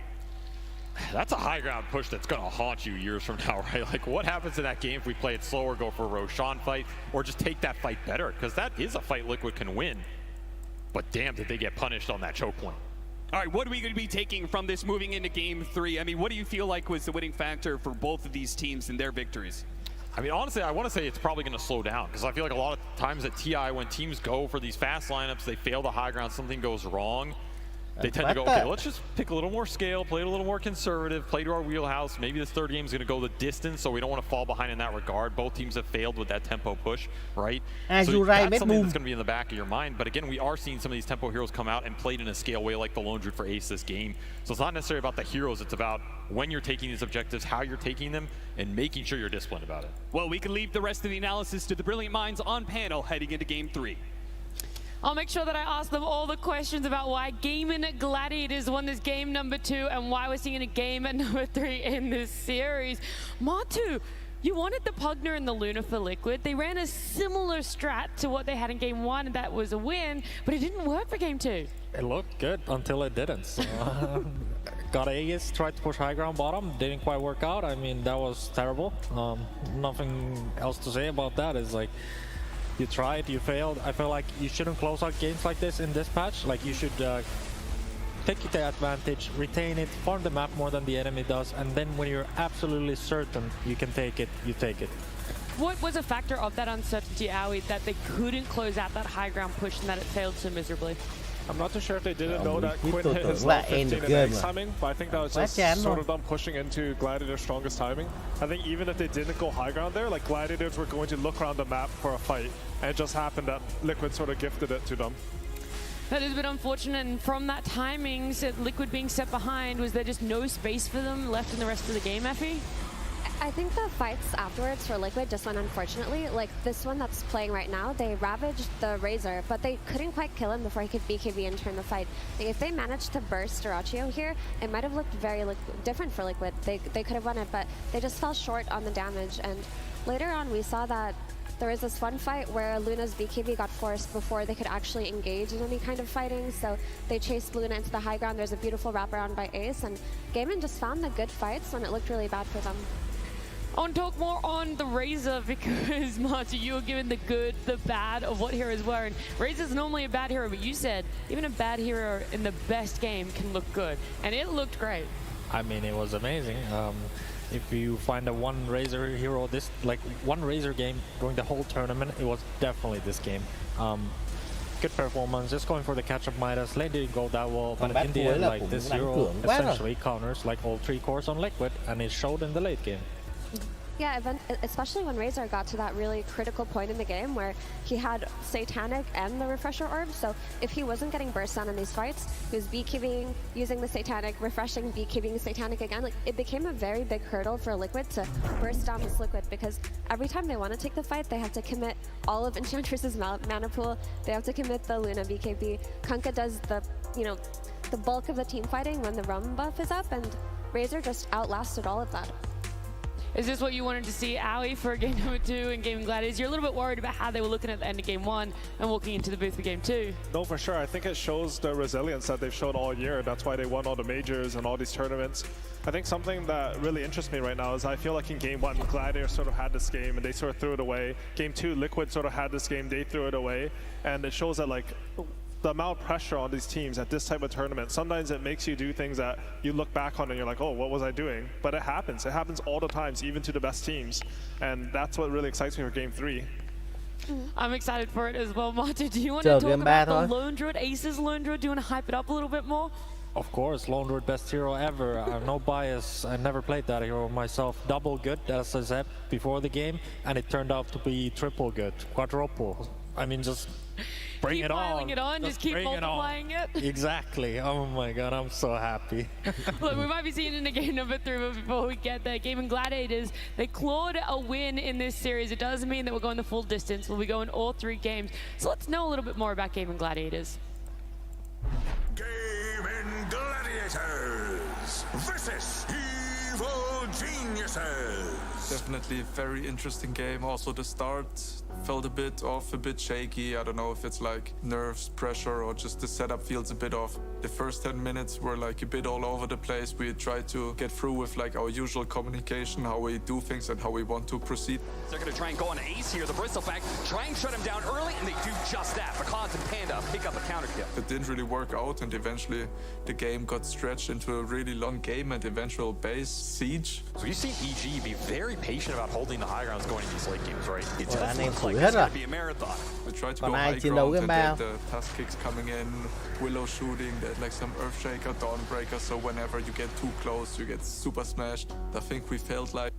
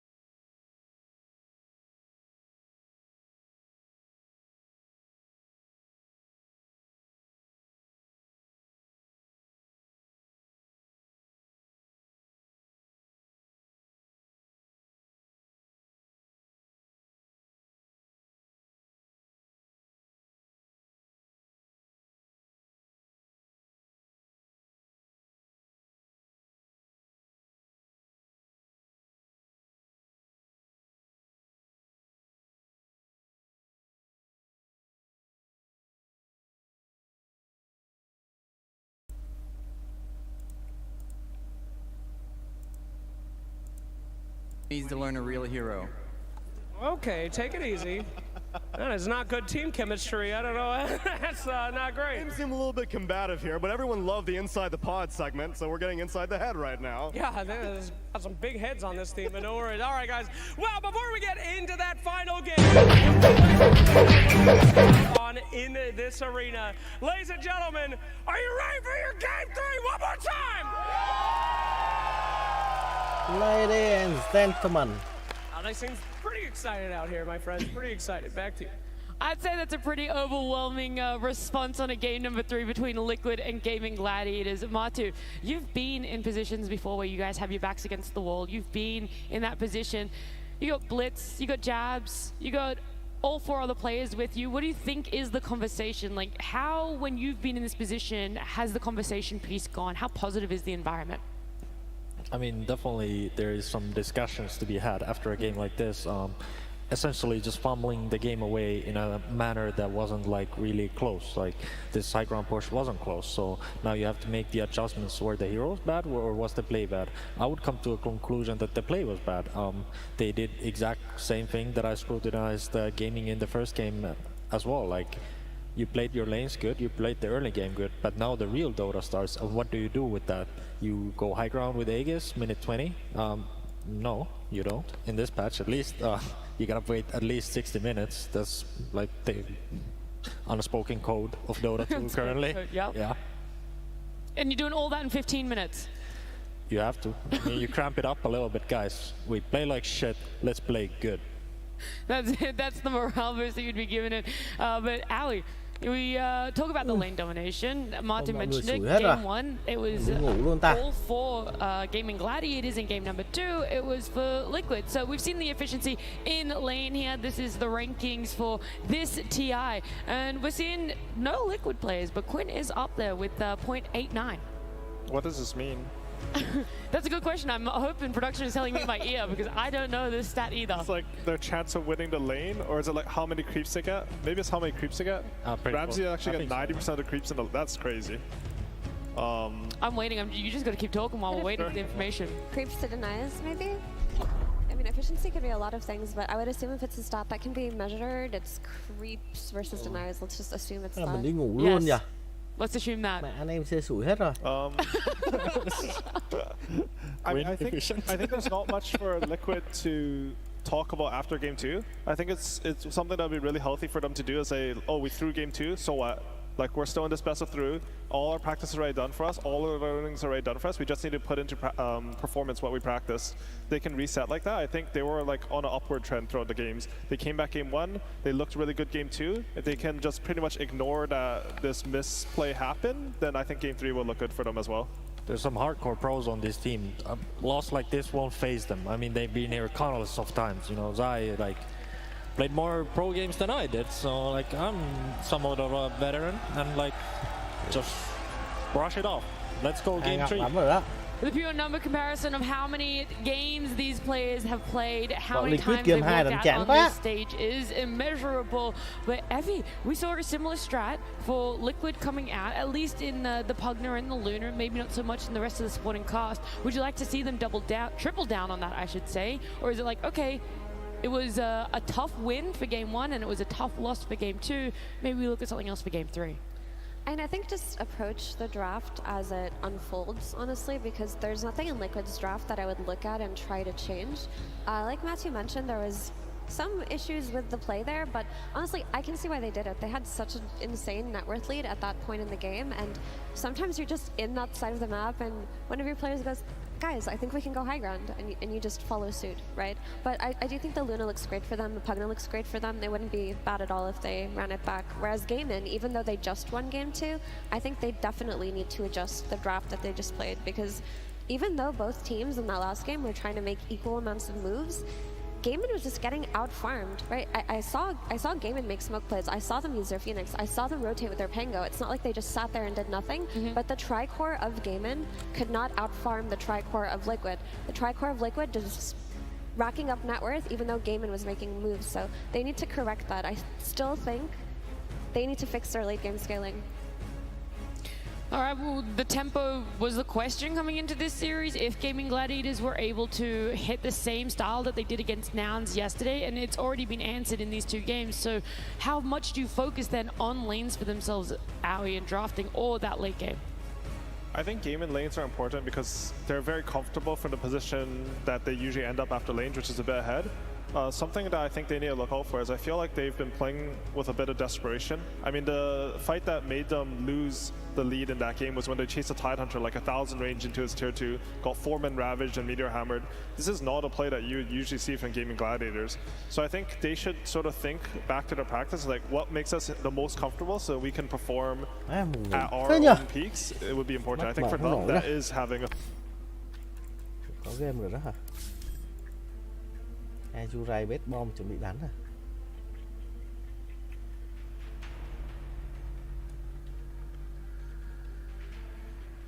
Gọi là chưa có game.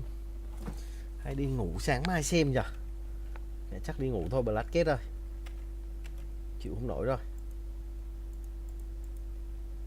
Hổ phát thì mai lấy sức chiến. Want to have strong lanes is a support that sort of nullifies any aggression. Xem game 2 thằng Liquid đánh đi lại ỉa đùn quá. Also the Kunkka, I feel that hero looked great in both games, even though it just lost. It just does so much by way of countering Krim's hero pool, and it makes it so that Liquid always have this means to take team fights, even if they're in losing positions. So I think I'd like to see this Kunkka either taken or addressed. I am actually very surprised about that Kunkka because he's been so disruptive in both games. The boat, especially in game number 2, put them in that position to get Roche to try and push high ground in the bottom lane of Gaming Gladiators. And even later down, when Gaming Gladiators were up in gold lead, the Kunkka was still having quite a lot of impact. Maybe not the burst damage they needed, but still a lot of impact and disruption to fights. Kunkka is great. I just hope they don't stack up heroes like Kunkka and Thailanders together. Like, essentially, like there are two big circles. They create these stuns all around them, and they have two heroes doing the same thing. Ideally, you have like certain jobs for heroes, and you don't really want to stack them because it's redundant. It's like diminishing returns. Like, it just doesn't work. I like that point a lot, actually, because at the end of the day, if you look at their 3 cores, if Razor links Luna, you have 0 damage. Your damage is completely limited. You're not going to touch anyone on Gaming Gladiators. That's sort of what ended up happening. Darash at the end, as long as he got the link on Luna, he could literally run in 1v5 and kill everyone, and there's just nothing stopping it. I think once you pick these Tidehunters or Kunkkas, you need to make sure that the other core is going to provide a lot of damage, as you already have the CC. And the thing about that Luna too, as the game progresses, is there's just so much non-committal damage coming out of Gaimin, where Luna had to commit her defensive, items and her BKB early on, and then she just couldn't turn around. Like, there were some fights that looked decent when Razor had the Aegis and they managed to burst him down the first time. You felt a glimmer of hope as a Liquid fan, right? But then all of a sudden you're like, wait, why are they taking so much damage? It's because the Phoenix is throwing out spells, the Quinn is throwing out swashbuckles and shield crashing in, and then all of a sudden, even though they committed to a kill, all of them are 30% HP. Well, let's see what's going to happen for game number 3 as it's popping up.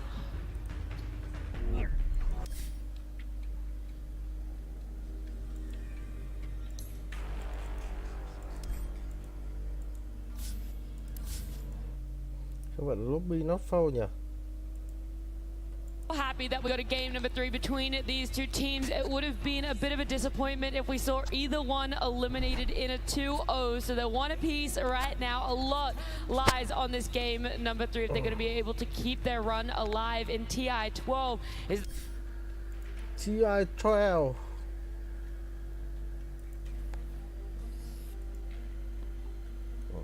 Mẹ game ở đâu rồi? Đây này.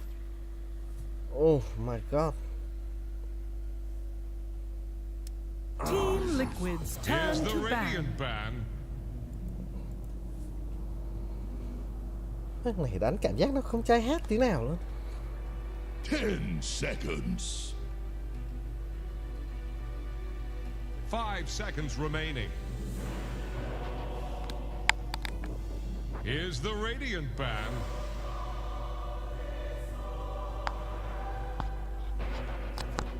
Mm. 10 seconds. 5 seconds remaining. Dire's ban now.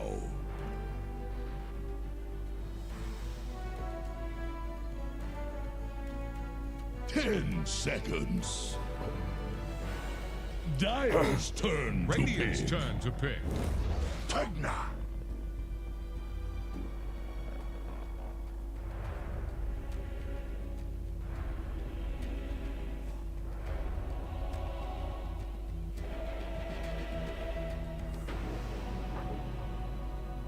10 seconds. 5 seconds remaining. Bích cái lồng thì có mấy cái con chơi miết à bay. Đánh kiểu này đéo biết chơi kiểu gì luôn đấy.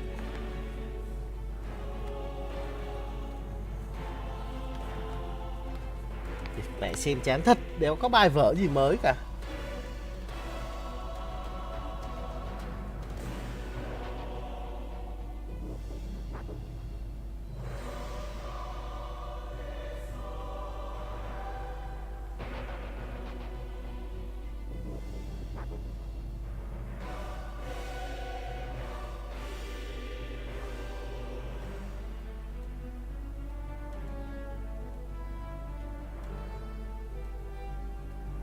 The dire get a ban. Stare your death in the face.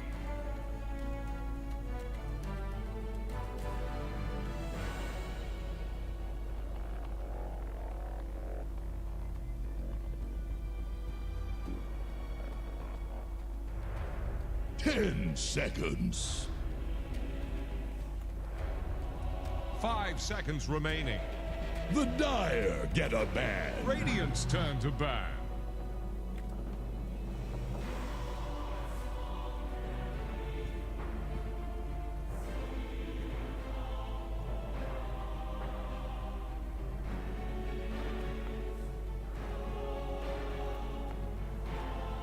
Ten seconds. 5 seconds remaining.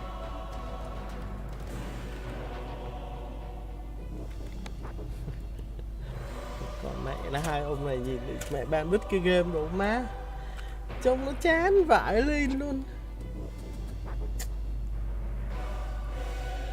Con nào đánh đéo lại thì ban. Radiant's turn to pick. Ban voi. Giờ mới thấy ban voi ạ.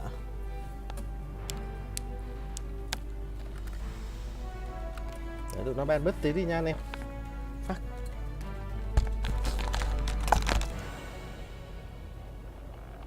Ten seconds.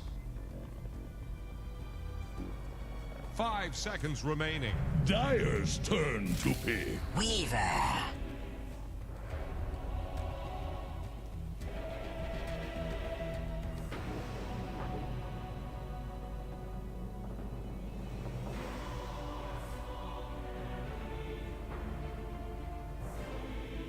Seconds. 5 seconds remaining.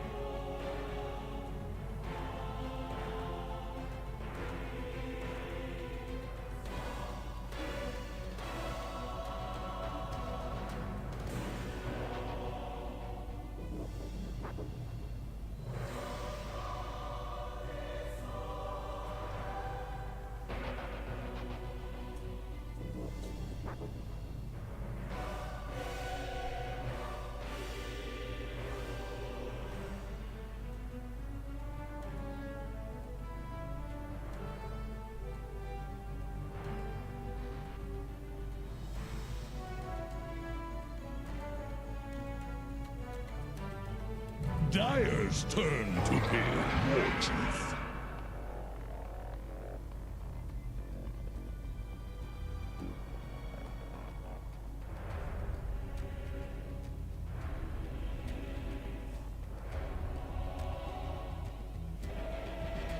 Ten seconds.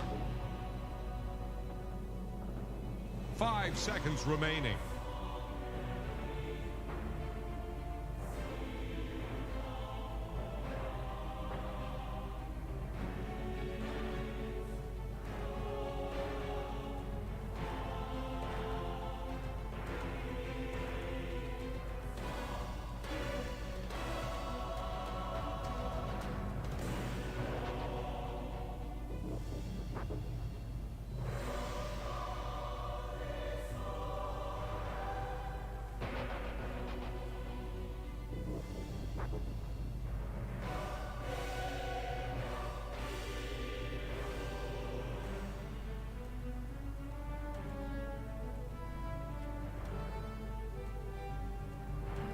Radiant's turn to pick. Sky Wrath Mage.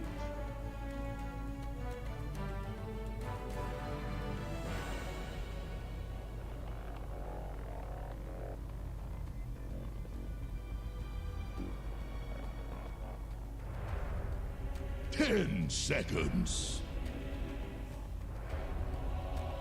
5 seconds remaining.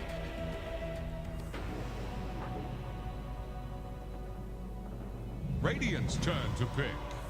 Wraith King.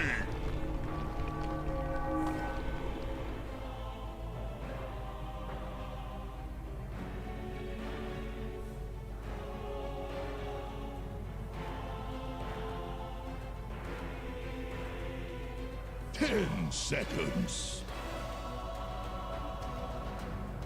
5 seconds remaining.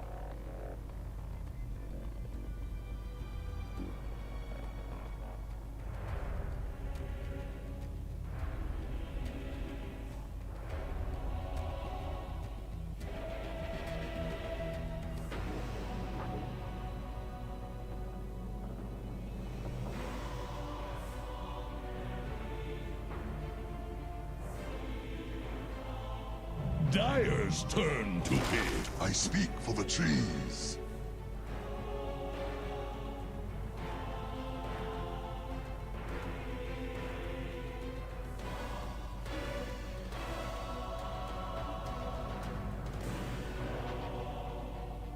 Ten seconds. Dyer's ban now. Terrorblade.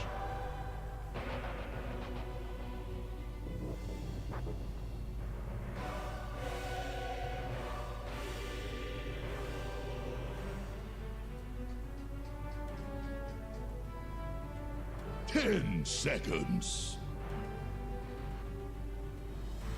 5 seconds remaining.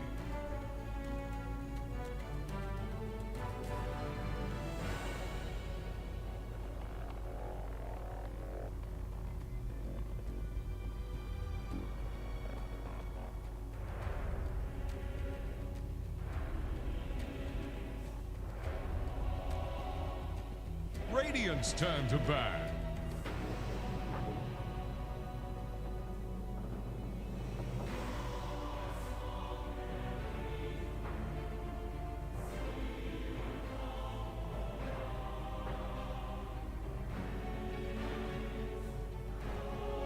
Seconds. 5 seconds remaining. Here's the Radiant ban.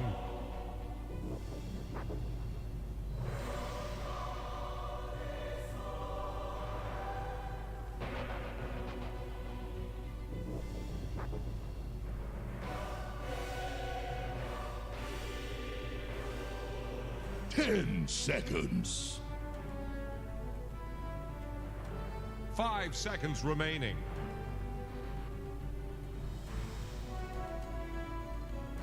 The Dire get a ban.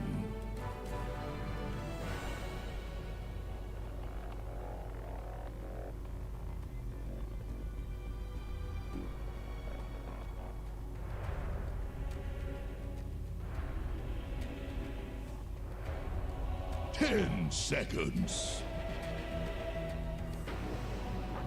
5 seconds remaining.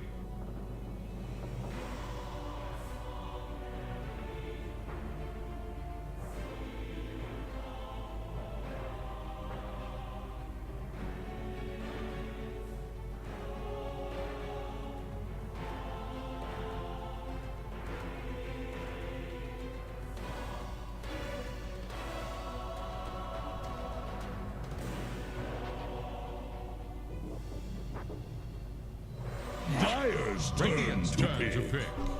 Puck.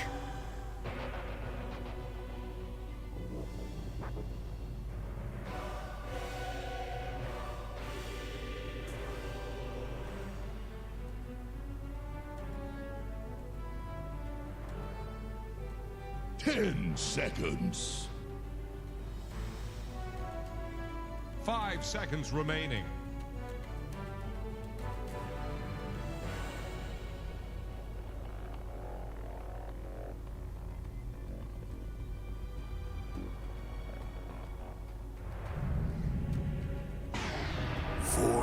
Choose your hero.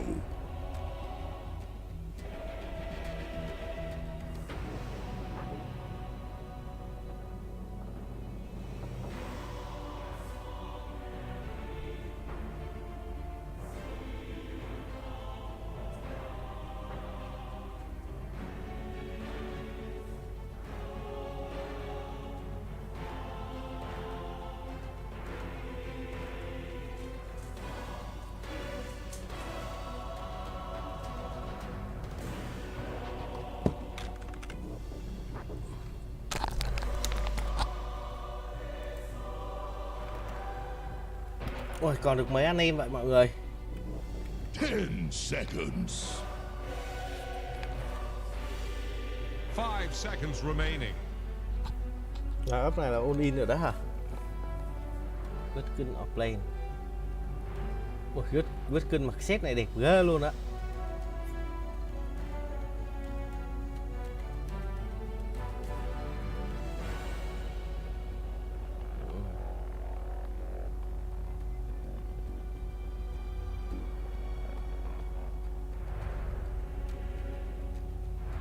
ra đi rửa mặt các kiểu rồi vẫn buồn ngủ.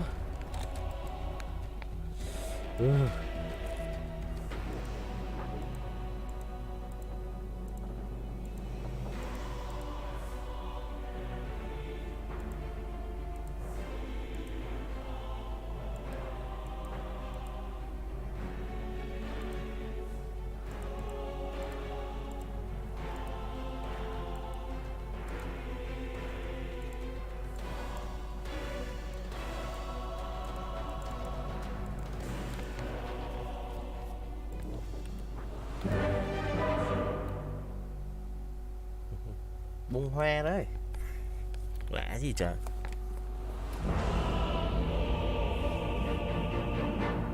If they're wearing a cork shirt, they'll pop up soon enough. Tầm này nói không nổi rồi, chắc ngồi chơi xem với anh em tí.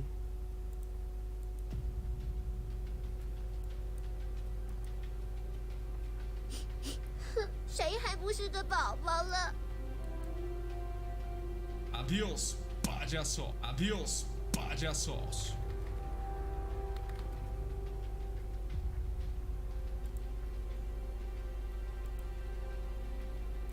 Anh em chiến luôn.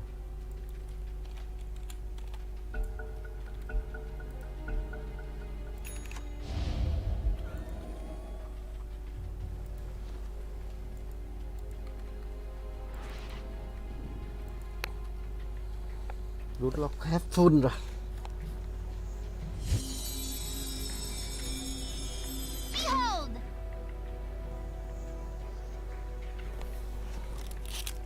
Không biết lấy bố này đánh như nào đây. Buồn ngủ quá.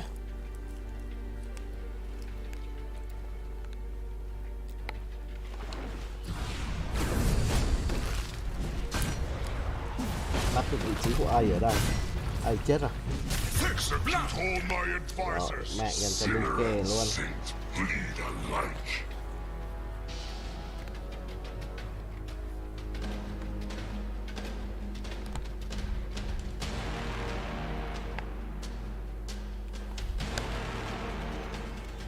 Seconds to battle.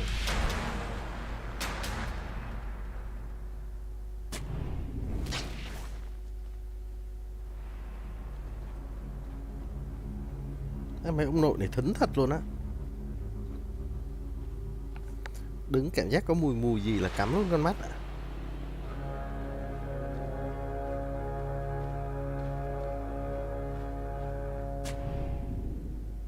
And we're clear for running.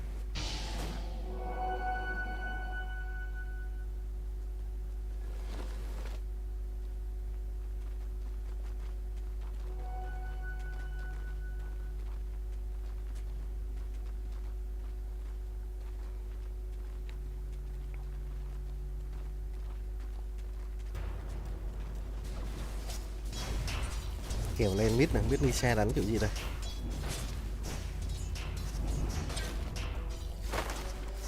Game nãy thì không lên BKB.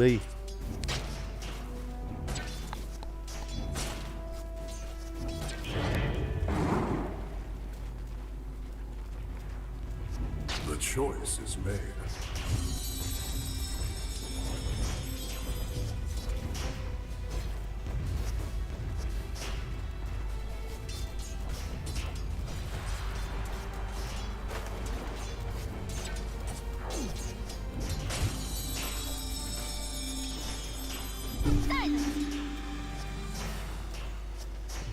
Cả lên có vẻ cân nhỉ. Dưới này thì đang đỡ ở vị trí của Celery và Satan rồi. Sky mạnh quá. Đi ra Chio đánh Viver.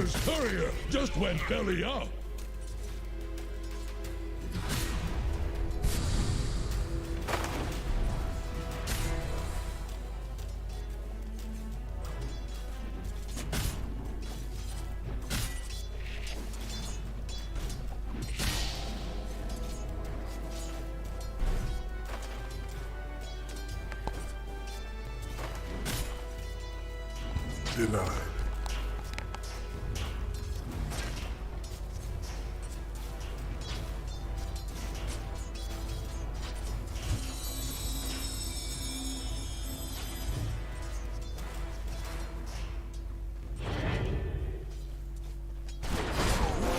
khá là cân. You're welcome. TB thì với cái lợi thế là ăn được first blood lúc đầu, có nhưng mình sẽ thích to từ đầu.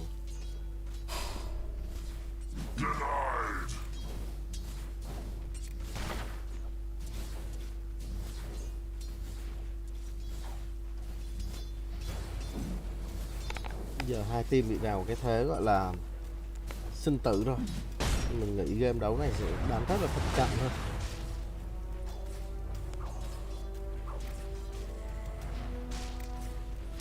Và một khi mà đã đánh thận trọng rồi thì game đấu nó sẽ rất là buồn ngủ. Đánh kiểu nó không có bay á, giống Dota nuôi rùa của tàu ngày xưa.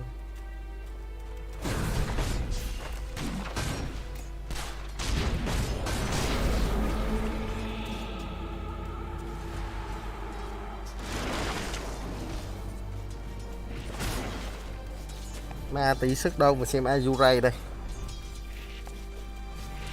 Cái cắt rồi. Game khá cân đấy.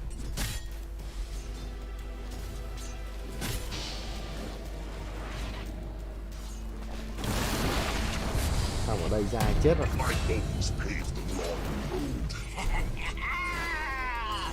This is ours.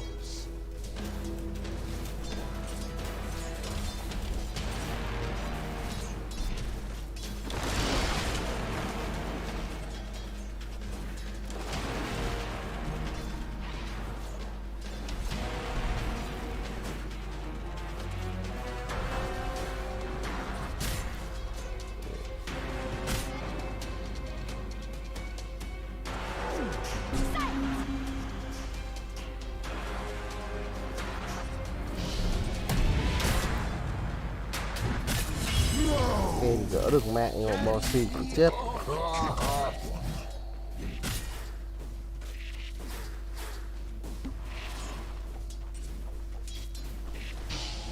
Thôi.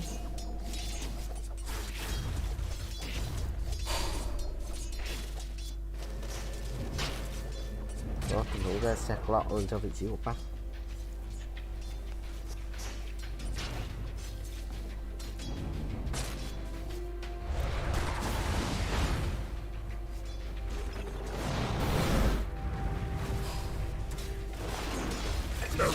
Dài lại ngọng rồi. Ở trên A giết được Insania.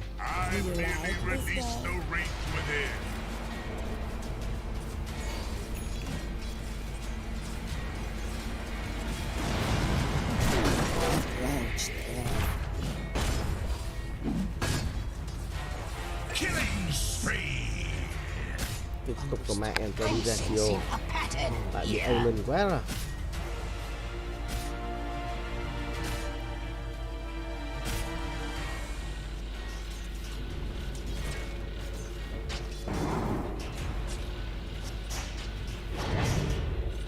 The seeds of fortune.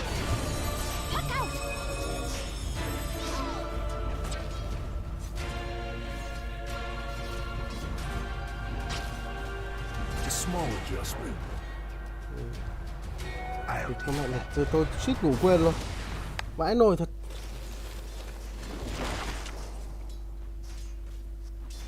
You shall not.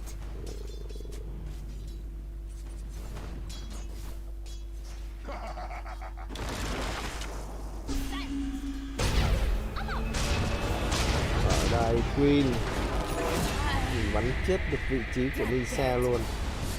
Mà Queen tìm trồng dày rất là. Queen vẫn chết. Lại cho Insania.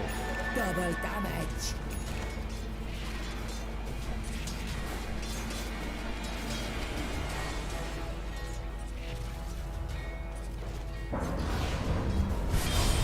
Bắt đi ra Chio không đủ đam. Quay lại giết ngược luôn. Radiant's middle tower is under attack.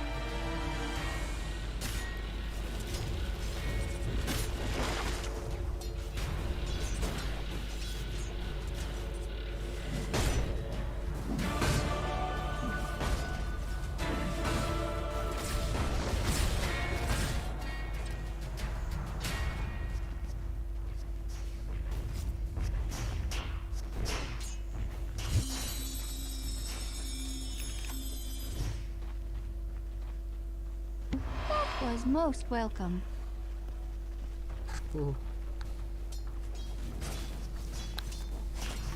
Mấy bố này đánh cứ chậm chậm lại cái gì nhỉ? Tôi ngồi muốn ngủ luôn. Giờ có bắt Queen hay không nào? Không có ai ở đây cả. Tofu vẫn đang là người hỗ trợ khu vực lên mid. Dire's top tower needs some friends. Same as you, Tide Hunter. Dire's top tower is about to take the plunge.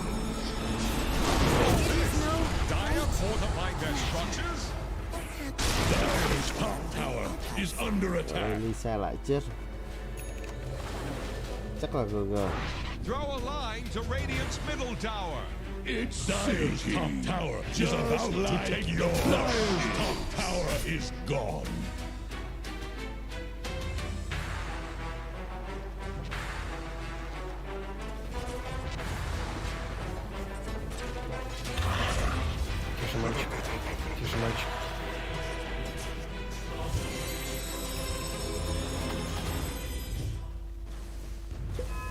Are Radiant using echolocation?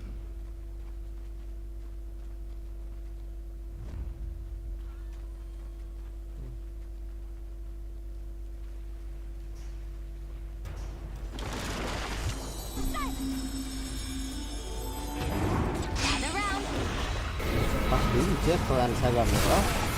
Chết tiếp. Dire's middle tower is Lisa tiêu lắm rồi. Radiant's bottom tower is staggering. Like a drunk sailor. Dire's structures are fortified. Dire's middle tower is under pressure. Dire's middle tower is under attack. Too much with you. Dire's courier has been killed. Dire's middle tower has fallen.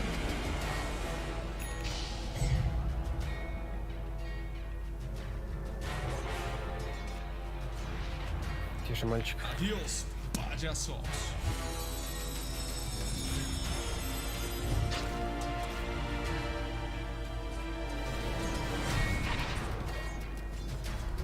Unlucky find.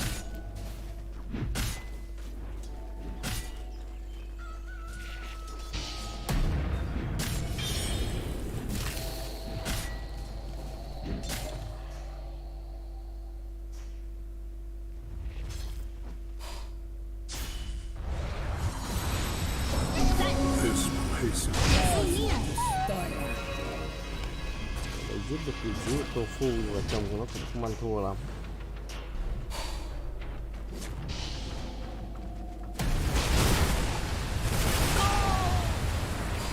You sought to barge yourself into little value.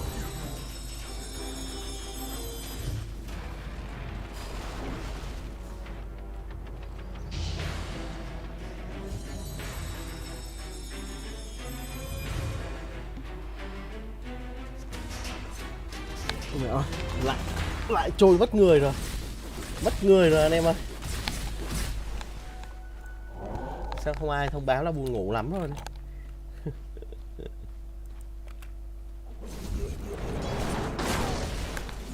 Radiant đến từ vị trí của Westkin. 4.000 đánh chưa lật rồi. Bọn Liquid này đánh như cái đầu bùi. Game 2 tưởng tụi nó ăn được rồi. Radiant fortified their structures. Attack the heroes.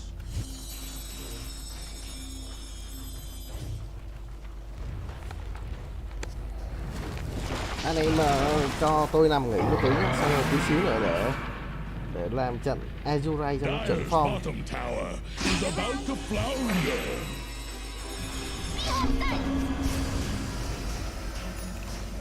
Dire's bottom tower is under attack. Careful what you wish for.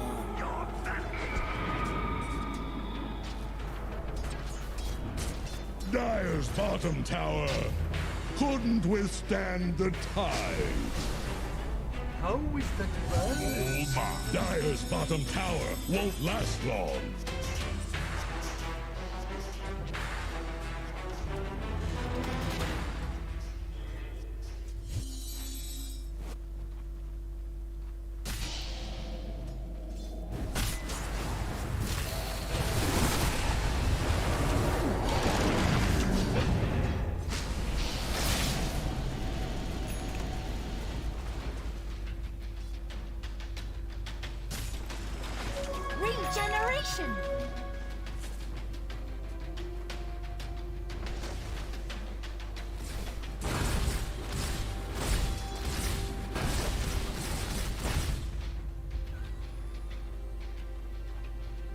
Dire have the spyglass at hand.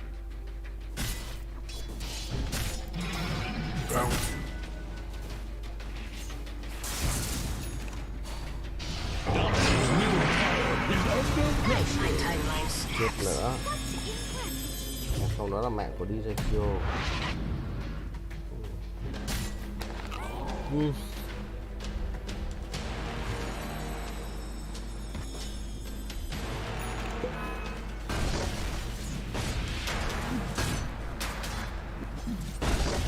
Radiant's bottom tower faces a stiff wind. Dire's middle tower is drowning. Radiant are scanning for enemies. Radiant's bottom tower is under attack.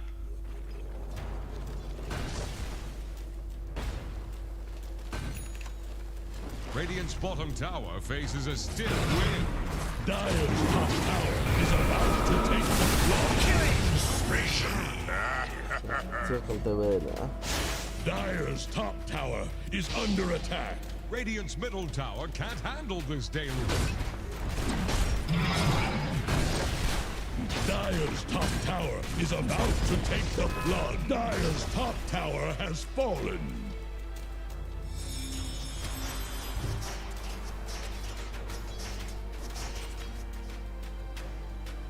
Dire's top tower is under attack.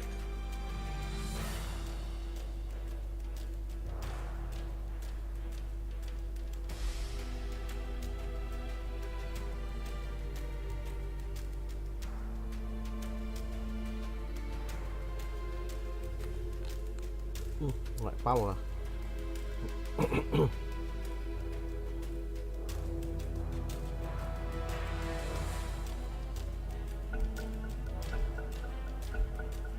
Weigh anchor!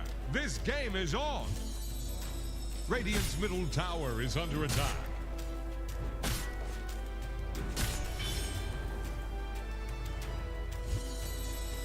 Radiant's middle tower can't handle this deluge. Radiant are scanning for enemies.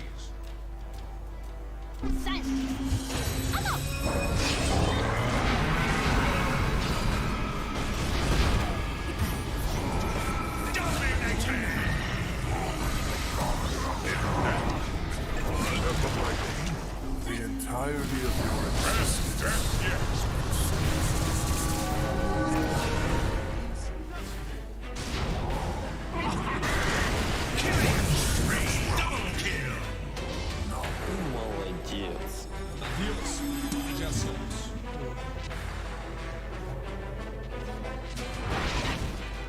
Dire's middle tower is under attack.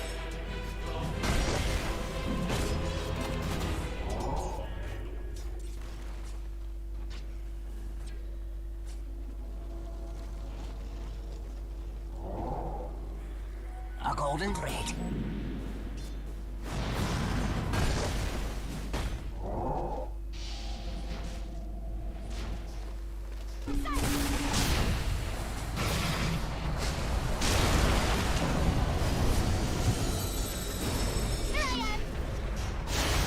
Dire's middle tower is under pressure.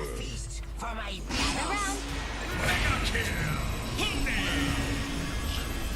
Dire's bottom tower is under attack.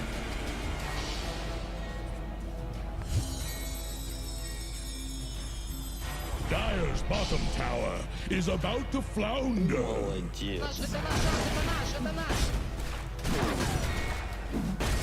Dire's bottom tower won't last long.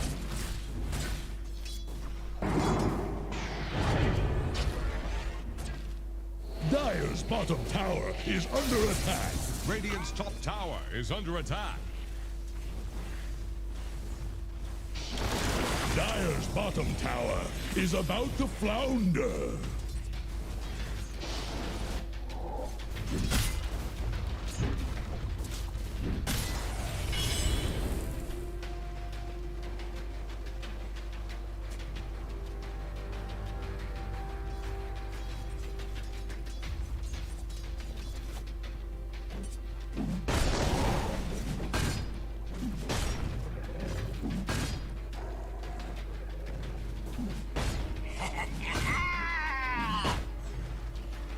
sensing a pattern here. You thought you had me, didn't you?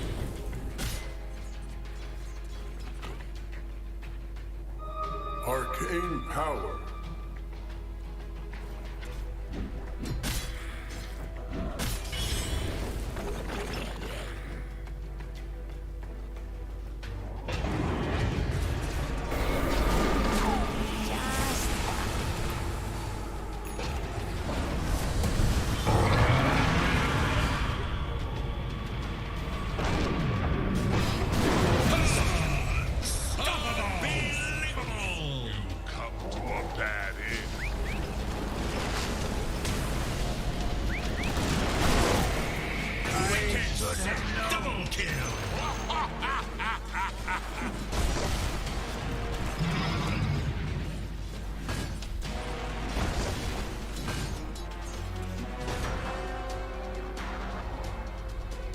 Dire's bottom tower won't last long. Dire structures are fortified.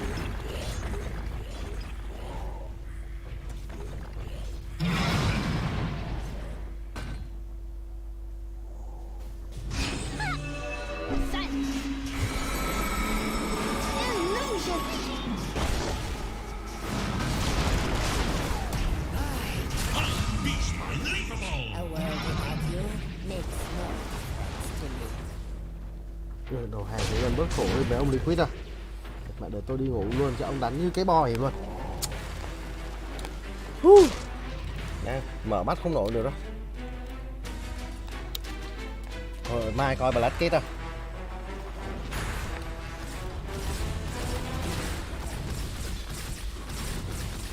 Dire's bottom tower is under attack. Tầm này chỉ có giả bộ cúp điện xong ngủ thôi.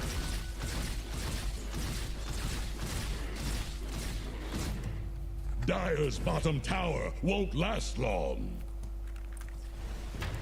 Chị không nổi.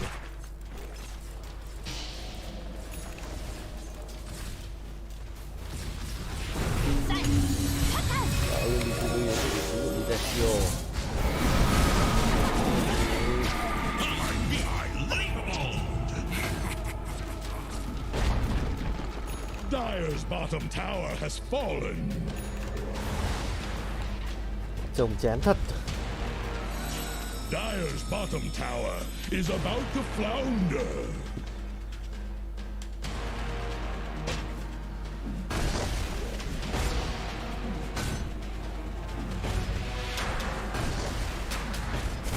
Pull roots and run. I'm in your debt.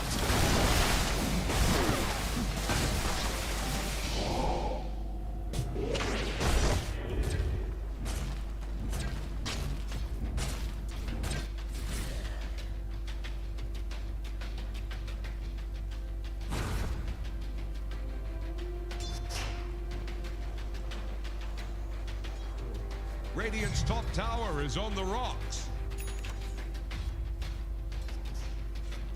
Dire are scanning for enemies. Mất cái sang này nó thua luôn rồi đó. Gồng cái đéo nữa mấy ông ơi. Má mắt mở không nổi nữa luôn á. Chỉ muốn nằm xuống là đặt cái lưng xuống là ngủ phê lòi luôn á. Black kết thành hạng quá. Fortification can save them. Radiant's middle tower and stay loose. Stop me if you've heard this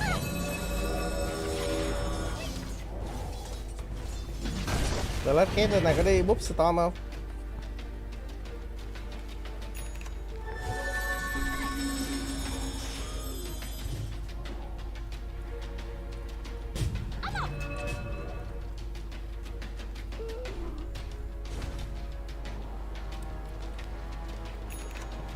Radiant are scanning for enemies.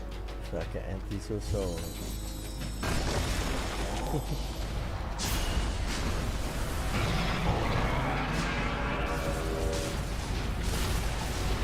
Killing spree!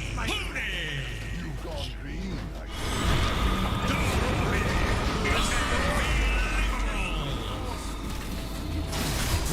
Uproots. Killing spree!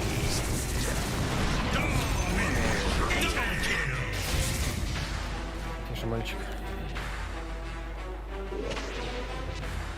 Dire's middle tower is drowning.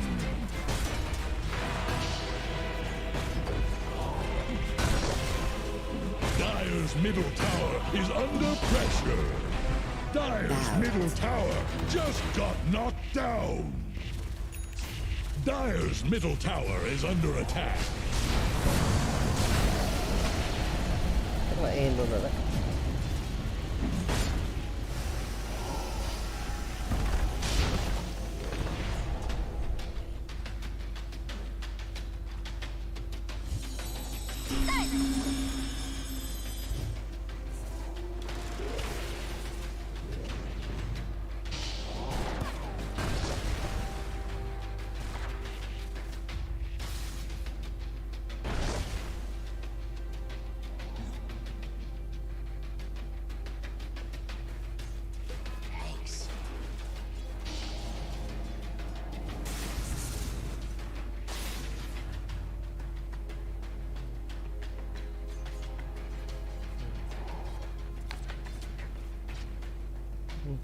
Chúng mày vẫn chưa end à?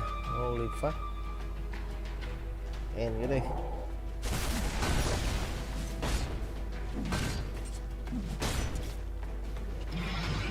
Dire's bottom tower is under attack. Dire's courier has been killed. They're fishing for guppies with cannon fire.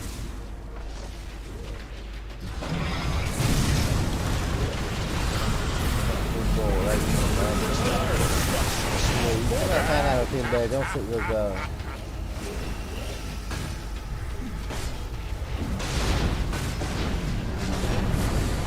Dire's middle tower has fallen.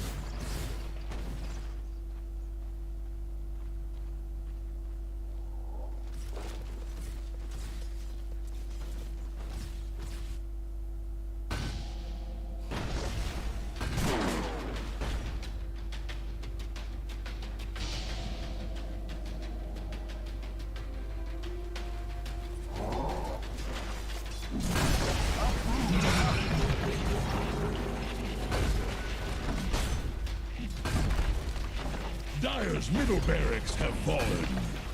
Dire's middle barracks are under attack. Dire's middle barracks have fallen. Radiant's bottom tower is under attack. Radiant's top tower Radiant's bottom just tower got has sent to the bottom. Dire's top tower has Really fallen. tight, Hunter. Dire's top barracks are under attack.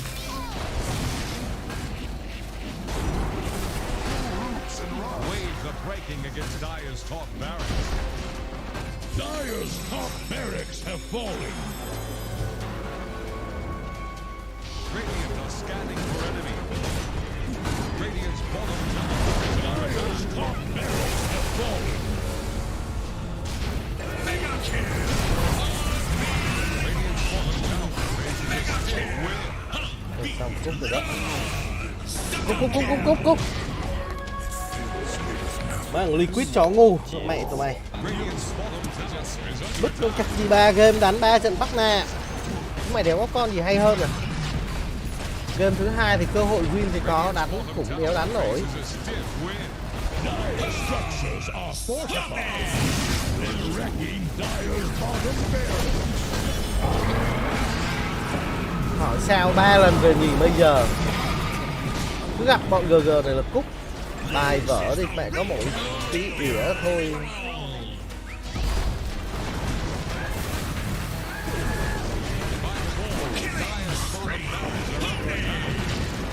Rồi rồi.